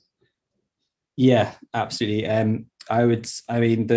The without kind of obviously being up the company and what we do, but again, in terms of how big this space is coming and what we're trying to do at BidStack is we're trying to make sure that brands that are used to buying a digital format, whether that's being video or display, can also purchase the same way in terms of an in-game environment. And that would come with behavioral targeting, audience targeting. You can buy in-game advertising in the same way that you can buy display on a CPM basis. And the main kind of KPIs that you would expect from kind of standard display and video advertising in terms of viewability and click-through rates and all of that stuff is something that we're continuing to build into an in-game environment, so that marketeers, brands, agencies feel comfortable with making that transition into gaming. Right. And also the part that it's the age of personalization. So do you think gaming environments provide much more opportunity for personalization for the brands? Yeah, absolutely. Yeah. If you take, for example, personalization is key, and it's at the heart of gaming, right? You get games that are very sophisticated in a personalization aspect. So we talk about personalization in very different ways. If we're talking about personalization of the advertising, we're talking about how dynamic it is based on audience points, then yes, the ad can be quite personalized to that person. If we're looking at personalization from an engagement point of view, where a player of a game wants to personalize their character, and they can do that by going on to they're in an open world environment and they want to go shopping down, like say for example there is a game which is mapped out like London, and you can physically go to a store on Regent Street in Piccadilly Circus in the game and shop at Burberry, and they can customize their player with a Burberry outfit. And that's that level of brand affinity and brand engagement that is really rich and really kind of and effective to that person, because they might not necessarily be able to purchase a Burberry trench in the real life environment, but imagine how powerful that is that they can do that within games. Yeah, this quite fascinates me all the time. With the way the technology can actually help you project so many things, and quite creepily also leak into some of the privacy issues and data ownership issues. Krish, I would like you to come in here. 10 years ago, only geeks cared about where the data is stored and what this data is. Standing in front of a camera and sort of getting clothes displayed on you and how you're going to look like, is perceived by some as intrusion of their privacy. Both law and technology can provide users with tools to control their data better. That's the stage where we are at now or moving towards. But constantly believe that advertisers have to be more open, honest, and selective when gathering data. So how do you see platforms evolving, their advertising models in such scenarios to suit the buying and planning processes, which are some of the more core aspects of advertising as such? Yeah, I think thanks for that, Sunny. And Yasin, I love the fact that somebody could go within a game to a particular city and a location and pick up something. I think that is next level of coolness. But I think coming back to what Sunny mentioned, data is constantly evolving, right? And I think hence as the ecosystem, whether it's brands, whether it's platforms, or whether it's users, I think we need to adapt constantly to the overused term of the new normal. I think somewhere we tend to fear data, and I think that's something that we need to kind of burst and go through, right? Because education and knowing which piece of data is going to be used where, for what, and by whom, in a layman's language, right? I mean, let's break it down. Let's make it easy for anyone who's online to understand what is their data, right? I think a lot of people don't even understand the concept of what we mean by their data is being used, let's say to serve them an ad or give them an experience that's personalized. I think that level of transparency is something that's really critical. And it can't be one entity doing it, right? It needs to be something that everyone kind of comes together, because laws and rules and guidelines are shaping the path and they'll give you direction. But how do you make it easy for everyone in the ecosystem to understand? Kind of comes down on platforms, brands, and users, right? The law will not tell you how to make it easy. The law will tell you what to do. But to ensure that people are comfortable with that, they understand that. I think that responsibility depends on, I think, a lot of people, in on this call maybe, and even in the ecosystem. So I think if there's one line I kind of want to summarize my take on data, I think it's we need to work with data to evangelize and empower, not encroach. I think if we can burst that myth and kind of give that clarity, I think data is a great partner. No, exactly. I think, and this is where I think brands have to be more responsible at the same time, because consumers for that matter are sometimes quite naive on what is being exposed and what is not. And our brands with much access to much more technology and infrastructure should act more responsibly, because we see cases these days where brands are demanding more and more optics into the campaign data, right? So publishers or the sell side players will have to integrate technology that helps them unlock this proverbial black box, and making their audiences environmental data attributes more visible at the impression level for smarter targeting and insights. So I think Sunny, if I may just add one point, right? I think also we got to look at the kind of country that we are in and how broad the audiences are, right? I mean, you have the evolved audiences like us on this call, and people talking and all through the day who know exactly what we are talking about. And then you have somebody who's bought a mobile phone and come online for the first time. And that's driving massive growth, right, in tier 2, tier 3 cities and mufassil towns and so on and so forth, right? I think for a country like India, that packaging needs to be very different from, let's say, what works in North America or what works in UK, or say what works in Australia. So yeah, I just want to kind of add that. No, true, completely. I completely agree with that. And this is something that I think most of the partners in Indian ecosystem are working towards, in evangelizing the same. Ensuring that because most of the planning and buying practices are linked to the developed markets, the mandates get carried forward and brought in, and we start looking for the same gold where we should be looking for diamonds. But this is something that probably from the sales side perspective, it becomes even more challenging to integrate so much, go into the micros and be able to provide that kind of transparency. Pete, perhaps you will be able to come in here and share, do you think, transparency will be the answer to making data truly beneficial to both the sell and buy sides? And if you think so, then how do you think we can make that happen, and how far are we from that reality? Because you have an overview of both a developed market as well as the emerging markets of India. Yeah, absolutely. So look, I think one thing just to kind of latch on to the last point is, if you look out to a global level right now, when it comes to data, we're in a real time villain versus hero battle.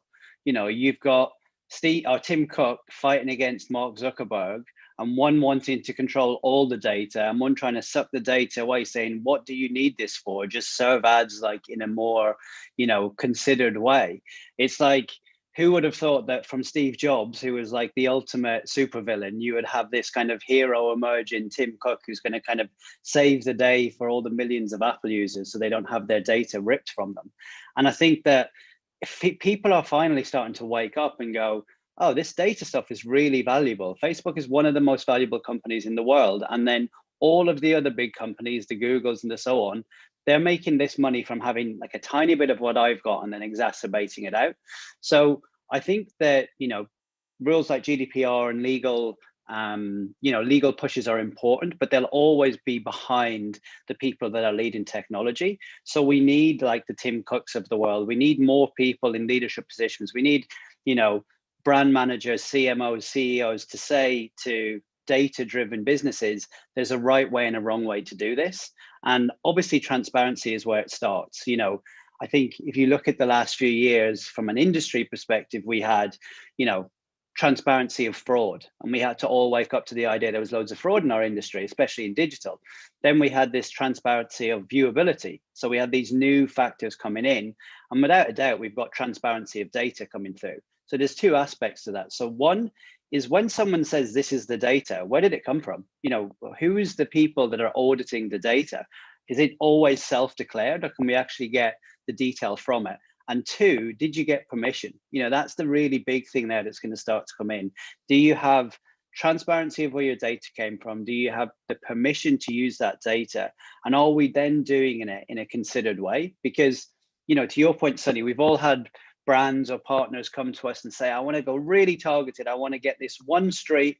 I want to get people that have cats and they're not buying my products. I go, great. Yeah, I've got 4 people that I can target there. It's a complete waste of everyone's time. What they really want to do at a brand level is they want to build share. They want to take money off their competition, and they want to fight for their overall pie. And I think that idea of micro targeting and going too deeply into it, there's an education piece that the deeper and deeper we get to the individual level, it doesn't drive ROI, it doesn't drive value. What we should be looking at is the outcome of a campaign. And just because we can target down to one device or one household or one user really doesn't mean we should. And there's way more evidence to show that the benefit isn't even close to being outweighed by that level of personalization. Like, nobody wants to be the creepy guy in the corner of the party that everyone is looking at. And that's what these ads are, that just follow you around. And like, I've already bought this product. Why are you still showing it to me? So I think that there's a really nice opportunity for all of the technology platforms to take ownership and to lead from that perspective and say, yeah, we're going to be transparent. We're going to tell consumers what we're doing with their data. And then we're going to also work with the brands to be really considered in how we do it.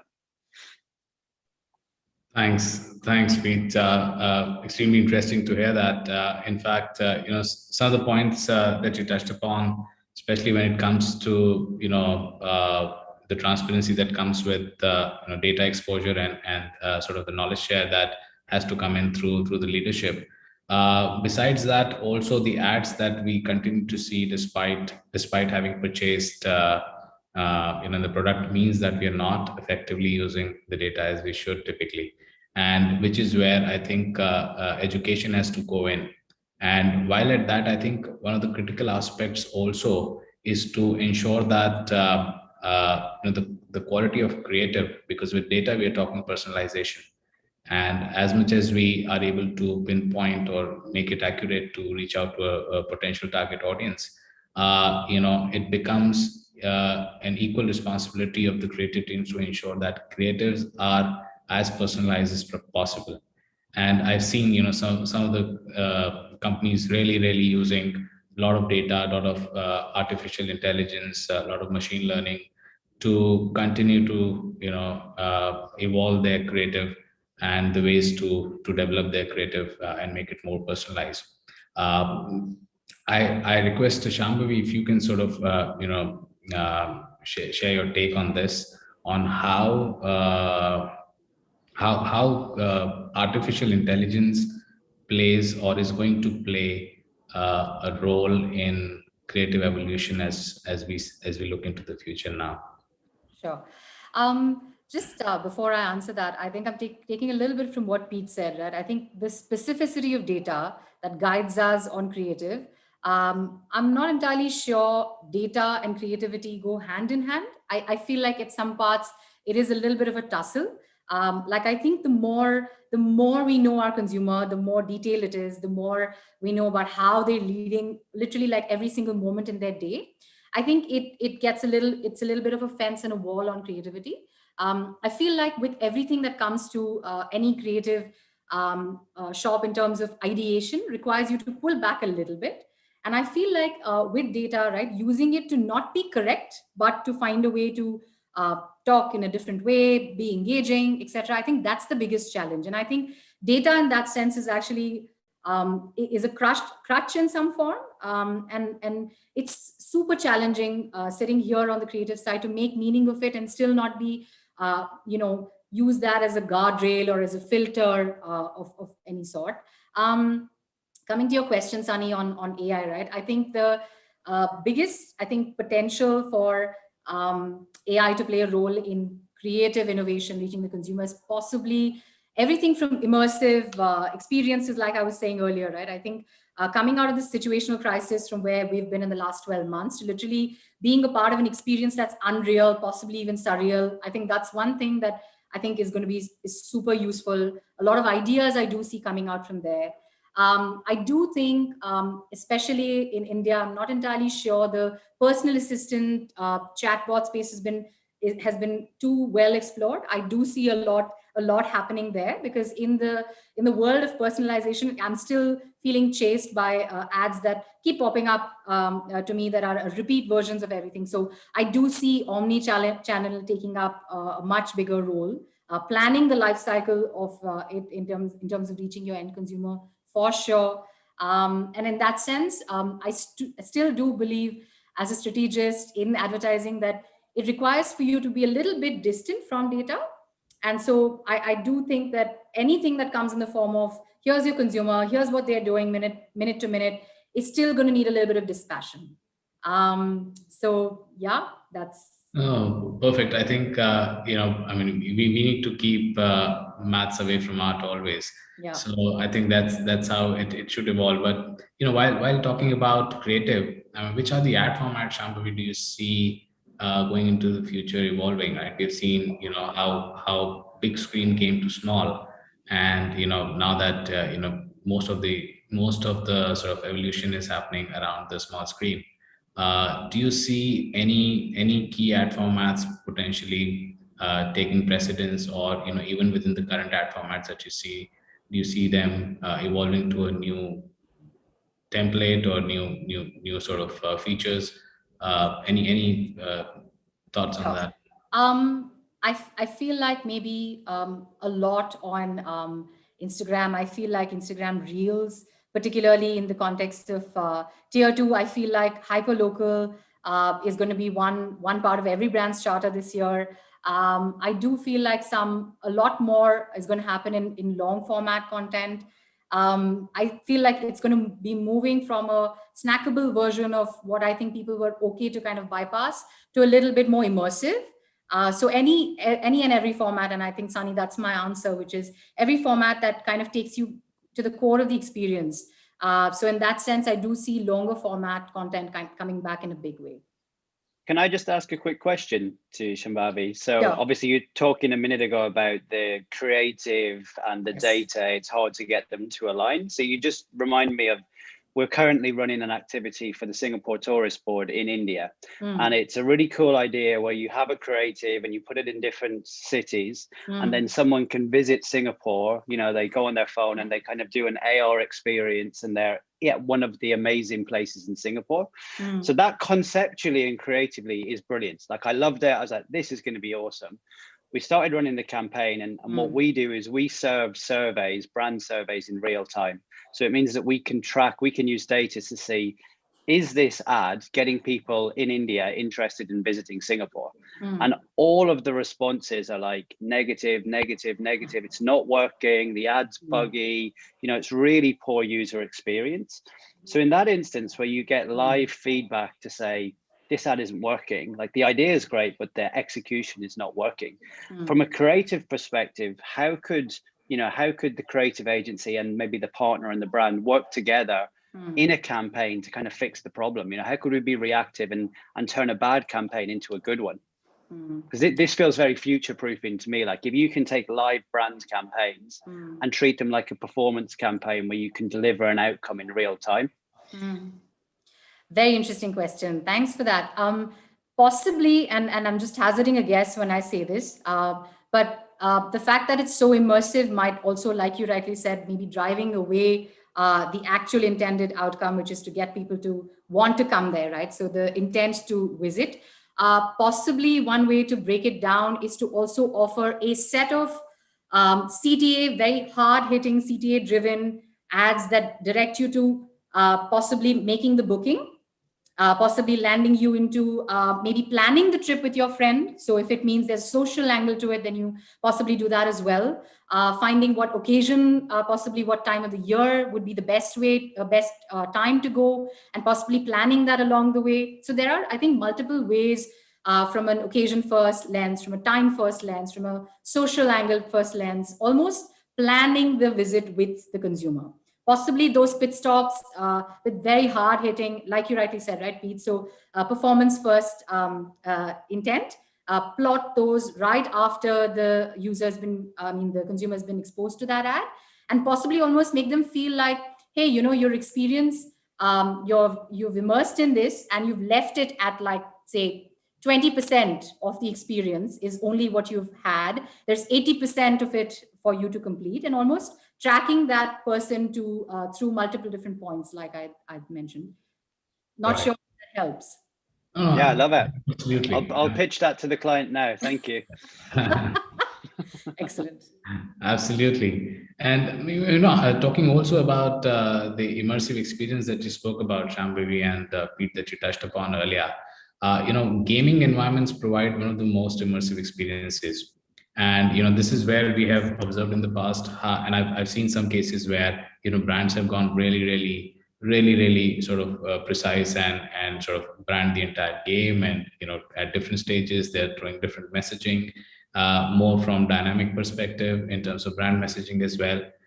Besides, we've also, you know, we know that, you know, the market share in 2021 for mobile games of global revenues will account for close to 60% by Newzoo and Bright Black Associates. So Yasin, if you could you know, throw some light on how do you see gaming ad formats, and which ad formats of gaming do you see becoming really productive and will continue to evolve over the next year or so? Yeah, of course. Well, of course, native in game is going to be one of those formats that becomes really productive from a bid stack point of view. But like I alluded to earlier, gaming advertising is not something new, but we've been very fortunate enough to start building out the gaming category as its own media channel. And the way that we now look at it is we position it in 3 different ways, and we see that all three types of gaming advertising are in a really good position to actually grow. So the IABs worked with us in a way to create a 3 kind of different tiers of gaming ads. So you've got in the game, and that could mean anything from native in game. So when I say native in game, that's open world billboards. So if you're playing a game like, I don't know, have we got any gamers here, but Grand Theft Auto, and you see a billboard in the game, and you know, our technology allows you to dynamically change that. And we talk about personalization based on the data points that we're able to access of that player, right down to, I was talking about the Burberry example. being really integrated in the game and being really engaging in the game. We've seen examples like Louis Vuitton, who did an activation in League of Legends, and at the same time in the real world, they put their collection online and in the game, and it's sold out in an hour. So it kind of shows that crossover of how engaging by putting your brand into the game, like it can generate those results for you. If you look at a Fortnite, for example, Fortnite has, like I said, 350 million different players on the game. Warner Brothers is quite famous for last year for releasing Tenet in the cinema, given the fact that a lot of the cinemas were closed. But to extend the way that they wanted to get the film out there, they decided to put the trailer of the film in Fortnite for 24 hours, every hour, on the hour, and then they decided to show the film. And they had around 28 million players actually go and watch the film while it was on. And that is something that you can't really beat when you come to an engagement point of view on another channel. That's like huge scale that you can get. But there is a fine line. So whilst you can create those immersive experiences, and you can get players to engage with brands in the gaming environment, you also get the backlash, which is, say, for example, and a bad example that we've seen is, and I won't name, but X brand has been in X games, and they've basically decided to put maybe an interstitial or a video format that is shown between the different matches that they're playing, and they weren't able to skip that ad. And the main kind of message of that is you have to put the ads into the environment so that they complement the environment and they don't interrupt the gameplay, and they be as engaging as possible. So what we're going to start to see now is how we can actually engage audiences, how we can put the brand in front of them, but actually complement within the environment that they fit in without interrupting what they're actually doing. Because the most annoying thing, and we've seen it in a display point of view, is annoying ads then tend to get blocked, is that there's then backlash for not only for the brand, but also for the game as well.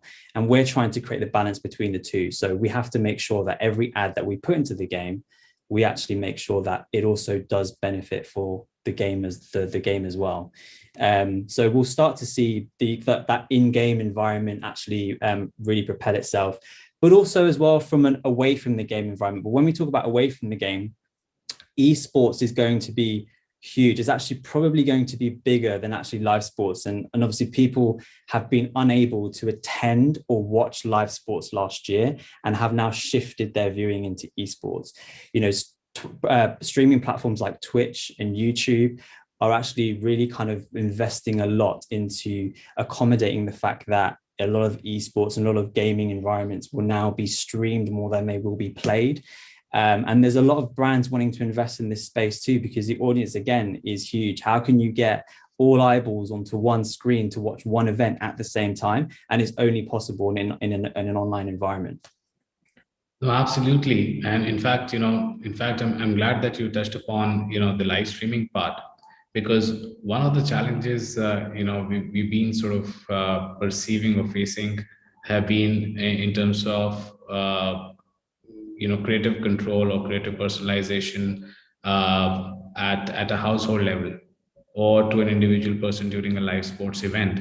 And I think Pete and I have also been discussing about it in the past, and he has some great insights to share, especially when it comes to the automatic dynamic optimization of ads, as well as personalization and recommendation engines when it comes to the ads being targeted and ads being served, especially during the live sports events. Pete, how do you think would a video OTT serve a personalized ad at a household level to an individual person during a sports event?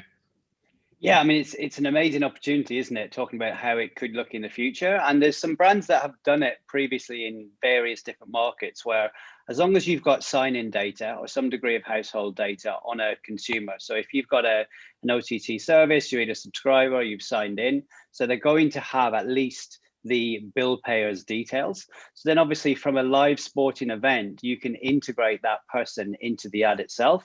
So you've probably seen, if you watch any American sport, you'll see that they have ads pop up all the way during the game. You know, that could really easily be an ad that pops up and say, hey, Sonny, would you like a Heineken at halftime? Or would you like a pizza at halftime? That type of thing. I mean, that technology is existing, but it's just about integrating it into platforms. So equally on the OTT side, because they've got all the different data sets, they've got you, they've got who you are, they've got your subscription, they've probably got your Apple or your Android account. You can do a pay in the actual moment. You can use a delivery service and you can let it all wrap up.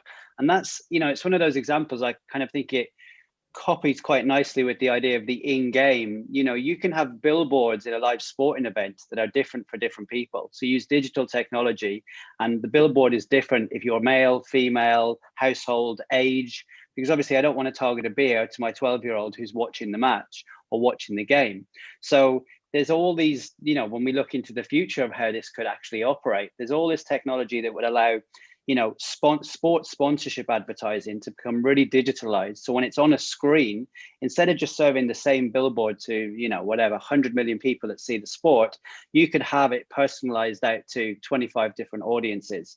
And then it's all about that, as we started, that transparency of the data. You know, who is this person? Do I know who they really are? Where that gets pretty incredible is a lot of TVs now, or a lot of phones, have got a camera on the front of them, so they can see, am I looking at mum, dad, and child? Am I just looking at dad on his own? All of a sudden, you can personalize the ad based on the person that's looking at the screen, and you confirm it's the right age group by the fact that you've got their camera. Also really scary, like Minority Report style. Everyone is going to end up putting their like stickers over their cameras. But if this is the trade-off, if the brand or if the technology platform can find a reason for us to allow that, because it's so good, and they say, hey, for security, you leave your camera on, you've got all the, you know, checks and balances in place, your kids will never see an inappropriate ad because we'll know when they're in front of this camera. That's a trade-off that's interesting to a parent. But when it's just creepy, I want to look at you, not so much.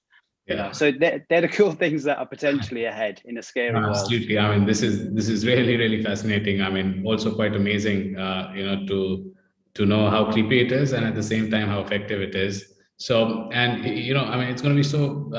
I mean, it's hard to visualize now, but it is becoming so much reality. You know, gamification of live sports events with personalized ads. I mean, this is a marketer's dream from you know 10 years ago. They would have never thought of this becoming a reality. And you know, this is all potentially coming from innovation. We've you know, everything that we see, the growth now is typically led by innovation. You know, Krisha, I would like you to come in here and, you know, talk a little bit about why innovation is so important. I mean, is it only about a short-term premium, or you know, just to create that perceived novelty or to drive utilization patterns of brands on the platform? You know, because we see more and more platforms offering more and more innovation these days, especially with ad formats, and also supporting the idea of storytization. So I would love to hear your thoughts on innovation. Sure, thanks, Sunny. So I think I'll start by saying, and I think Shambhu, you mentioned this earlier. I think innovation is been highly overused, right? So I think I personally believe innovation is not doing everything all the time for every outreach, right? I think innovation is about trying to figure out what works at that point in time for the objective you're hoping to achieve, and how much of that can also be long-term, right? It's almost like if I have to take a slightly 30,000 feet view, you know, innovation is a way to bring a brand to a space where users and audiences talk about it, not just from the product point of view, right? Or not just from the service point of view. There are other elements that you've added to that communication, which is something that they take away, they remember, and hopefully they action on that when, let's assume, they're at a point of purchase, right? Or a point of decision making.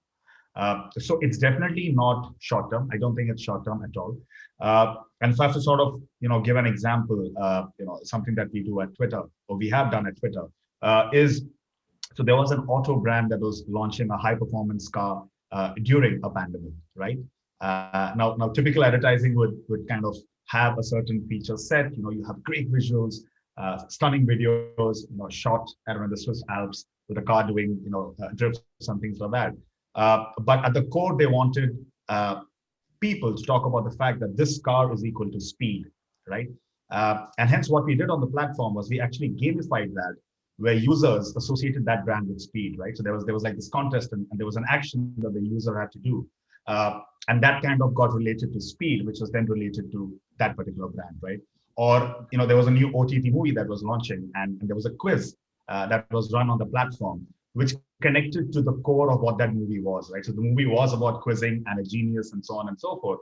And hence it makes sense for users to say, okay, this particular movie or this particular show talks about this, right? And I think that also is innovation. I think somewhere we tend to stretch innovation as, pulling all the bells and whistles and saying this is what it is. But I think sometimes it's about going that extra mile just to get that extra mind share in a user's mind, either for that point in time or a little later. And you depend on, how much you want to go and implement that, right? And I think with regards to ad formats, I don't think there is a right answer. And the reason I say that is because if you let users and if you let consumers interact with your communication, right, you make it inclusive. You let them be a part of it as well, right? Now, it could be an in-game experience like Yasin mentioned. It could be a conversation card that we have on Twitter, or it could be in something as simple as a survey or a poll, where you're asking users to say, hey, listen, we are launching a new phone. Why don't you tell me which are the top 3 things that you want in this phone, right? It's going to come 90 days from now. And if you tell me what you want is a battery, a camera, and I don't know, you want a phone that's only 6.5 inches, you're kind of empowering the user to say, okay, they're listening to me, they're talking to me. And I think that is where we see a lot of brands kind of shifting, right? So I think innovation, yes, but it's got to make sense to what you're trying to deliver, and it's definitely not short term.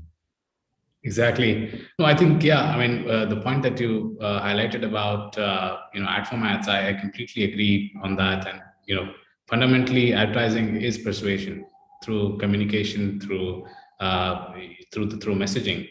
And, at that point, I also believe that, persuasion happens not to be a science, but an art.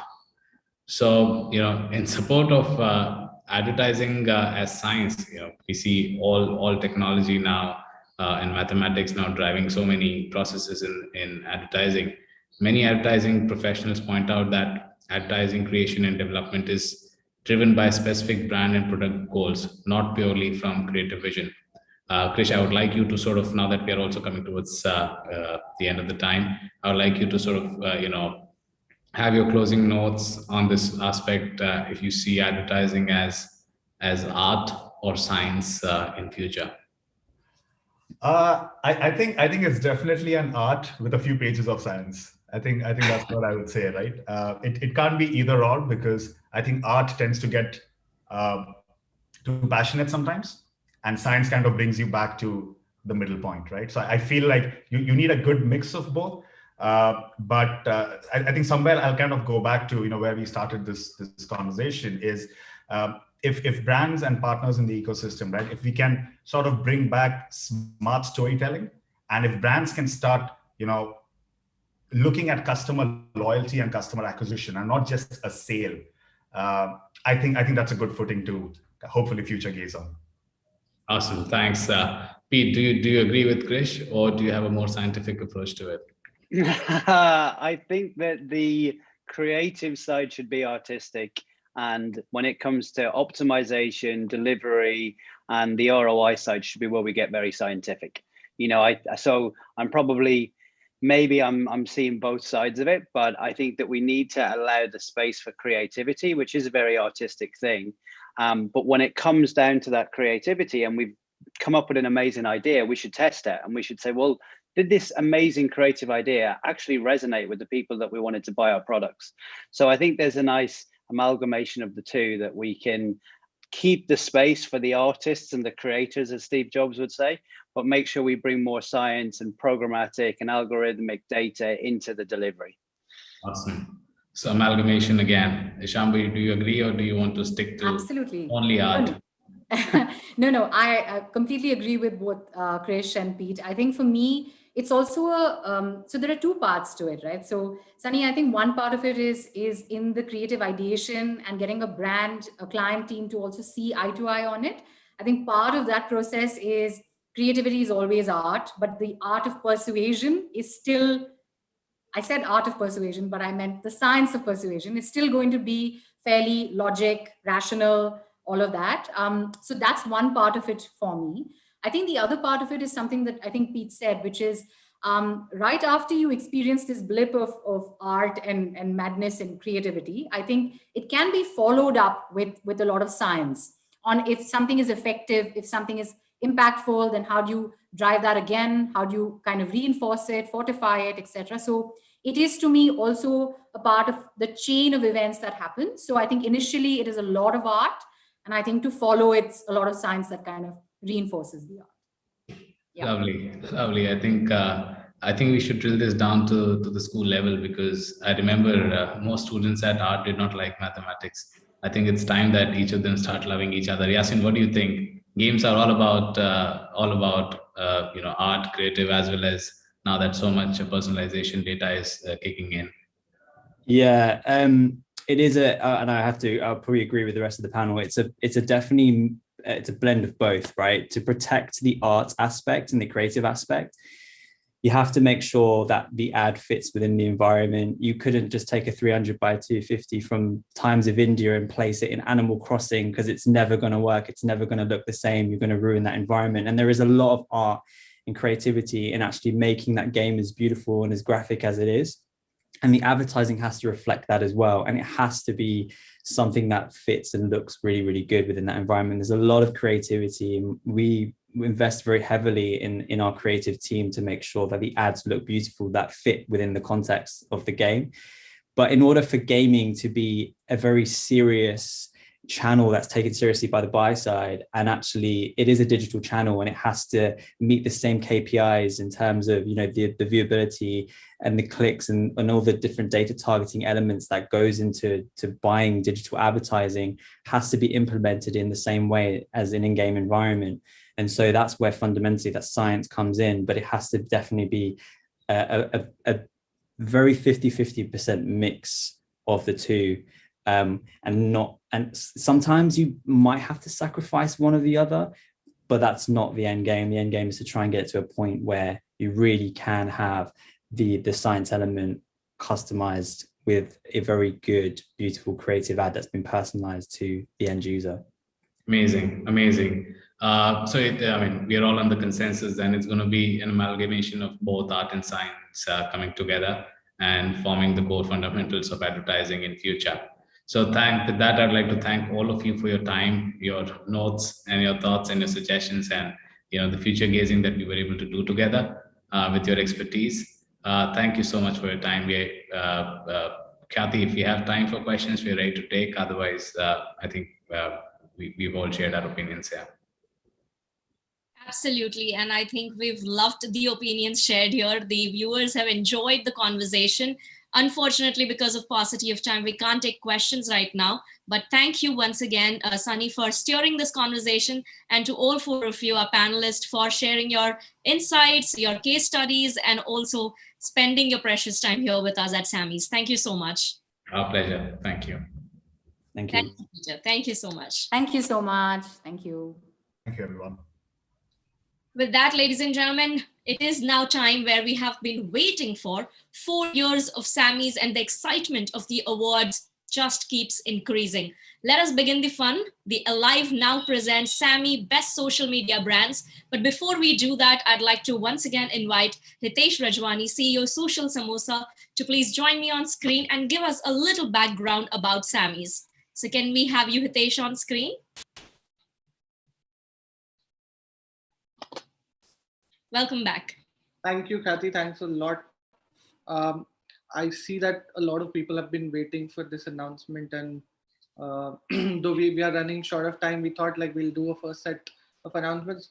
So guys, I know you all know of Sammie from the past 4 years, and you all know the core thought. The core thought for Sammie has always been about one, celebrating the kind of work brands are doing on social media, the kind of growth social media platforms have seen because of the investments from brand custodians, agency professionals like And every year we try to raise the bar for SAMMIE by setting certain benchmarks, because that's the core thought.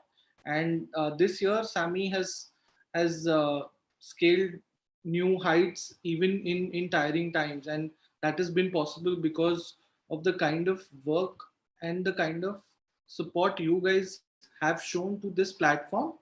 And we've got like about 450 plus nominations, and when we were sitting with the jury for reconciliations as well, we realized that even in these trying times, brands and agencies have managed to pull off some really great work. And this is not like one-off campaigns, but they've managed to keep engaging audiences and at the same time serving business objectives in the toughest of times. So the mandate from jury this year has been more of an encouragement for brands who've sort of set that standstill that yes, there is a pandemic, yes, there are adversities, but then there are opportunities too.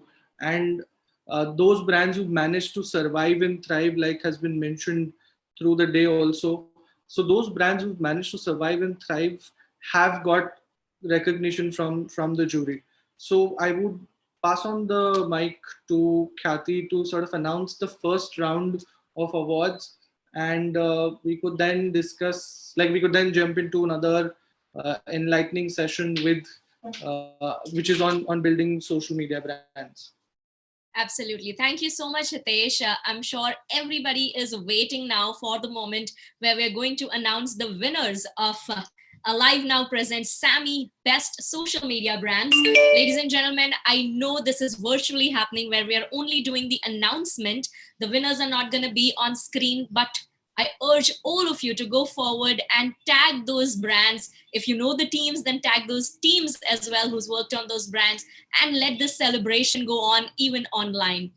Starting with our first category for the day, here we have the CMO of the year. These are the individual awards. First category, CMO of the year. Let's take a look at who the winner is in this category.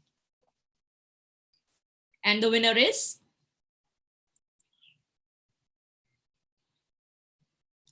ladies and gentlemen, give it up for Jasneet Bachal.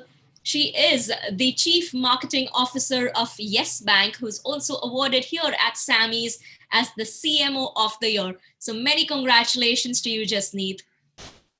Moving forward to our next category, which is Marketing Director, Marketing Head of the Year.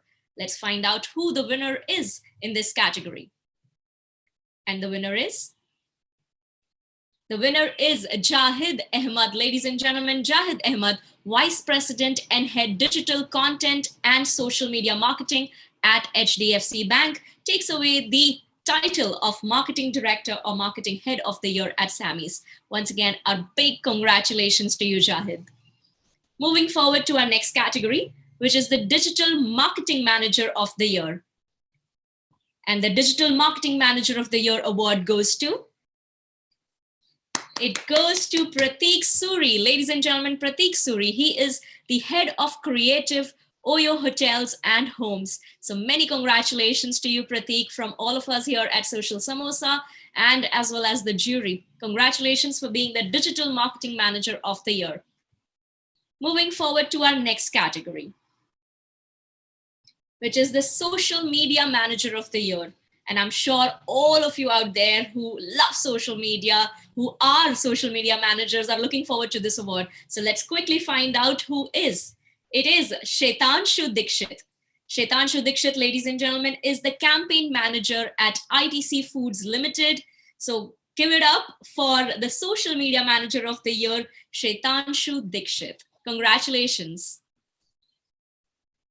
Oh, well, we also have another winner in the Social Media Manager of the Year category. We have two Social Media Managers of the Year. The next is Nitish Saxena. He is the manager at Paytm.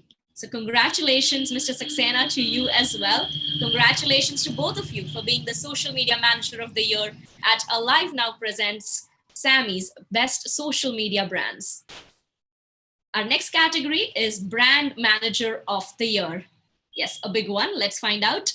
It is Manisha Dokania, who is the brand manager of the year. She is the head brand Edelweiss Mutual Fund. So congratulations, Manisha. Many congratulations to you. And like I've told all of you that do not forget to share the excitement and the celebration online with these brands, with these individuals. With that, we're moving forward with the category automobile. Let's find out who the winner is in this category. Kathy, sorry, just a sec. So Yeah. I forgot to mention this particular piece to SAMMIE this year. So like I said, the jury's note this year was that we want to encourage more brands to keep doing what they're doing, and at the same time appreciate the kind of efforts they've put in such a tough year.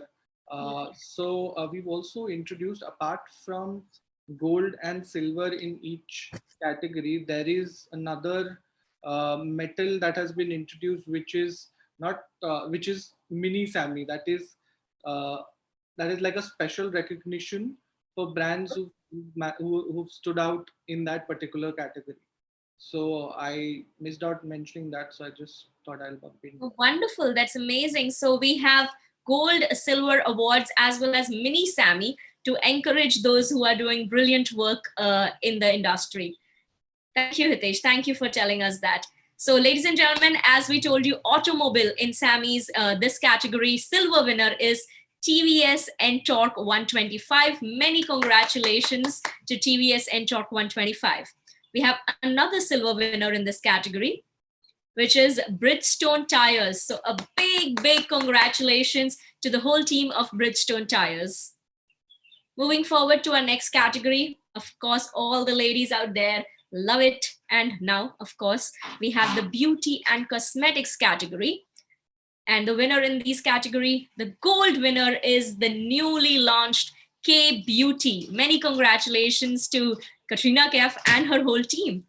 Congratulations. And the silver medal in this category goes to the beauty company. So our big congratulations to the beauty company as well. And we have another silver winner in this category, which is Avon India. So once again, our big congratulations to Avon India as well. Ladies and gentlemen, our next category is BFSI Banking. Let's find out the winners in this category. Our gold medal winner is HDFC Bank. Once again, a big congratulations, a hearty congratulations to the whole team of HDFC Bank. And our silver medal winner is IndusInd Bank. So once again, congratulations to all the team members of IndusInd Bank. And we have another silver medal winner here, and that is Kotak Mahindra Bank. So congratulations, Kotak Mahindra Bank, to the whole team. If you're watching us, then do give a shout out to Social Samosa. We'd love to be part of the celebration. Moving forward to another silver medal winner in this category, which is State Bank of India. SBI team, congratulations to you. We're moving to our next category, which is BFSI Financial Services. Let's find out who the winners are. The gold winner is Paytm. Of course, we all love Paytm, don't we? So congratulations to the team of Paytm. Moving forward, our silver winner in this category is IDFC Mutual Fund. So congratulations, IDFC. Many congratulations to the whole team. Well, moving forward to our next category, BFSI Insurance. Let's find out who the winners are. The gold winner in this category is Bajaj Allianz Life. So Bajaj Allianz, big ups to you. Congratulations. Moving forward to our next. We have another gold winner in this category, which is SBI Life Insurance. So SBI Life Insurance team, I hope you are celebrating already. Moving forward to our next. Next category is education.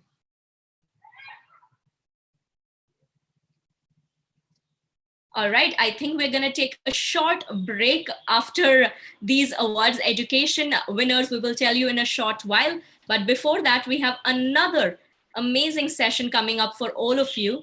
And I hope all of you are ready for this one. The Building Social Media First Brands, Lessons from Brands Who Do It Best. So ladies and gentlemen, I hope you're ready for this session as I welcome our speaker on screen, calling in Akhila Shankar, Director of Brand and Communications at JioSaavn. A very warm welcome to you, Ms. Shankar. Looking forward to your session. Hey, Kathy, thank you for the introduction. Hey, everyone. Good afternoon, or is it good evening? So great to have all of you over here. I'm actually going to project my screen, so just give me like 10 seconds. This right now feels like every Zoom call ever, huh?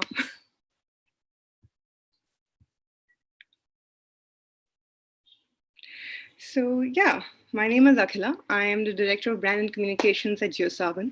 If you don't know who we are a global music streaming service who specialize in content for South Asian audiences in India and around the world. I have been a brand builder for the last 10 plus years, but I actually started my career in advertising. And this was 11 years ago, if I'm not wrong. And it was actually a very interesting time when so much of brand building and so much of marketing was actually shifting to social media. And it was at that precipice when that difference between mainline and social media agency and digital agency was sort of coming up. And I used to work at BBDO, and then I used to work with a couple of social media agencies. So social media has actually been something that's really been close to my heart. And so has been fundamental research and science, which I spent a couple of years before my career in music and in marketing. And I'm really excited because today I'm going to get to talk to you guys about all three of them. And yes, we're talking about building social media first brands, but social media itself is such a social experience, right? Right in the name. And it's just so human because of the nature of it. And there is an amount of science to how we create what we do as brand marketers, as social media managers. There's also science to how the consumer is perceiving it. And yes, science, but also a lot of feelings, right? And a lot of these things are what we're going to be covering in today's session. Someone really close to me once told me, people will forget what you say, but they will always remember how you made them feel. And this actually really stuck with me. And I think this is that one quote that every brand marketer can probably live by, right? And originally quoted by the American poet Maya Angelou. And to really understand feelings, our ability to influence them as marketers and as humans to feel them, that's where the nuance of marketing really comes into play. And we know that good marketing will make you consider, but great marketing, that'll make you feel. And great marketing stays with you. So what is this session really about? I know I told you a lot about science. I told you about like social media. Well, yes, we will be looking at case studies. We'll be looking at case studies from some social media first brands who do it so well. But we aren't looking at what they did. We're looking at why it worked. But why, right? The importance of understanding why. The difference between doing a social media campaign and replicating success campaign on campaign to build a brand that lasts a generation, that comes down to the understanding of why something worked. Why is the reason why a brand is loved versus a brand is consumed. So let's actually start with a brand that every social media strategist is in love with in their own way. And if you work in an agency, I'm pretty sure you have at least one client who every month will give you this feedback saying, why can't our social media be more like these guys? Zomato, right? Doesn't even take you 2-3 seconds to figure out whose page this is from, whether or not you actually saw the logo over there. And they've really built this brand around relatable humor, right? It's a lot of like heavy text, really relatable one-liners. They make you chuckle at minimum, they make you laugh at best. And while they've built a brand around this side of humor, they're not the only brand who does it, right? A lot of brands live off of topicality and the humor that can be built off of everyday life. And especially there are often a lot of brands who are also consumed on a day-to-day basis, right? Whether it's a music streaming service like us, or whether it's Amul, because, bread without Amul just sounds wrong. Or like a service like Swiggy that you might be using on a daily basis. These are the kind of brands who really benefit from this kind of topical humor. And this resonates with a lot of people, right? This is the kind of stuff that we are always sharing on our Instagram groups with our friends, on our WhatsApp groups. This is what gets picked up by so many publications. And there's a reason why this resonates across the world, right? With people on the consumer side, but even within the industry. So what's really happening there? What's happening there is actually endorphin. So endorphin is a neurochemical, And this is essentially released when there is this sense of stress going away from your body. So the physical act of actually laughing can release this. So every time we're seeing a social media post from any of these brands with this kind of humor, and it could be for any reason, either it is genuinely funny, or some of it, like Pavri, is ridiculous as to why it exists. It makes you laugh. And just that physical act of even your smile moving a little bit releases endorphins. And if you think about this as a person, right? How do you feel about the person who makes you smile? You trust that person, right? And imagine a brand who makes you smile. If you make it your business to make people smile, they will resonate with you. So how do you actually activate endorphins, right? Memes, of course, this is actually what we saw in the last two slides. A lot of brands that are building around humor are actually building alongside memes.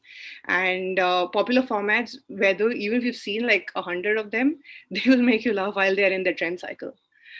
Cute GIFs, man. I'm like, CRM is actually such a big part where like social media brand is built. Like literally when you're replying to people, use GIFs which are, different. Don't use the same GIFs again and again. Use really cute ones. Use ones that speak a lot more about your brand.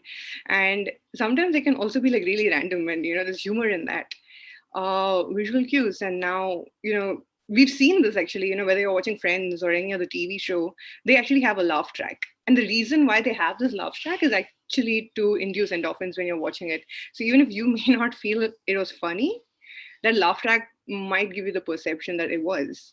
So if you're creating video content, even simply including a character who is smiling, who's laughing, is a great way to get the consumers to laugh with you.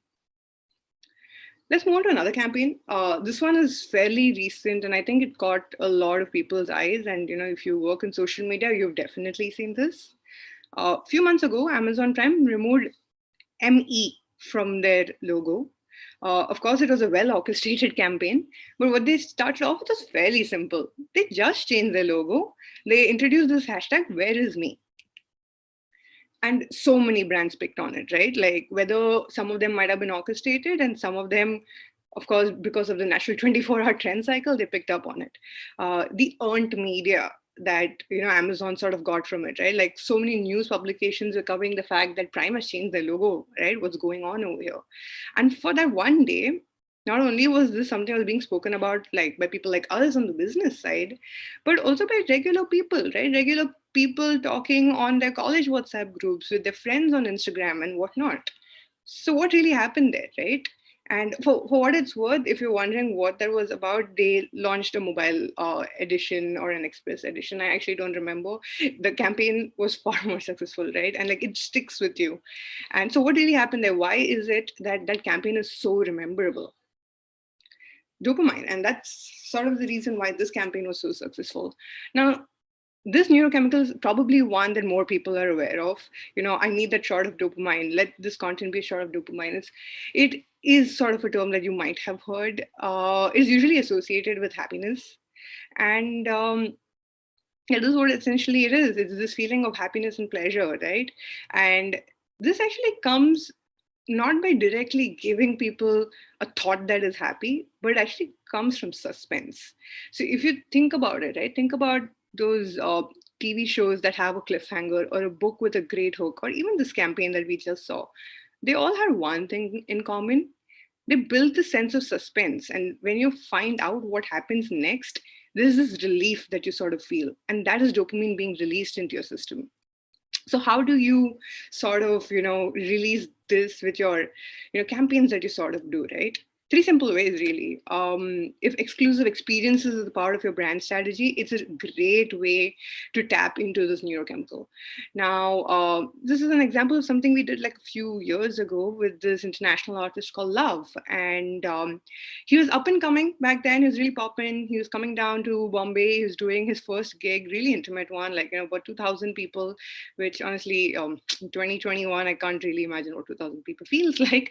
But back then there was a small amount, tight-knit sort of a crowd. And, he had a very loyal fan base. They were smaller in number, but they were streaming so much more. So when his management sort of reached out to us saying that, it's going to be in Bombay one day early, why don't we do something? we sort of thought, okay, let's do something for his super fans. So we went through our streaming data. We got like 30 odd super fans, people who are probably streaming his songs about 100 times in a month. And we told them, okay, yeah, come down to office. We're shooting some fun content piece around, fans of love. And we actually surprised them with a gig, right? And there is this sense of happiness that these 30 people are experiencing in that moment. But when that translates onto social media, right? The amount of social media posts we just got from these 30 super fans and people then sharing it, people then seeing it, there were labels calling us saying, hey, I want to be able to do this. There were fans hitting us up saying that, are you going to be doing this with more such artists? Like, I want to be a part of this. And the sense of exclusivity really, really gets people to want to engage with your brand. Now, gamification is another way to also do this, right? And this one, I don't need to actually explain. If any of you use Google Pay, which is all of us, 9 out of 10 times, they're going to be like, better luck next time with that scratch card. But at one time, when they give you 3 rupees, there is some amount of happiness to winning that 3 rupees, right? That's dopamine. And the other way to sort of do this is exclusive sneak peeks, right? No matter what sort of business you're running, no matter what sort of brand you're, pushing, to actually build this community, which is like this friends of the brand sort of experience, giving them exclusive access to things before they release anywhere else. It could be something as simple as that makes them want to love your brand. For example, we all know that Instagram has this close friends only feature. We could literally have people who are close friends of the brand who get to see products before they ever come out anywhere, see an app release before it's out anywhere. It's a sense of exclusivity and just waiting to know what it is. That's what makes them bond with your brand. Use stress and urgency to your advantage. Now, this one's actually a difficult one. It's also not for every brand, by the way. But if you work on a brand where the success is determined not just by how successful your message is, but it is determined by what the person on the other end of that message decides to do after they get that message, you probably want to use stress and urgency. This is an ad that Peter actually did when the pandemic sort of started. And I think it's fairly self-explanatory, right? Like, we all went through this when we were in lockdown, not something we all expected. And we know what it feels like to be locked up against your will. And just tapping into that with this really tight shot of this person who's at home just like all of us, and this straightforward copy, right? It's really impactful. You see this on your social media feed, you feel something here, you stop for a second, right? Even WWF, these are like very cost-driven brands who tend to take this route, and they do this really well. Like another example you see on the right-hand side, again, like from last year, this is how we cut down our immunity against pandemics. We bought this on ourselves, right? And when you see this, like I said, you feel something literally over here. It's like you need to swallow something, and it makes you stop. And that feeling is actually cortisol. And again, a neurochemical that's released in your brain. And this essentially is released when you're in that fight or flight sort of a mode. And it actually makes you take attention. And while it might sound like this is not the best feeling I want to inspire in a person, but if your message is important and you want them to take notice, and the consequences of not, paying attention to it is severe, then this is probably something you want to tap into. So how do you activate this, right? Use statistics, right?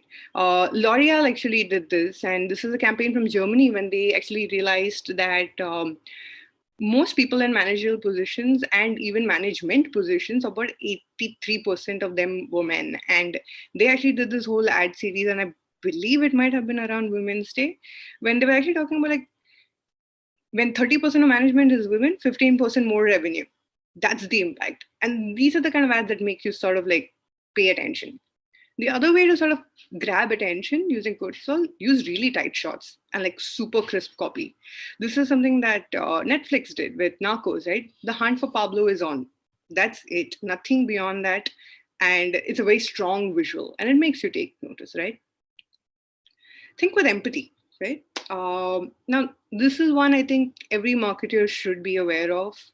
And I think as many seminars as we might attend, even sitting amongst our colleagues, Empathy has also become something that we've been thinking a lot more about in the last year.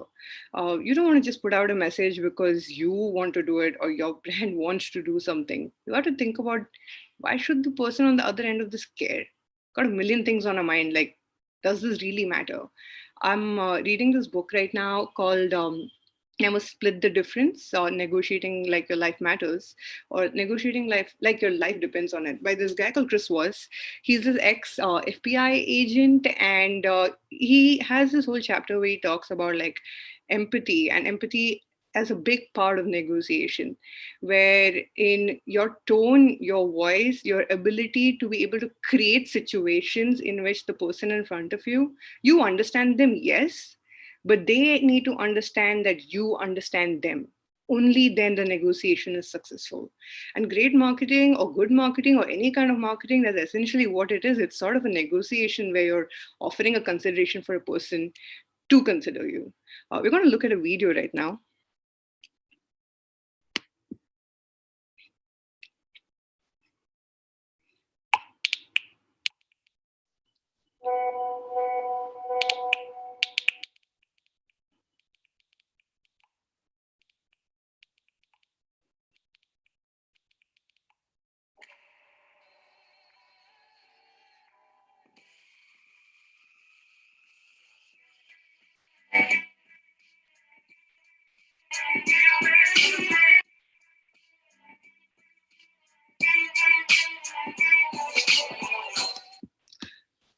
So what you just saw, this was from a very recent campaign that we did in Feb for Valentine's Week. And it was one of a series of 6 such shot through the phone sort of conversations, right? And you know, it's essentially like a WhatsApp conversation. And there is obviously a sense of, you know, everydayness to this, because we often share screenshots of conversations with each other, right? If you go to your gallery right now, I can bet that there are more photos of screenshots than of real people. And so this is a habit that people are already used to. So when they see this on their screen, they're seeing a situation that they have already been a part of. And combining that with language and tone that you might see regular people use in their everyday lives, that's what makes campaigns successful. And this was extremely successful for us, and not successful in the way 3% engagement on Instagram kind of successful, or 11% increase in geotune set in that week sort of successful. So what really happened there, right? Got to go to the next one. Guys, have to give me a second. So why did it work? Oxytocin is sort of the reason why it worked. This is the chemical that's often associated with human bonding. And when you create these situations that people can empathize with, that's when this chemical is released. This is also something that happens in movies, right? When you're able to identify yourself with the protagonist. This is also one of the reasons why K-pop bands have 10 members, each of whom have very distinct personalities. So everyone in the audience is at least able to empathize and see themselves through the eyes of one of these artists, right? That's when this sort of happens. So when it comes to a brand, how do you sort of do this, right? 2 very easy ways, actually. One is feature real people, UGC content, right? Like Dove's literally built its whole brand around featuring real human beings. We did something last Women's Day for our subscription business where we actually wanted to do an ad, but then instead we just got real women to tell us what they hate about ads. And these things work because you see people who look and sound like you on screen and you're like, yeah, I relate, or I don't relate, you know, but you want to have a conversation with this brand. The other thing you can do is actually mimic real life. Like there was a time when advertising was all about being otherworldly. Like, you know, someone opens a bottle of mango juice and then there's this beautiful person popping out and the fairies and whatnot. That magical realm is over. Real life is what people are looking for. Last March, we were supposed to do a TV campaign for our US market, and we pretty much had a lot of things lined up. And there's this whole campaign called Come Home to Jiusavan, playing around the NRI nostalgia. But then, you know, the pandemic happened, and then we had to change things around overnight. And we literally shot this campaign from our homes. It mimicked a Zoom call. We went from come home to JioSaavn to stay home with JioSaavn. And this campaign did well from the sense of not that it got us great engagement just on social media, but when we actually aired it on TV and other platforms and marketed it along all platforms, we actually saw about a 12% increase in our monthly active users in US and Canada. So we saw a lot of examples so far, and we spoke about a little bit about what is the science behind why they work. So am I suggesting that you hire a neurologist? Well, not quite, all of these things that I sort of ran you guys through, it's great to understand why, it's great to understand the science behind it, but this doesn't mean that every time you come up with a social media strategy or a post, you need to be noting down what is the chemical I need to release and whatnot. Instead, there's something that I like to call the 2-question rule. And this is something that's going to sound honestly really basic when I tell it to you. But trust me, ask these 2 questions to yourself every time when you're putting together a high-level strategy or even a social media post that's going out. Literally ask yourself this out aloud. It's made a world's difference for me, and I know it will for you. The first one, you might be more aware of. What do you want people to do, right? Do you want them to download an app? Do you want them to go to your website? Do you want them to buy a certain product? This one we all are aware of because this is what we commonly call what is the call to action. This one is basic, but lots of people miss this. Start with this question, but go deeper. The question you actually want to ask after this is what do you want them to feel when they do it? And the difference between a social media first brand and a brand that just uses social media, this is the question that they get right.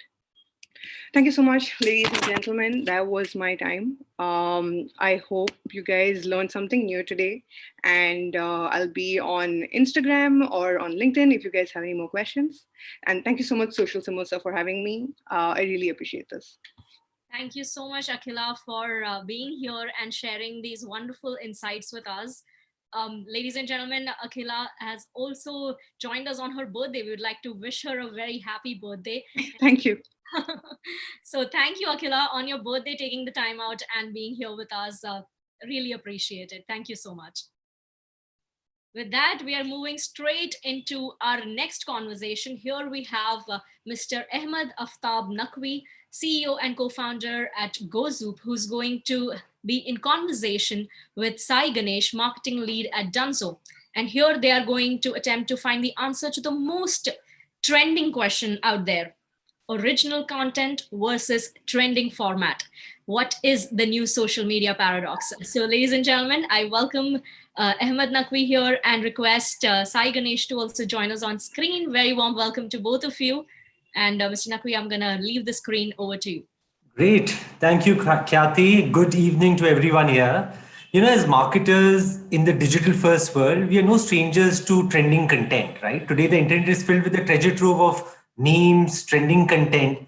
We all know about it. But what I really like about this is that the idea of a trending content really captures the imagination of people and allows them to become content creators in their own right. You know, from politics to architecture to corporate culture. If you can think it, probably there's a meme for it. And today, brands and agencies are also hiring specialist meme creators, right? So topical memes, trending content are increasingly finding space in a brand's content strategy. There's no 2 questions about it. But can they truly become the heartbeat of the content strategy? Or is it a possibility that they help the brand earn genuine brand love? So should a brand today create more original content and play a test match and build that brand salience? Or should it play a T20 match where every day it's trying to create a great trending content and stay at the top of the mind of its consumers, right? So that's the big question that we are debating today. And who better than someone who's, at the forefront of it and championing it, the trailblazing Mr. Sai Ganesh, marketing lead at Dunzo, with us to have this discussion. So welcome, Sai. Great to have you on board.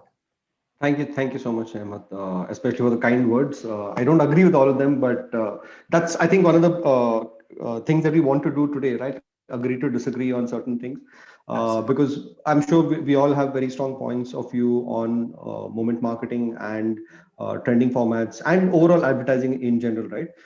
Thank you so much, Social Samosa and Ahmed, for having me here. Lovely. Sai, you're just being humble because all the recent spate of wars that you're winning for moment marketing and trending content beg to differ. But let me put it till that, and let's deep dive into trending content first, right? Sure. Let's talk a bit about the genesis of your trending content strategy at Dunzo. What was the reason about being so heavily focused on trending content, right? And punning your way through amazing viral content. What was the reason behind this? Yeah, so two, three things, right? One, I think the starting point is this is what consumers want to consume, right? If you look at moment marketing and whatever our personal views on whether this is creative or this is creatively stimulating, the fact is that this is what people want to consume. Let's take the most recent thing, right? I usually use the Rasoda meme, for example, as my favorite example, but even the party meme, right? Like this is something that's now percolated through politics, right? It's part of the Bengal elections conversation. So fortunately or unfortunately, this is the reality of today, where meme marketing is the future. In fact, I really truly believe that meme marketing will replace to a large extent what television commercials used to do for the longest time, where in a 30-second commercial you could communicate multiple aspects about your brand tonality and make it aspirational. Today you can do that with a single meme, because memes are fairly powerful as piece of content which are layered, nuanced. I was talking to a teacher the other day, like, and she's talking about how she's able to communicate concepts of science, right, to her students through memes that she shares on WhatsApp groups. So it's really the sort of a symbol of our times that we live in, where consumers want to consume content which is layered with humor, right? I think for a large period of time, for multiple decades, the two main engines of content in India were largely led by Bollywood and cricket, right? And anything to do with that, song, dance, Kingfisher, whatever you want to call it, right? All of it was around entertainment and so on.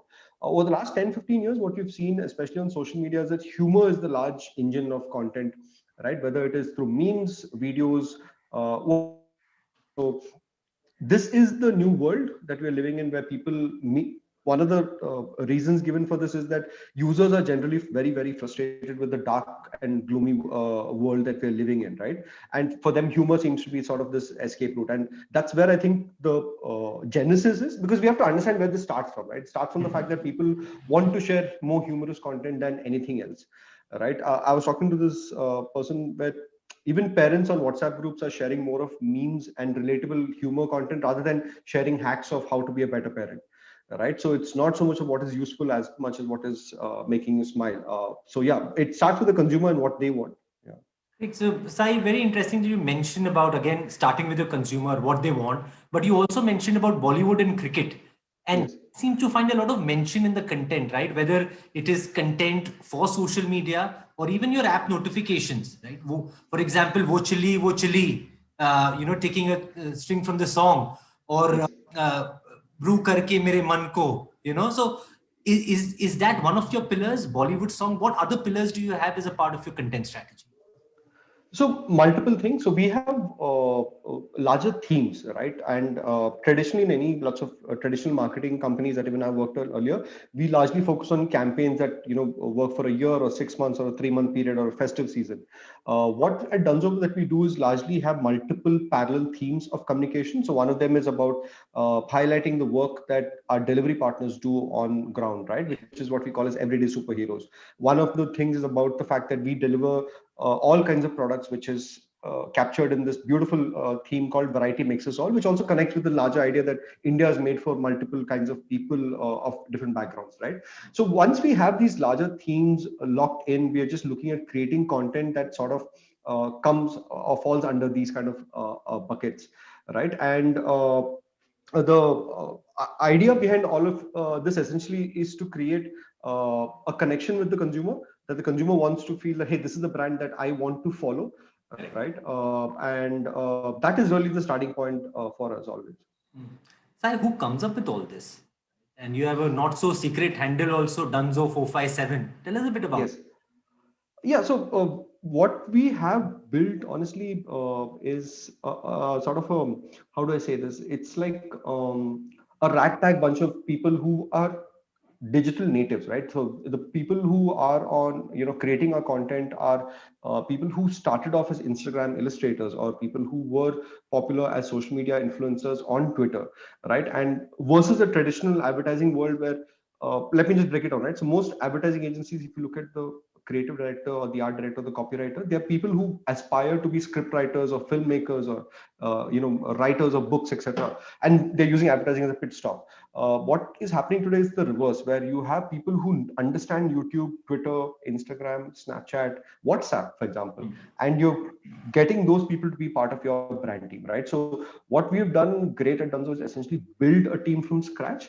Right, we've we've asked people to join us who understand the medium much better than us, right? And that's been the reason why it works, because it's almost natural to them. It's second skin, that they wake up in the morning, they open the social media apps that they're familiar with, they understand what are trending topics and how to ride that wave. And the reason why it's important for a brand like Dunzo is because we always look to sort of hack the system. We don't spend significant amount of money on promoting these posts. We look at largely organic growth. Our key metric that we look at is shareability, right?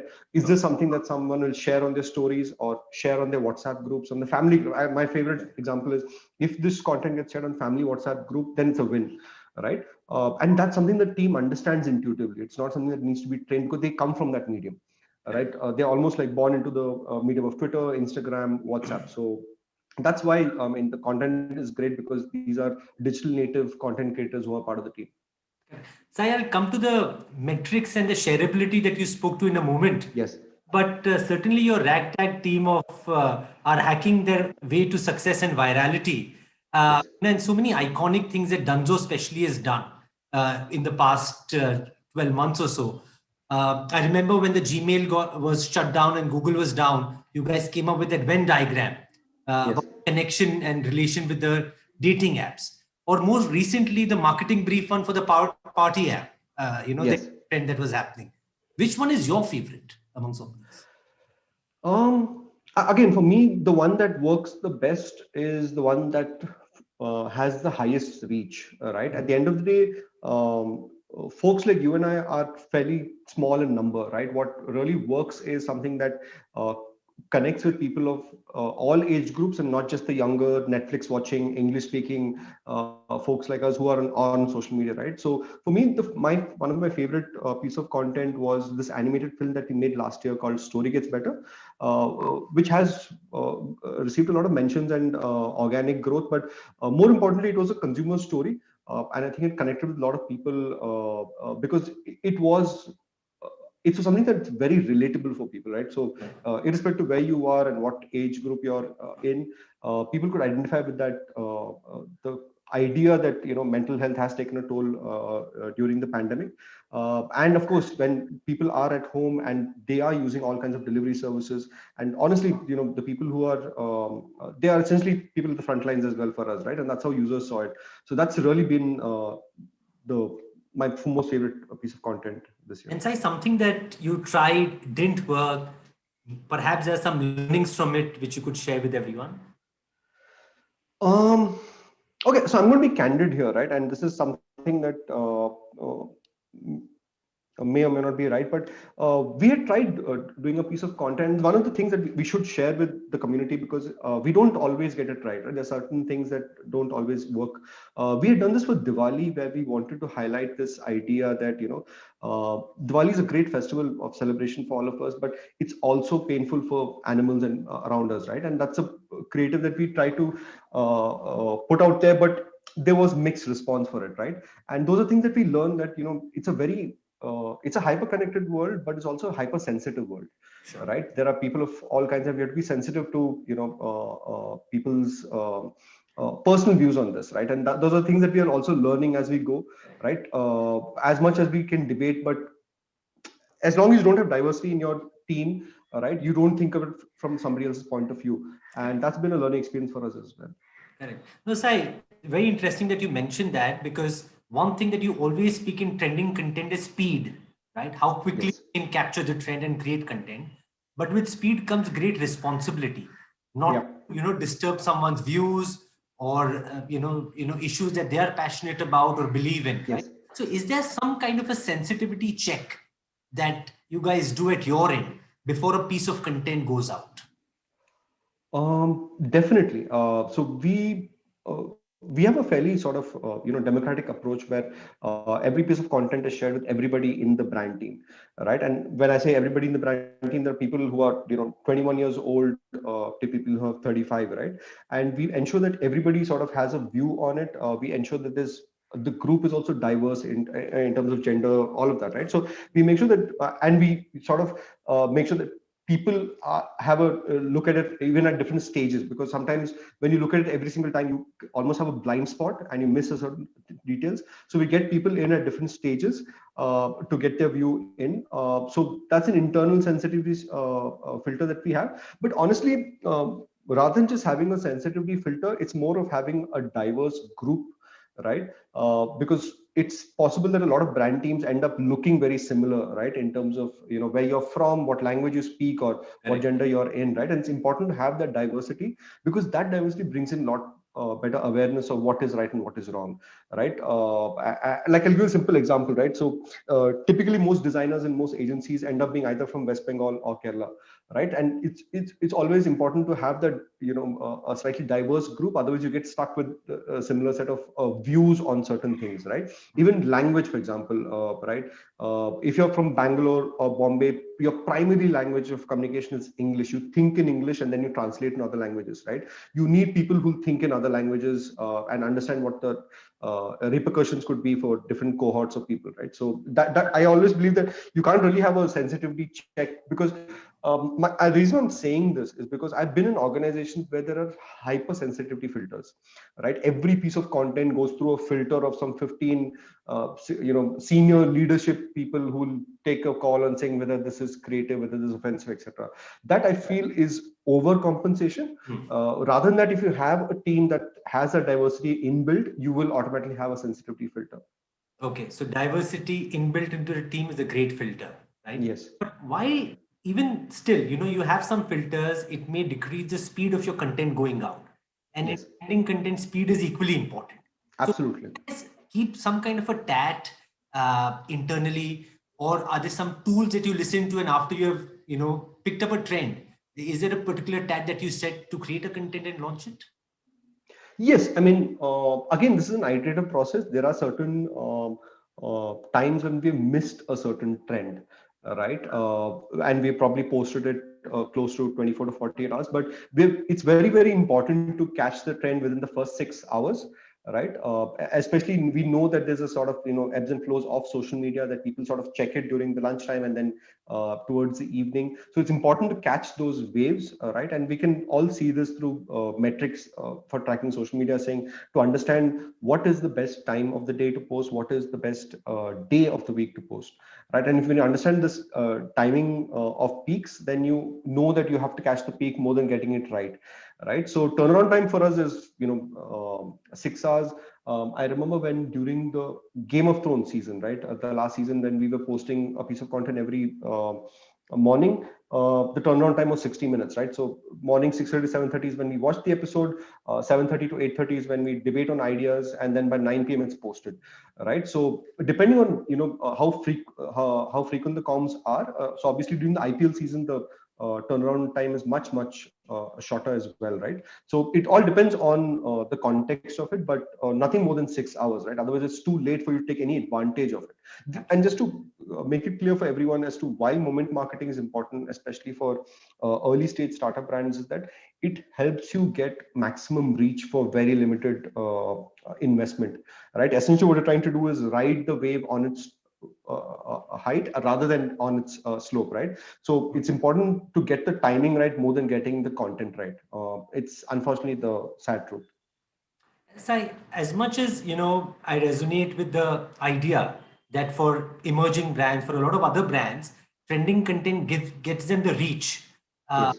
But does it really give them that resonance, right? And for a moment, if we take a step back and say that, what, if I'm also speaking about a particular thing which everyone is speaking about, is that differentiating me from the crowd? And as a brand, am I standing out, right? So is that something that you advise, that a brand manages trending content with original content? See, I think more importantly, right? So there are two things to this. There is one part which is just being part of that crowd that is talking about a certain meme, right? And all that will give you, honestly, and I'm being very, very honest here, being this is a social samosa event, right? All that will give us as a brand manager or brand team is features on platforms like Social Samosa or the likes of it, right? What works with consumers is really the message that you're driving, right? It's easy to be part of that trend and just have a namesake post that to some extent is creative, but as long as one of the themes of your value proposition, right, at the end of the day, Dunzo is communicating a certain value proposition to the user, and that's what we're using these memes as vehicles for, right? That is not the message, right? And that's important to differentiate that these memes, they're like boats that we're using to get from one place to another, right? What is important is what goes inside it, and that's important for us to marry it back to one of our themes. So we are always very particular to talk about either this is about the everyday superheroes that we're celebrating, or the fact that we have a variety of services, or we get the things done, or it's just something that is relevant for that day. So it's unfortunately a mix of things. There's no one specific formula, but it's important to have the brand purpose or the brand promise communicated to the user rather than just using it as a gimmick.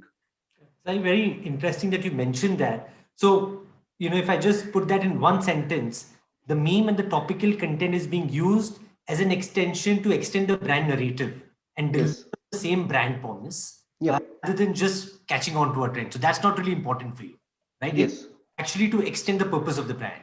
Yes. Yeah.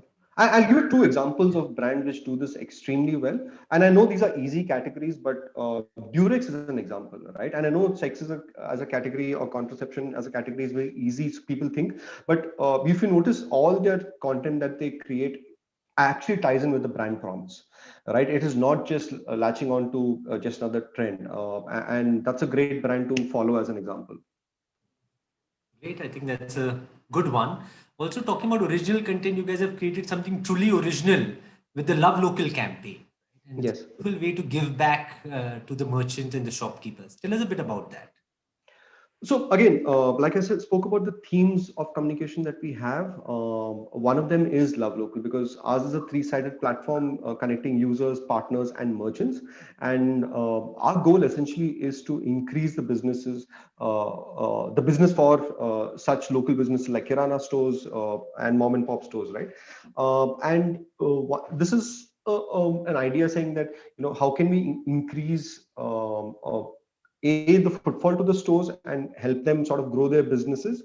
The second was also from a design perspective, and one of the sort of behind the scenes themes that we talk about is also, we believe that the internet or content deserves much better, right? And if you look at design as a philosophy across India, we have multiple different sort of design aesthetics for storefronts, right? And that's where this idea came from, saying, can we help the businesses, of course, B, also from a being part of the design community and branding community, can we create an aesthetic that could be used by stores in the future as well, right? So as long as you sort of start that trend, it's just about creating that trigger and letting other people sort of use that, right?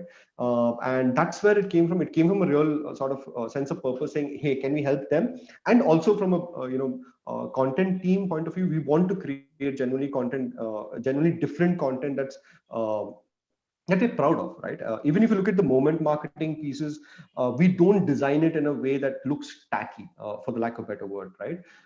And it's our sort of contribution to the content world, saying that, hey, can we improve the quality of content that's getting put out there, right? Even if it is memes, even if it is just wordplay, it should be designed well enough, right? Dunzo is certainly doing that and making the world more fun, for a lack of a better word there. Yes.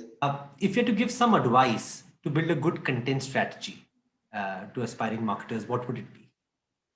So I always say this, that start with defining who your consumer is, and just understanding how does the consumer spend his or her day, right? Just look at what are the platforms that they use, and as long as you start with that, as to who the consumer is and what platform they're spending maximum time on, then it becomes easier to create the content for that platform, right? So let's say, for example, if your audience are primarily teachers or HR trainers, right? They're primarily going to be on LinkedIn, right? And hence, that the kind of content that works on LinkedIn is very, very different from what works on Twitter or Instagram. So I always start with the basic idea, saying understanding who your consumer is and what your channels of communication should be, and then working backwards, understanding what kind of content works. And honestly, a lot of it isn't rocket science. Like if you see, the most shared TikTok videos or the Insta Reel videos are from people who are unlike marketers, right? They're probably from smaller towns. They don't have the kind of fancy MBA degrees, because it tells you that you don't need MBA degrees to be a marketer today, right? It's very intuitive. You understand very clearly why a piece of content works, because it's relatable. It appeals to a certain emotion of, either humorous, or it's hacking, or life hacks, for example, right? Or some sort of message that tells you that, hey, this is a better world, much better than what you think it is, right? Whatever, there could be different sort of pillars of platform. But essentially, as long as you understand who your consumer is, what your platform is, and then understand what kind of content works, it's fairly simple. Lovely. So you had mentioned about shareability as one of your metrics. Yes. Is that the only way you measure success? Because shareability is an endorsement, right? And it's a very holy grail in terms of people actually always trying to put up your story on their feeds and other things. So is that the only thing that you measure in terms of success? No, it's not the only thing. We definitely look at engagement rate, and we look at reach, and we look at shareability. But if I'm being brutally honest, I think the future is the only metric that we should be checking is for shareability, right? Because it's the only thing that sort of defines the value that consumers adding to that. Because if I have 500 followers on my Instagram personal feed, and if it gets shared, that means there are newer users who are seeing that piece of content, right? Versus if I'm just getting likes, comments, or even bookmarks and saves, right? Those are the clear sort of actions on a post. That is really going to our existing audience, right? So it's almost like the differentiation between new users and existing users. Shareability gets you that reach with new users, versus everything else is with existing users, right?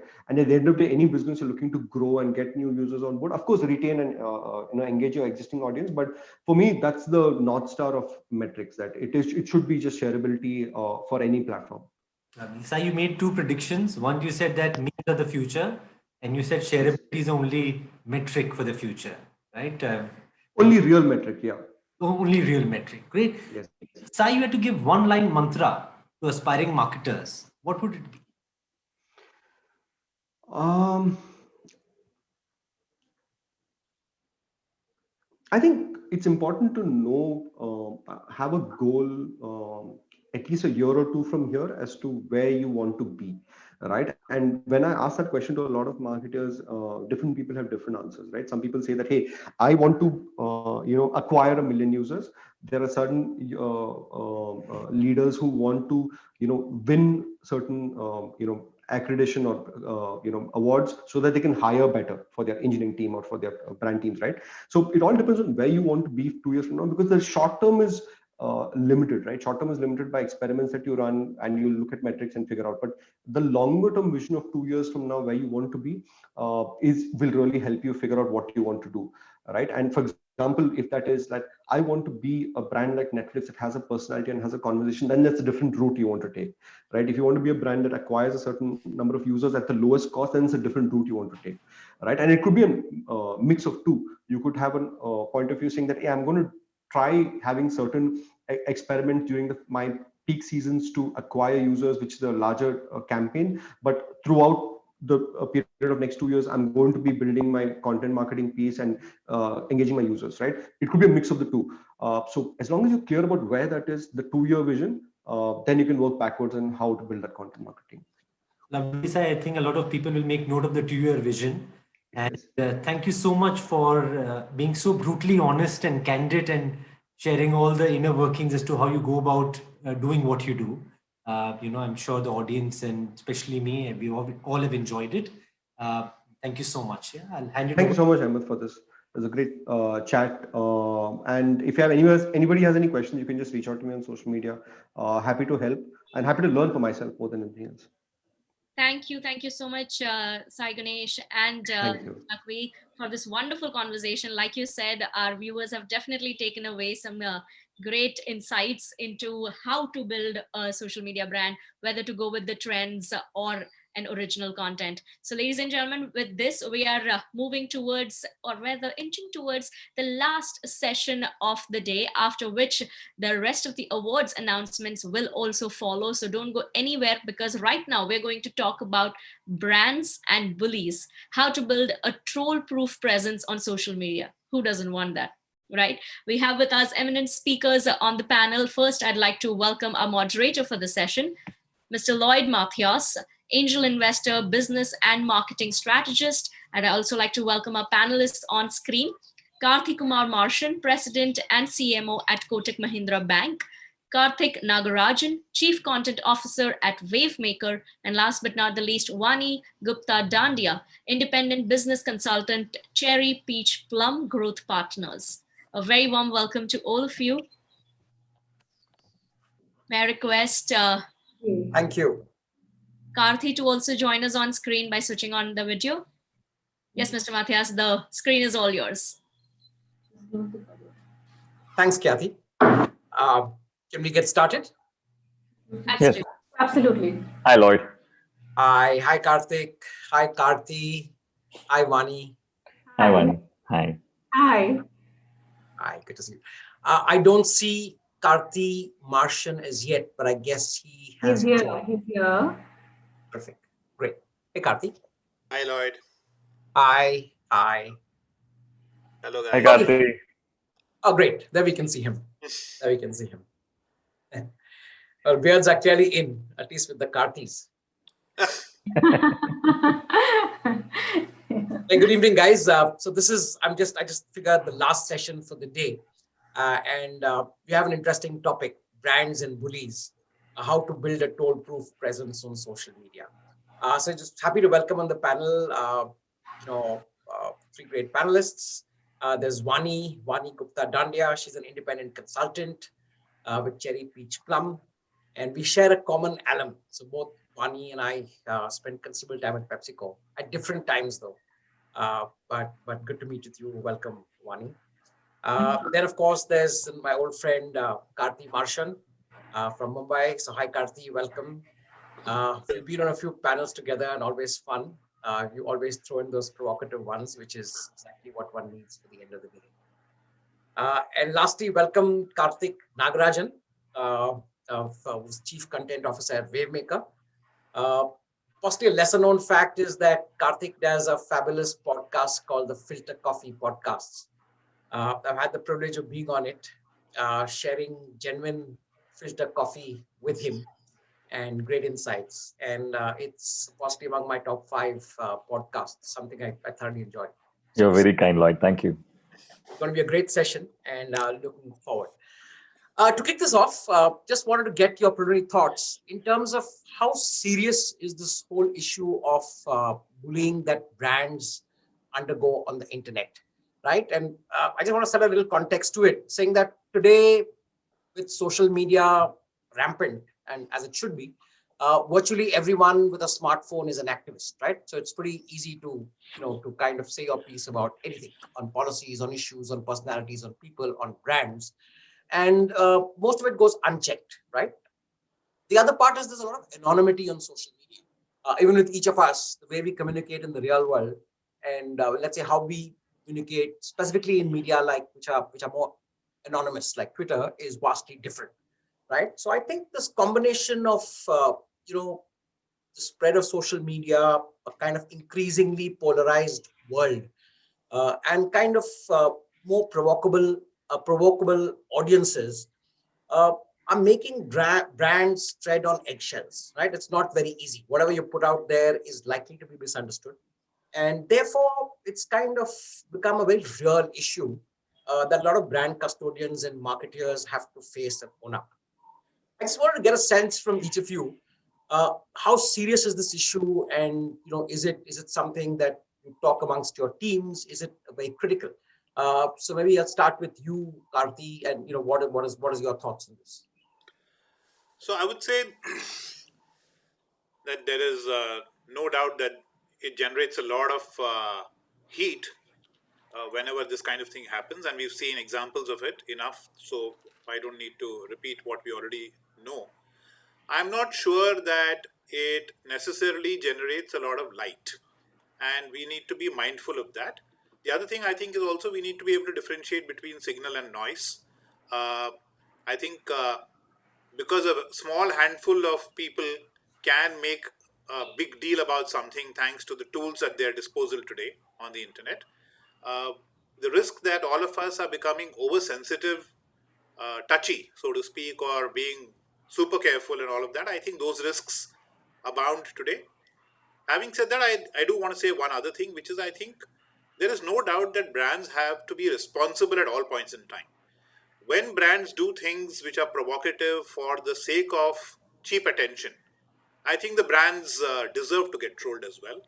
I think if the brand has a responsibility to be provocative in the interest of the product, the consumer, the larger purpose that the brand exists for, because it must get disproportionate attention creatively. There's no argument with that.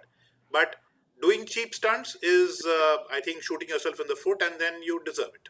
So there is yin and yang on that. But I'll stop now and let my colleagues bear in. Great point, Karthik. Before I just toss it across to Vani, just a point. Therefore, I also think that brands in general, especially mass brands and banking brands like yours, Karthi, they cater to diverse segments, right? So what seems like a justified stance to one set of your consumers may seem like a wholly unjustified stance, right? So maybe not taking a stand on issue and being silent and getting about your business of serving your existing customers might be seen as a small section as being very, very kind of looking away, so to speak. So Vani, your point, do you think that it's okay for brands to kind of stay neutral, look the other way? Or do you think that for issues that concern a lot of their target consumers, they must necessarily put out a point of view? So I'll take on from where Karthi left off, when he said, yes, if a brand is doing stuff necessarily to attract attention, to get cheap attention, then I absolutely agree with his point of view. But for me, for example, when I was with Pepsi, and Lloyd, you might be familiar with this, we used to get trolled a lot, on both Kurkure and Lays. On Kurkure because it's plastic, and on Lays that it's only Hawa. So now there is no, this is unjustified, in the sense that it's false, it's fake to say, it's untrue to say Kurkure is all plastic. And I, as a brand custodian, couldn't ignore that because it was wrong, and it was my responsibility to give the correct information to my brand loyalists and my brand lovers. And, so the question is, when you get trolled, what is the kind of issue that you're getting trolled on? And hence, depending on what you're getting trolled on, one has to take a call on whether one responds or not. So for issues like these, certainly it was my responsibility to respond. Titan controversy, entirely different. Should they have expected to get trolled? For certain, yes. They should have also known how they could have handled it. Could it have been handled better? For certain, yes. When there are controversies, for example, there was the Maggie controversy, there was the Cadbury's controversy. Did they get trolled? Yet again, yes. How should that have happened? The way that should have been handled, I believe Cadbury's did a great job of it. I felt Maggie could have done a better job of it. So the point I'm making is that there are different kinds of subjects on which social media can go really frenzied. And depending on what the subject is, one has to take a call as a brand custodian on how one responds to that. It's not the right thing to keep quiet. And at the same time, sometimes you might use humor, sometimes it's best to ignore it, sometimes it's very very essential to actually put out facts and let it be known that, look, that's not true, this is the truth. Then it's also important to take a call on how much do I engage. You engage to a certain point and then you leave it after that. And then you may also have to take drastic calls, as we did in the case of Pepsi, where we actually moved court. We actually approached Google in several cases and then we moved court if we had to. So it depends entirely on the issue. Great. So you're saying basically horses for courses strategy, right? So you'll kind of play it as the case may be. But I'm glad you brought out examples, specifically of Pepsi, and then of course Tanishq or Titan in that context. And that would be a great way to get Karthik's views on this. This is Karthik ending with a K. Is that essentially, Karthik, a lot of brands sometimes get into an awkward position without meaning to. Right? I think Vani alluded to briefly, let's say the Tanishq controversy. Some would say it's justified for a mainstream brand from a very respectable business house to handle an issue very sensitively, as they attempted to do with the jewelry ad showing, let's say a couple of different religious denominations, right? But there are cases when brands inadvertently get into a spot, right? Zomato a year and a half ago, found itself in a tough spot because someone felt that, getting his vegetarian food delivered by a person of a particular religion was not appropriate. All right. So brands increasingly are finding themselves tossed into a kind of political hurdle, which is not of their own liking. I just throw two more examples to illustrate the point. Mr. Bajaj, like his wont, was pretty outspoken about his views on the economy. And a lot of that kind of backfired because a certain section thought that he was, very anti the government of the day. Or more specifically, I would say the most recent one being the Fortune oil, right? So sort of, had a heart issue, and that may have nothing to do with the cooking medium. But as it happened, because Fortune belongs to a particular business house that, let's say is up there in controversy, trolls started landing up. So I think today, in a sense, it is difficult not to be polarizing, sometimes without meaning to be so, right? One level is brands that do it, we'll keep them aside. So what's your sense? You're saying that brands therefore ought to be ultra careful to filter everything that they put out, look at it, is there any chance of anyone taking offense in this touchy world? How would you recommend you handle this, Karthik? Sure, Lloyd. I think, including the moderator on the panel, I have a lot of past and present clients, so I'm going to tread carefully in this panel. But, for years, as having managed a social media practice at GroupM, I think this is all the crises that Vani spoke about. I think in one way or the other, been involved in some capacity. And, like slightly said, we had a penny every time someone, trolled Lays for air or Kurkure for plastic. The brand would probably made more money. But I think, we are in a different world, I feel. And I'm just going to go back to the title of the session itself, right, which is bullying. And I feel that is different from trolling, right? And to me, the best example is what he just said, right? Like Mr. Bajaj, which is an entrepreneur, saying something about the economy, which is a very big part of his life and something that he himself shapes, will be fairly normal in most normal countries, right?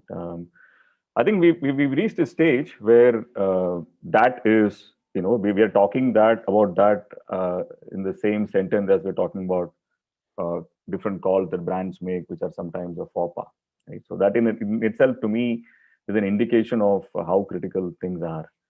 And I think, that difference is a very big difference, right? Like Karthi said, are some brands asking for it, right? Sort of a thing. Yeah, sure. You can troll, make fun of a brand, or the best way to retaliate to a brand is to not patronize it, don't buy it, don't watch the ad or whatever. But to threaten the brand, to malign the brand, or to threaten a store manager and create a sense of fear, right? That to me is less of a marketing problem and more of a law and order problem. If you spoke like how you speak on Twitter to someone on the street. You'll probably get arrested in most countries. Right? So that I think is very different, right? And I don't think anything that a brand does, in its judgment, really deserves that. So I get that point, Karthik, and I think it's a pretty fair point. But I think, having said that, I think it's an inescapable reality of today's world, right? So the examples you mentioned about stores being attacked, or employees being threatened, or people going into the LinkedIn profiles of a Tanishq product manager and saying, okay, so he created this campaign because he belongs to a particular religious denomination. I think that's real. I think my question for all three of you is that what brands got to navigate this as they would a landmine, which is really careful and tread very carefully, or should they go out and put out their point of view, right? So you speak, obviously, your brand values and whatever is your core thematic advertising or what you want to communicate. But having said which, should the fear of bullying, trolling, getting misunderstood, restrain your communication? Should that be a key factor? And Karthi, love to get your thoughts on this. I want to channel Bill Bernbach to answer you, and I want to quote two things he said, because I can't say it better. So first, if you stand for something, you will always find some people for you and some against you. If you stand for nothing, you will find nobody for you and nobody against you, right? And the other, which is I think more important, and which is our responsibility as marketeers, which is that all of us who use mass media are shapers of society, and we can either vulgarize it, brutalize it, or we can help lift it to a higher level. And I think that is the inspiration that I have used all my life, and I nudge all my colleagues and anyone I can influence to try to do as well, that with every single word we put out, we have not only the opportunity, but also the responsibility to shape society. And of course, it's tricky. In these times, it is probably trickier. But I think in these times, if you were to hide, it is even worse. So we have to navigate it carefully, however, because it's not my company. I can't bet the farm on my personal religious philosophy or my political philosophy or whatever. I have to be nuanced about it. But so long as we have executive buy-in, we have the C-suite's buy-in on issues. And also, I would say that there are some holy cows which probably are not worth treading because they don't align with the brand's purpose anyway. It's not necessarily our fight. But there are many things which are our fight. In the financial services space, for example, the cliche about saving up for your son's education and your daughter's wedding, right? It hasn't gone away. And there is brand after brand and big brand after big brand I've seen slip into it unthinkingly, not necessarily maliciously, but just thoughtlessly, because that's the way it is. So I've made it very categorical and very purposeful to say when we do our advertising, we talk about the daughter's education and the son's wedding. Similarly, when we made an ad for an insurance plan for our insurance product, retirement product, we made sure to talk about the woman retiring and not the man. When we made an ad for children's products, there's something about offers and deals and some benefits which are educational in nature and some benefits which are, candy and so on in nature. We made sure to say that the girl's lines were, "My mummy smartest, my daddy sweetest." And these are small things, and they just require some little overturning, a little changing. But all these small things, I think, can add up to a lot over time, because it's all that silly cliche about the ripple in the pond. You can do it, and we all have these chances, and none of these, frankly, have got noticed in any big way.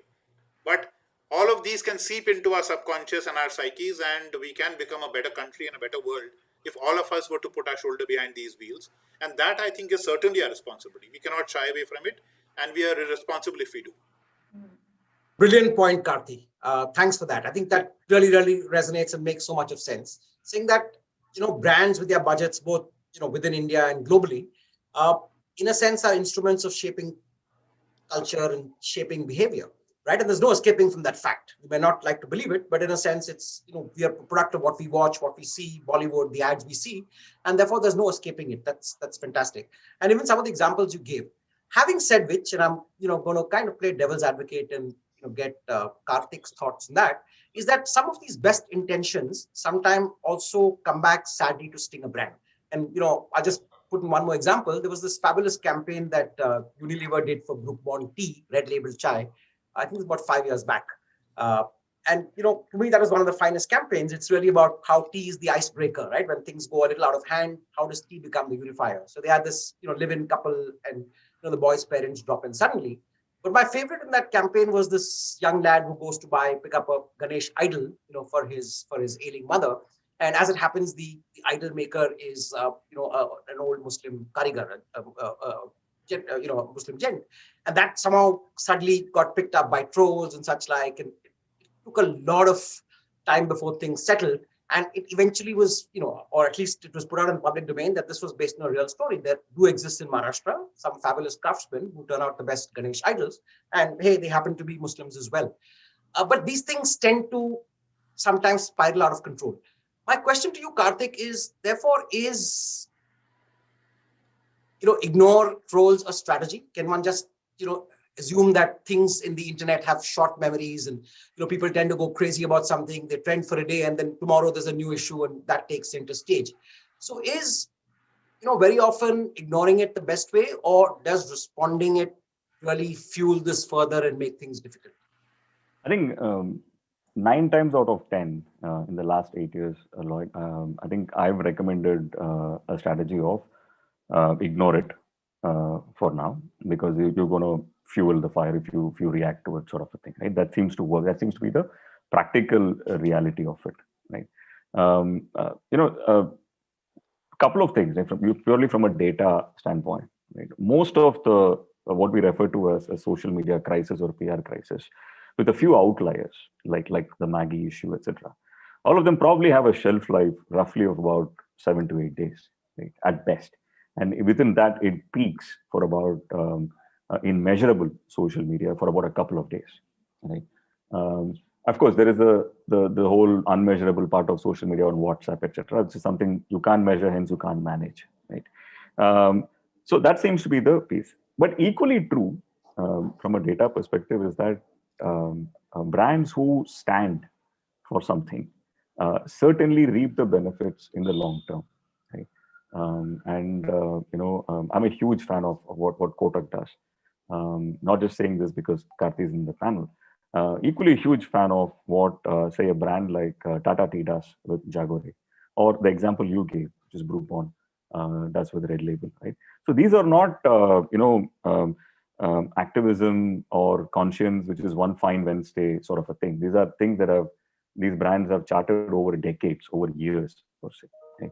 And that is based on a consumer truth and how, and that constantly works. I think the last point to why I feel this works is you take the Nike Colin Kaepernick example, per se, right? On the day it happened, etc., on the days that followed the campaign, the shares dropped, right? The market really paid for it, but eventually the sales went up, right? So to me, I think there is a long-term benefit in brands taking a stand. Thanks, Karthik. Another point I want to bring in here, and Vani, I'd like your take on this, given the fact that you spend a lot of time, like I did, in a very competitive category, is that very often one understands that trolls and controversies are not just natural, they're very often created by a competitor, right? I know of a case study of a company, a company in, let's say, a consumer durable space or in the smartphone space that ostensibly was paying tech bloggers and reviewers to gauge products and ensure negative comments about a competitor, right? So that's one aspect. And then there are a lot of cases when a lot of the negativity actually is stirred up by a competitive force. And we are talking purely brands here. We're not in the world of larger social media and politics, where obviously it's it's almost like a full-time job. In that context, how do you think brands should react when it seems very clearly that this is an instigated campaign and it's out to defame your brand or make it difficult for you in the marketplace? What would be your advice?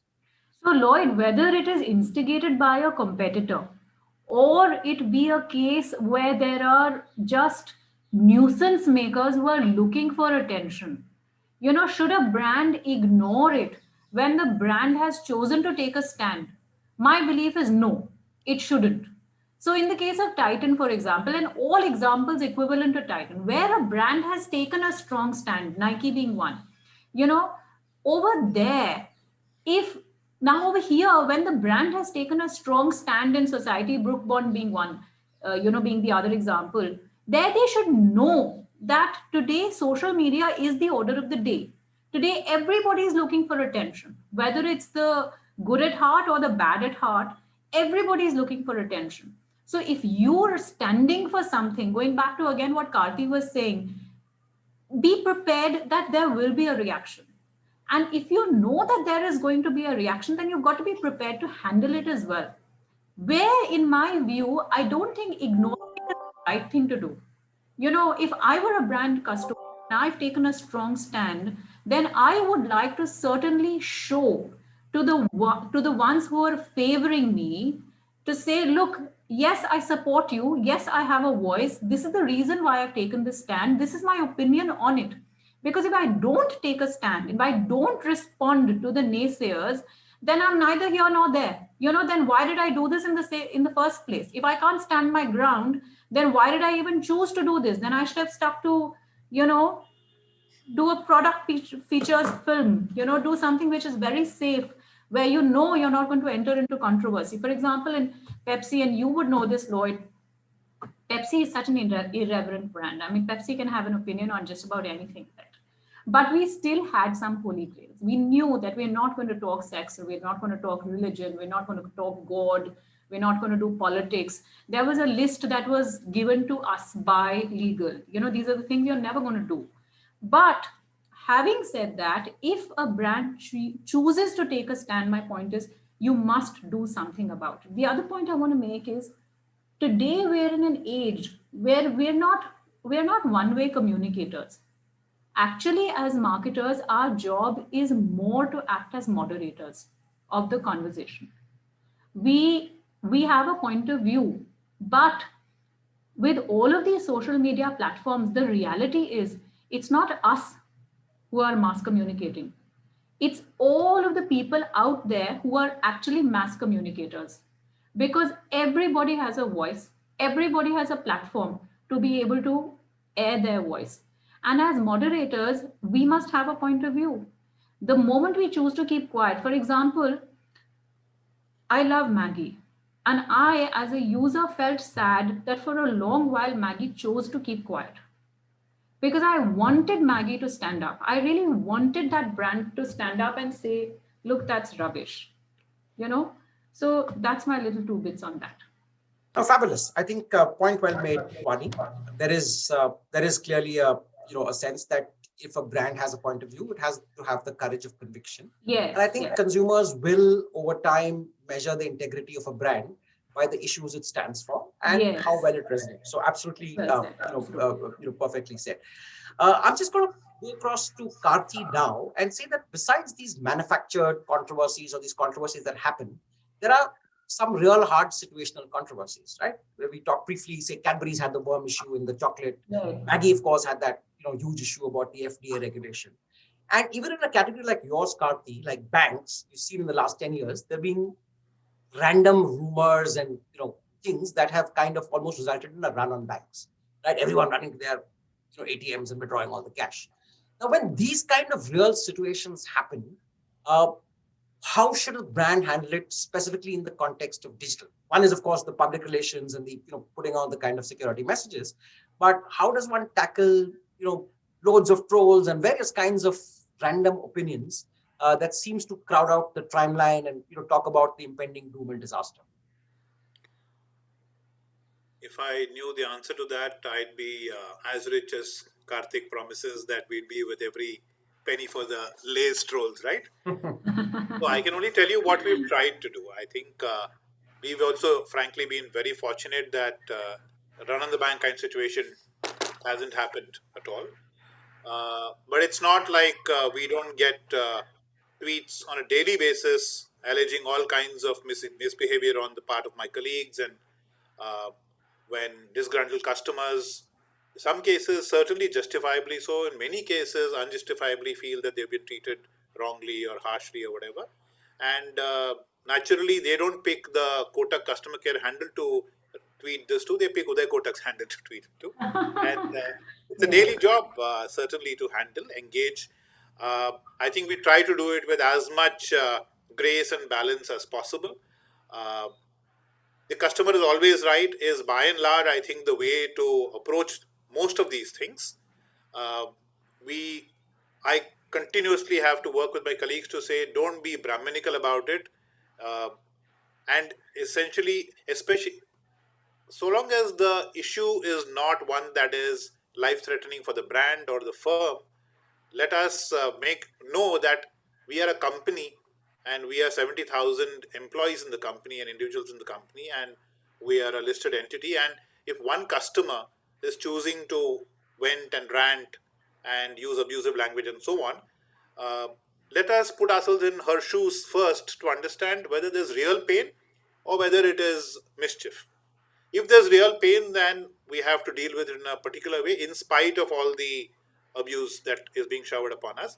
If it's mischief, then there are other methods to handle it. And we have to make sure that we have enough balance to deal with both differently.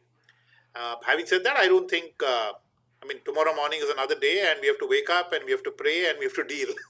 That's what life is now. And I think we're all dealing with it. We're all learning. Well said. So that point about Uday Kotak brings in a interesting segue, and I'm going to take this to Karthik, pretty much to make the last round of questioning. But Karthik, therefore, with CEOs and such like being vocal, and the fact that social media allows the Aam Aadmi consumer to reach out, right? Mr. Mahindra, Mr. Kotak, Mr. Goenka, are great examples. But with that also comes the fact that a lot of personal ideologies sometimes might impact the brand. We just spoke about Mr. Bajaj. And there have been cases when employees, it doesn't have to be the CEO, who clearly have their company name on their Twitter bios or their LinkedIn bios or wherever, say things that may seem completely out of whack or something that might bring the brand discredit.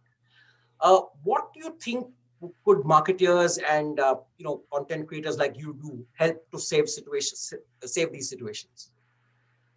I think I'm just connecting this to what Vani said earlier and what Karthi also said, right? Like, see, but when I was talking about not reacting to something and letting it go, it was mostly because of our inability sometimes to maintain the grace, that Karthi was talking about, right?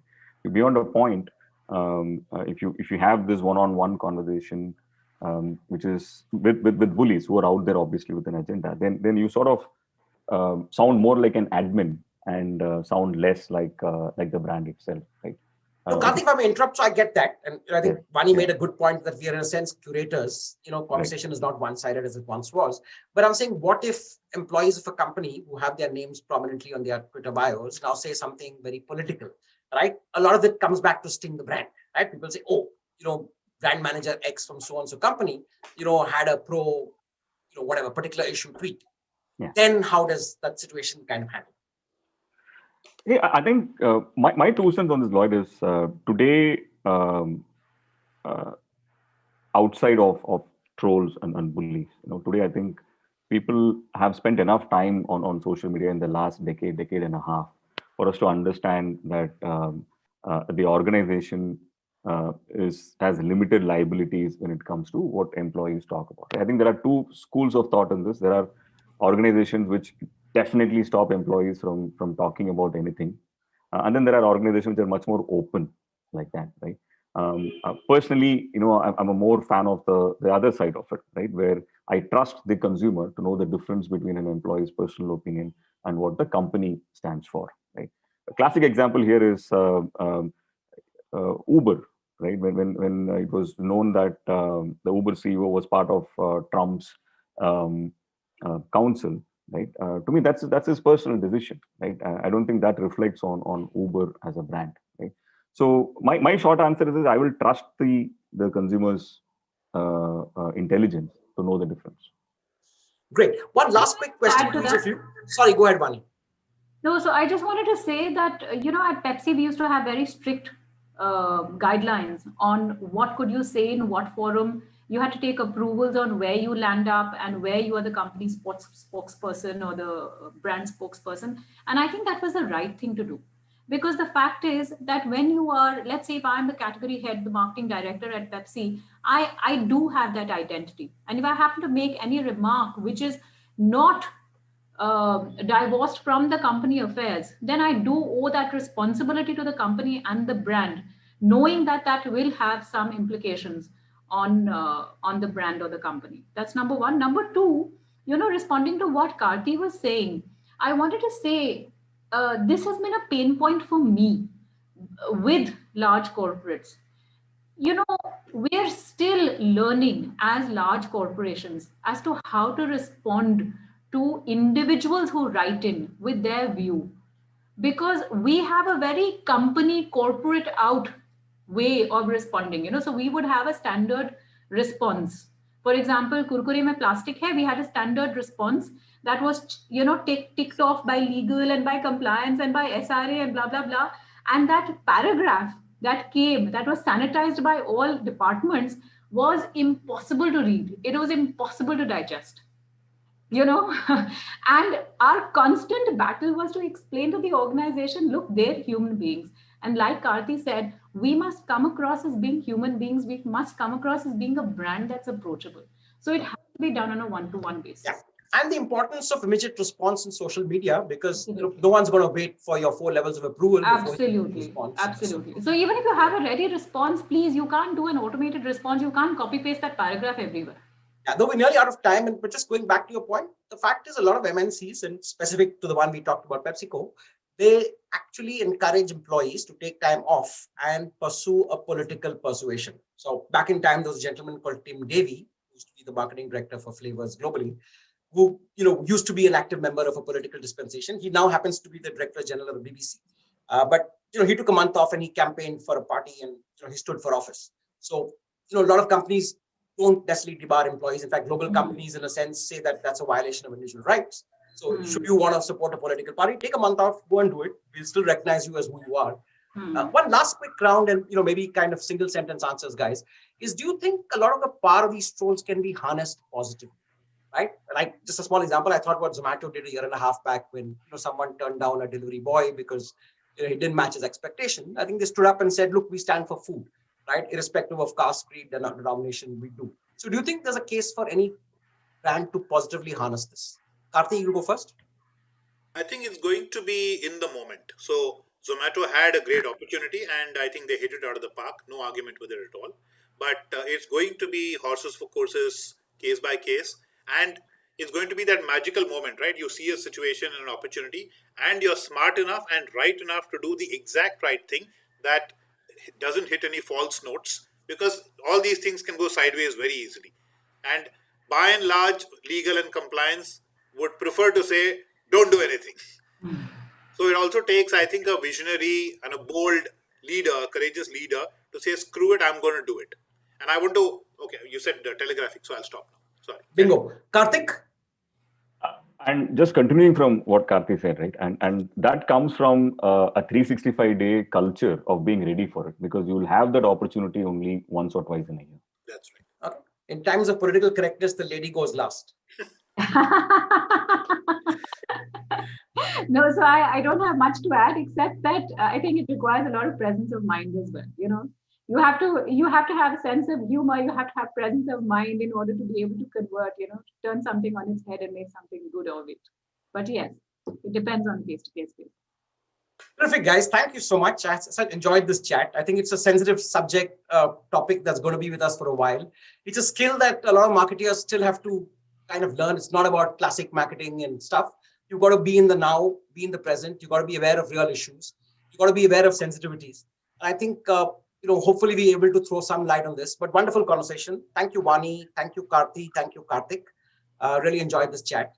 And we'll hand this back to Khyati. Thank you so much. Thank you, Lloyd. Thank you. Thank you so much, Lloyd, Karthik, Vani, and Karthi. Wonderful conversation. And I'm sure our viewers have taken advantage of this opportunity. Thank you so much for your time once again. Thank you. With that, ladies and gentlemen, I'm sure all of you are waiting for the announcement of the rest of the awards at AliveNow presents SAMMIE, the Social Media Brands Awards. So let's get ready for the awards. can we start with our next category here, moving on from education?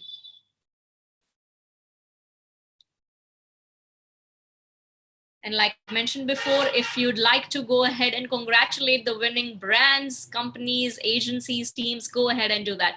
Category education, the winner in this category is An Academy, takes away the gold medal. Many congratulations. Moving forward. Silver is taken by Great Learning. Our next category is events and IPs. Let's take a look at our winner. Silver winner is HCL Concerts. Many congratulations. Our next category, fashion. Let's see who the winner is. It's silver medal by HRX. And we have another silver medal winner, that is Suta. To our category FMCG for food, let's take a look at the winners. Gold medal goes to ITC Foods. Silver goes to Apigamia. And another silver goes to Alpenliebe Just Jelly. And another silver goes to Pedigree. Congratulations to all the winners. Our next category under FMCG is beverages. Let's take a look at our winners. Silver winner is Society Tea. A mini SAMMIE for Evocus. Congratulations. Category FMCG personal care. Let's find out the winners. The gold winner is Durex. Our silver winner in the category is The Man Company. And mini SAMMIE in this category goes to M Caffeine. Category next is healthcare for hospitals and services. Let's take a look at the winners. Our silver medal winner, Manipal Health. Next healthcare category is pharma. Let's find out the winners here. Silver winner is a Cipla Breathe Free. Another silver winner in this category is Dr. Vaidya's. Our next category, ladies and gentlemen, at the SAMMIEs is home and living, paints. Gold goes to Asian Paints. Congratulations. Our next category under home and living is furniture and decor. Let's find out the winners. The gold winner here is wakefit.co. Our next category is hospitality, hotels. Let's find out the winners. The gold winner here is Oyo. Our next category is infrastructure steel. And the winner is silver medal winner is JSW Steel. Congratulations. Our next category is media digital. Let's find out the winner. The gold winner in this category is Filter Copy. Congratulations. Our next category is NGOs. Let's find out the winner in this category. Silver category winner is Adani Foundation. Next category, ladies and gentlemen, is real estate. Let's find out. The silver medal winner in this category is Adani Realty. Congratulations. Another silver winner in this category is Mahindra Happinest. Congratulations to the team. Category next is technology apps. Let's find out. The silver winner in this category is Khata Book. Congratulations. Our next category, telecom. Gold medal winner is Reliance Jio. Congratulations. Our next category is travel services. Let's find out. Silver winner is Delhi Airport International Limited. Many congratulations. Our next category is under travel tourism boards. Let's find out the winner. The silver medal winner is Karnataka Tourism. Congratulations. Next category is B2B. And the winner is Metro Wholesale. Many congratulations on taking away the silver medal. Another silver medal in this category goes to eBay. Congratulations. Well, our next category here is corporate groups. And the corporate group's gold medal winner is Tata Group. Many congratulations to the whole team. And silver medal winner in this category is Adani Group. Many congratulations. With that, ladies and gentlemen, we are moving to our special recognition awards. And here we start with Best Social Media Brand Cause Marketing. Let's find out the winners in this category. Gold goes to Uber India for the campaign Gender Commute Gap. Congratulations. Another gold here goes to Oyo Hotels and Homes for the campaign Women's Day ORM. Congratulations. Ladies and gentlemen, the silver medal in this category goes to Mukul Madhav Foundation for the campaign Jam the Trafficking by agency Shebang Digital Solutions. Congratulations. And another silver medal in this category goes to HDFC Life Insurance Company Limited for the campaign Promise Wala Dabba by the agency Logic Serve. Congratulations. Our next category is best use of social media to launch a product or service, starting with product. Our gold medal winner here is MG Motor, launch of MG Gloucester. And we'd like to congratulate the agency Shield India. Many congratulations. Our silver winner in this category is Johnson's Baby India for the campaign Cotton Touch. Our silver medal winner in this category is Realme Charger Anxiety for the campaign Charger Anxiety by the agency Socio Wash. And another silver medal winner in this category is Godrej Security Solutions. And I'd like to also tell you the agency here are Wonderman Thompson Creative Agency, Red Wall Media Works Social Media Agency, and Isobar India, the Digital Performance Agency. Many congratulations. Our next category, ladies and gentlemen, is the best use of social media to launch a product or service. And let's talk about service. Let's see the winners. The silver medal winner here is Alt Balaji for the campaign Mentalhood. And the best use of social media brand platforms category, starting with the platform Facebook. Here, the gold medal goes to Kotak Mahindra Bank for Moms on Duty campaign, which was run by Tonic Worldwide Agency. Many congratulations. Our silver winner in this category is American Express for the campaign Shop Small by Genesis BCW. Congratulations. Under the category of best use of social media brand platforms, let's go to Instagram now.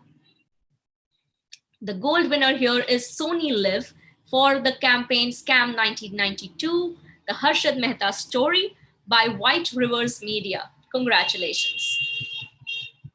Our silver winner in the category is KFC India for the campaign Colonel is Christmas Hunt, and the agency here is Blink Digital. Many congratulations. Next category, ladies and gentlemen, is the same. Best use of social media brand. This time the platform is Twitter. For the gold, we have Paytm as our winner. Many congratulations. Silver winner here is LinkedIn India. Congratulations once again to 22 Feet Tribal Worldwide. Moving to our next platform, which is YouTube. Here we have our silver medal winner, CureFit, for the campaign Be Better Every Day by Social Panga. And now moving to our next platform, which is LinkedIn. The gold winner here is Myntra for the campaign Myntra Life by Social Panga. Congratulations. And let's move to our next platform, Quora. The gold medal winner here is ICICI Prudential Mutual Fund by Yellow Seed, the content company. Now moving on to our next category, ladies and gentlemen, which is best use of influencers for a launch. And the gold goes to Uber India, Safer for Each Other campaign. And the second gold goes to McDonald's North and East for their campaign McGrill is Back by TDB Mudra Private Limited. Congratulations. The silver winner in this category is Nokia 2.3 for the campaign First Look on Nokia by Wavemaker. Best use of influencers for Instagram. The gold winner is HDFC Bank for the campaign Muh Band Rakho by Kinect. The silver winner in this category is Whiskas by Jack in the Box Worldwide. Moving on to best use of influencers for Twitter. The silver winner here is Cars24 for the campaign Duniya Boli Lagayegi by Ginger Monkey. Congratulations.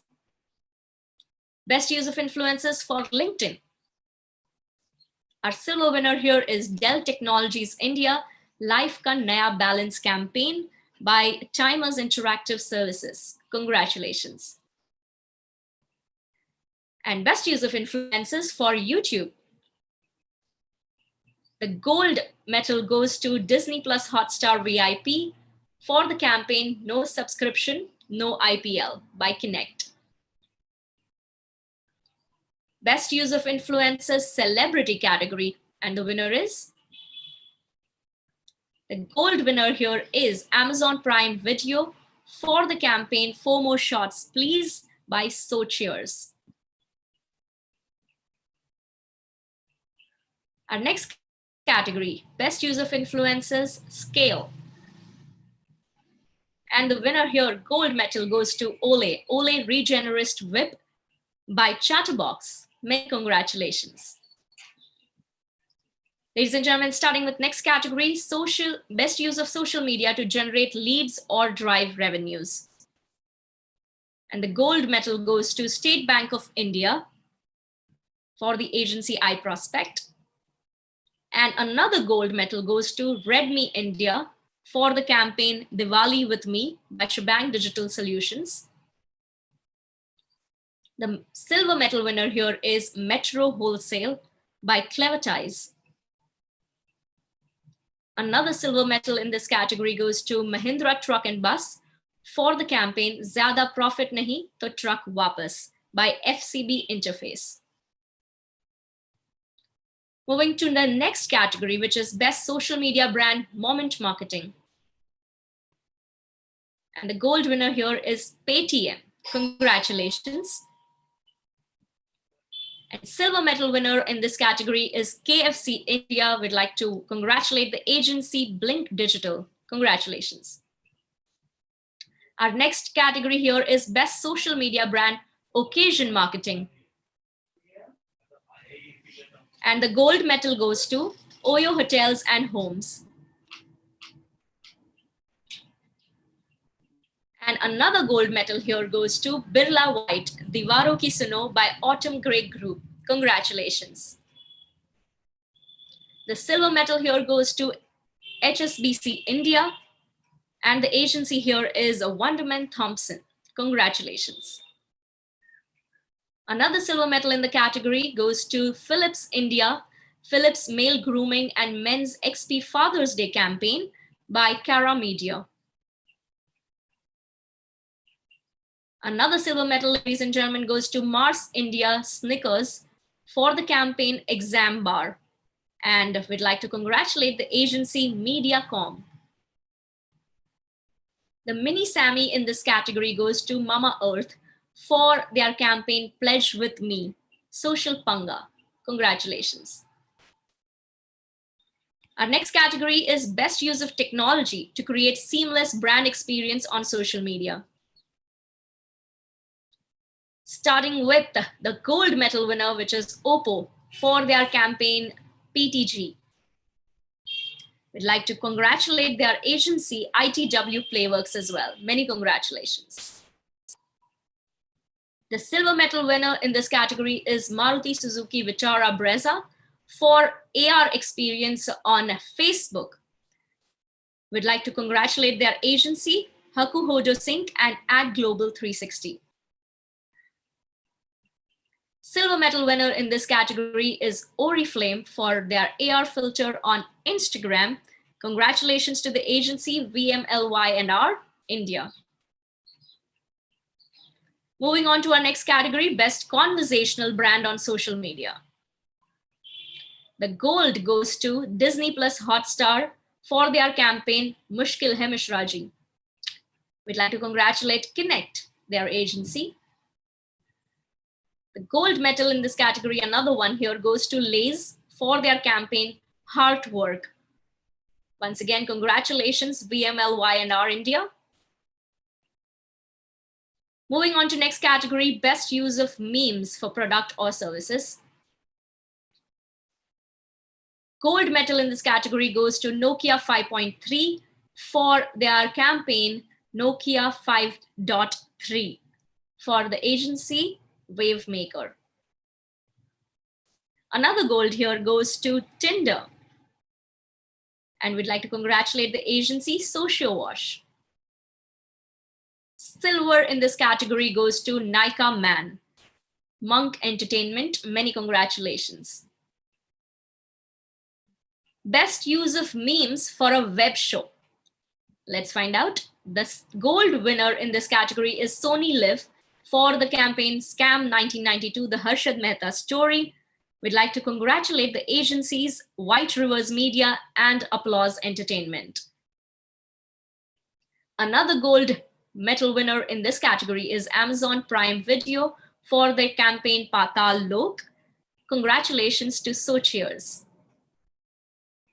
Silver medal winner in this category, Disney Plus Hotstar for the campaign Mushkil Hai Mishra Ji. Connect Online, many congratulations to you. Well, moving on to our next category, best use of content marketing. And the gold winner here is Amazon Prime Video for their campaign Comicstan Season 2. Congratulations to Socheers and Pivot Roots. Another gold medal winner in this category is Myntra Fashion Superstar campaign. We'd like to congratulate Shabang Digital Solutions. And another gold medal winner in this category is for Microsoft Tete Tech. We'd like to congratulate Cara, a division of Dentsu Communications India Private Limited. Silver medal winner in this category is Dice Media for their campaign Operations MBBS. Another silver medal winner is Citroën India, I Love Citroën by Havas Creative. Another silver medal winner is Disney Plus Hotstar for the campaign Arya. We'd like to congratulate Connect Online. Next category, ladies and gentlemen, is the best use of digital data, analytics, and listening. And the winner is, gold medal winner is Wood Select for Big Boss. Congratulations to BC Webwise. Our silver medal winner is Delhi International Airport Limited for their campaign Work from Hub, 22 feet tribal worldwide. Many congratulations to you. Moving on to our next category, best use of video content. And the gold medal winner in this category is Oyo. Another gold medal winner in this category is for Biba Apparels for the campaign An Equal World Starts With You, Brand Movers India. Many congratulations. Our silver medal winner in this category is Sunfeast Dark Fantasy for the campaign A Lot Can Happen. We'd like to congratulate the agency, The Digital Street. Another silver medal winner in the category is Mankind Pharma for Unwanted 21 Days Munna Kab Aayega campaign. And this is by the agency Logic Serve Digital. Congratulations. And a mini SAMMIE in this category goes to India First Life Insurance for the campaign The Cover Kawali featuring Altaf Raja by Watt Consult. Moving to our next category, best UGC or co-creation strategy, starting with UGC. The gold winner here is Doritos for the campaign Blame It on Crunch by VMLY&R India. Another gold goes to Amazon Prime Video for Patal Lok campaign. So cheers, many congratulations. Our silver medal winner in this category goes to JK Cement for the campaign Ye Pakka Hai Challenge. Congratulations, Social Wash. Moving to the subcategory co-creation. Gold medal goes to ITC Vivel for the campaign Voice of Art by the agency The Digital Street. Our next category is best use of branded content and creators, starting with content platform. Gold goes to Terribly Tiny Tales for Such a Pyar. Congratulations. The silver medal goes to the Zoom Studios Times Network. Moving on to our next category, which is best use of branded content and creators, this time for the branded content. The gold here goes to Swiggy for the campaign, Thank You, Delivery Heroes, Stay Safe. We'd like to congratulate Havas Media for the campaign. Moving forward to a silver medal winner, which is Boat for the campaign, It's Effin' Dope by Digitas. Our next category is best UGC co-creation strategy, content IP. Let's find out the winners. The gold winner here is Asian Paints for the campaign Where the Heart Is by Connect. Moving on to our last category, ladies and gentlemen, COVID-19 campaigns. Let's find out the winners. The gold here goes to Lays for their campaign Heartwork by VMLY&R India. Another gold medal goes to Durex for the campaign Staying In Is Effin' Good by Havas Media. Silver medal winner here is Duroflex for the campaign Stay Home. Another silver medal winner here goes to Birla White for the campaign Migrate Workers from Rajasthan by the agency Autumn Grey Group. Another silver medal winner here goes to Indigo, Clean Flying Machine campaign. We'd like to congratulate Whedon plus Kennedy, their agency. Silver medal winner, HSBC India. And we'd like to congratulate, of course, the agency Wonderman Thompson. Last but not the least, in COVID-19 campaigns, our silver medal winner, Audi India, for the campaign Moving Forward by BBH Communications. So once again, many, many congratulations to all the winners and their teams, and to all of you who stayed with us till the end. Thank you so much for your time and your patience with us. And we hope that this was a really fruitful day for all of you. All the winners and teams, don't forget to celebrate. We would definitely love to see you again next year in the next SAMMIE. Till then, I'm going to take off from the screen and see you once again. Thank you so much. This is Khyati Kawa, your host, signing off. We thank you from the entire team of Social Samosa. Thank you and have a very good night.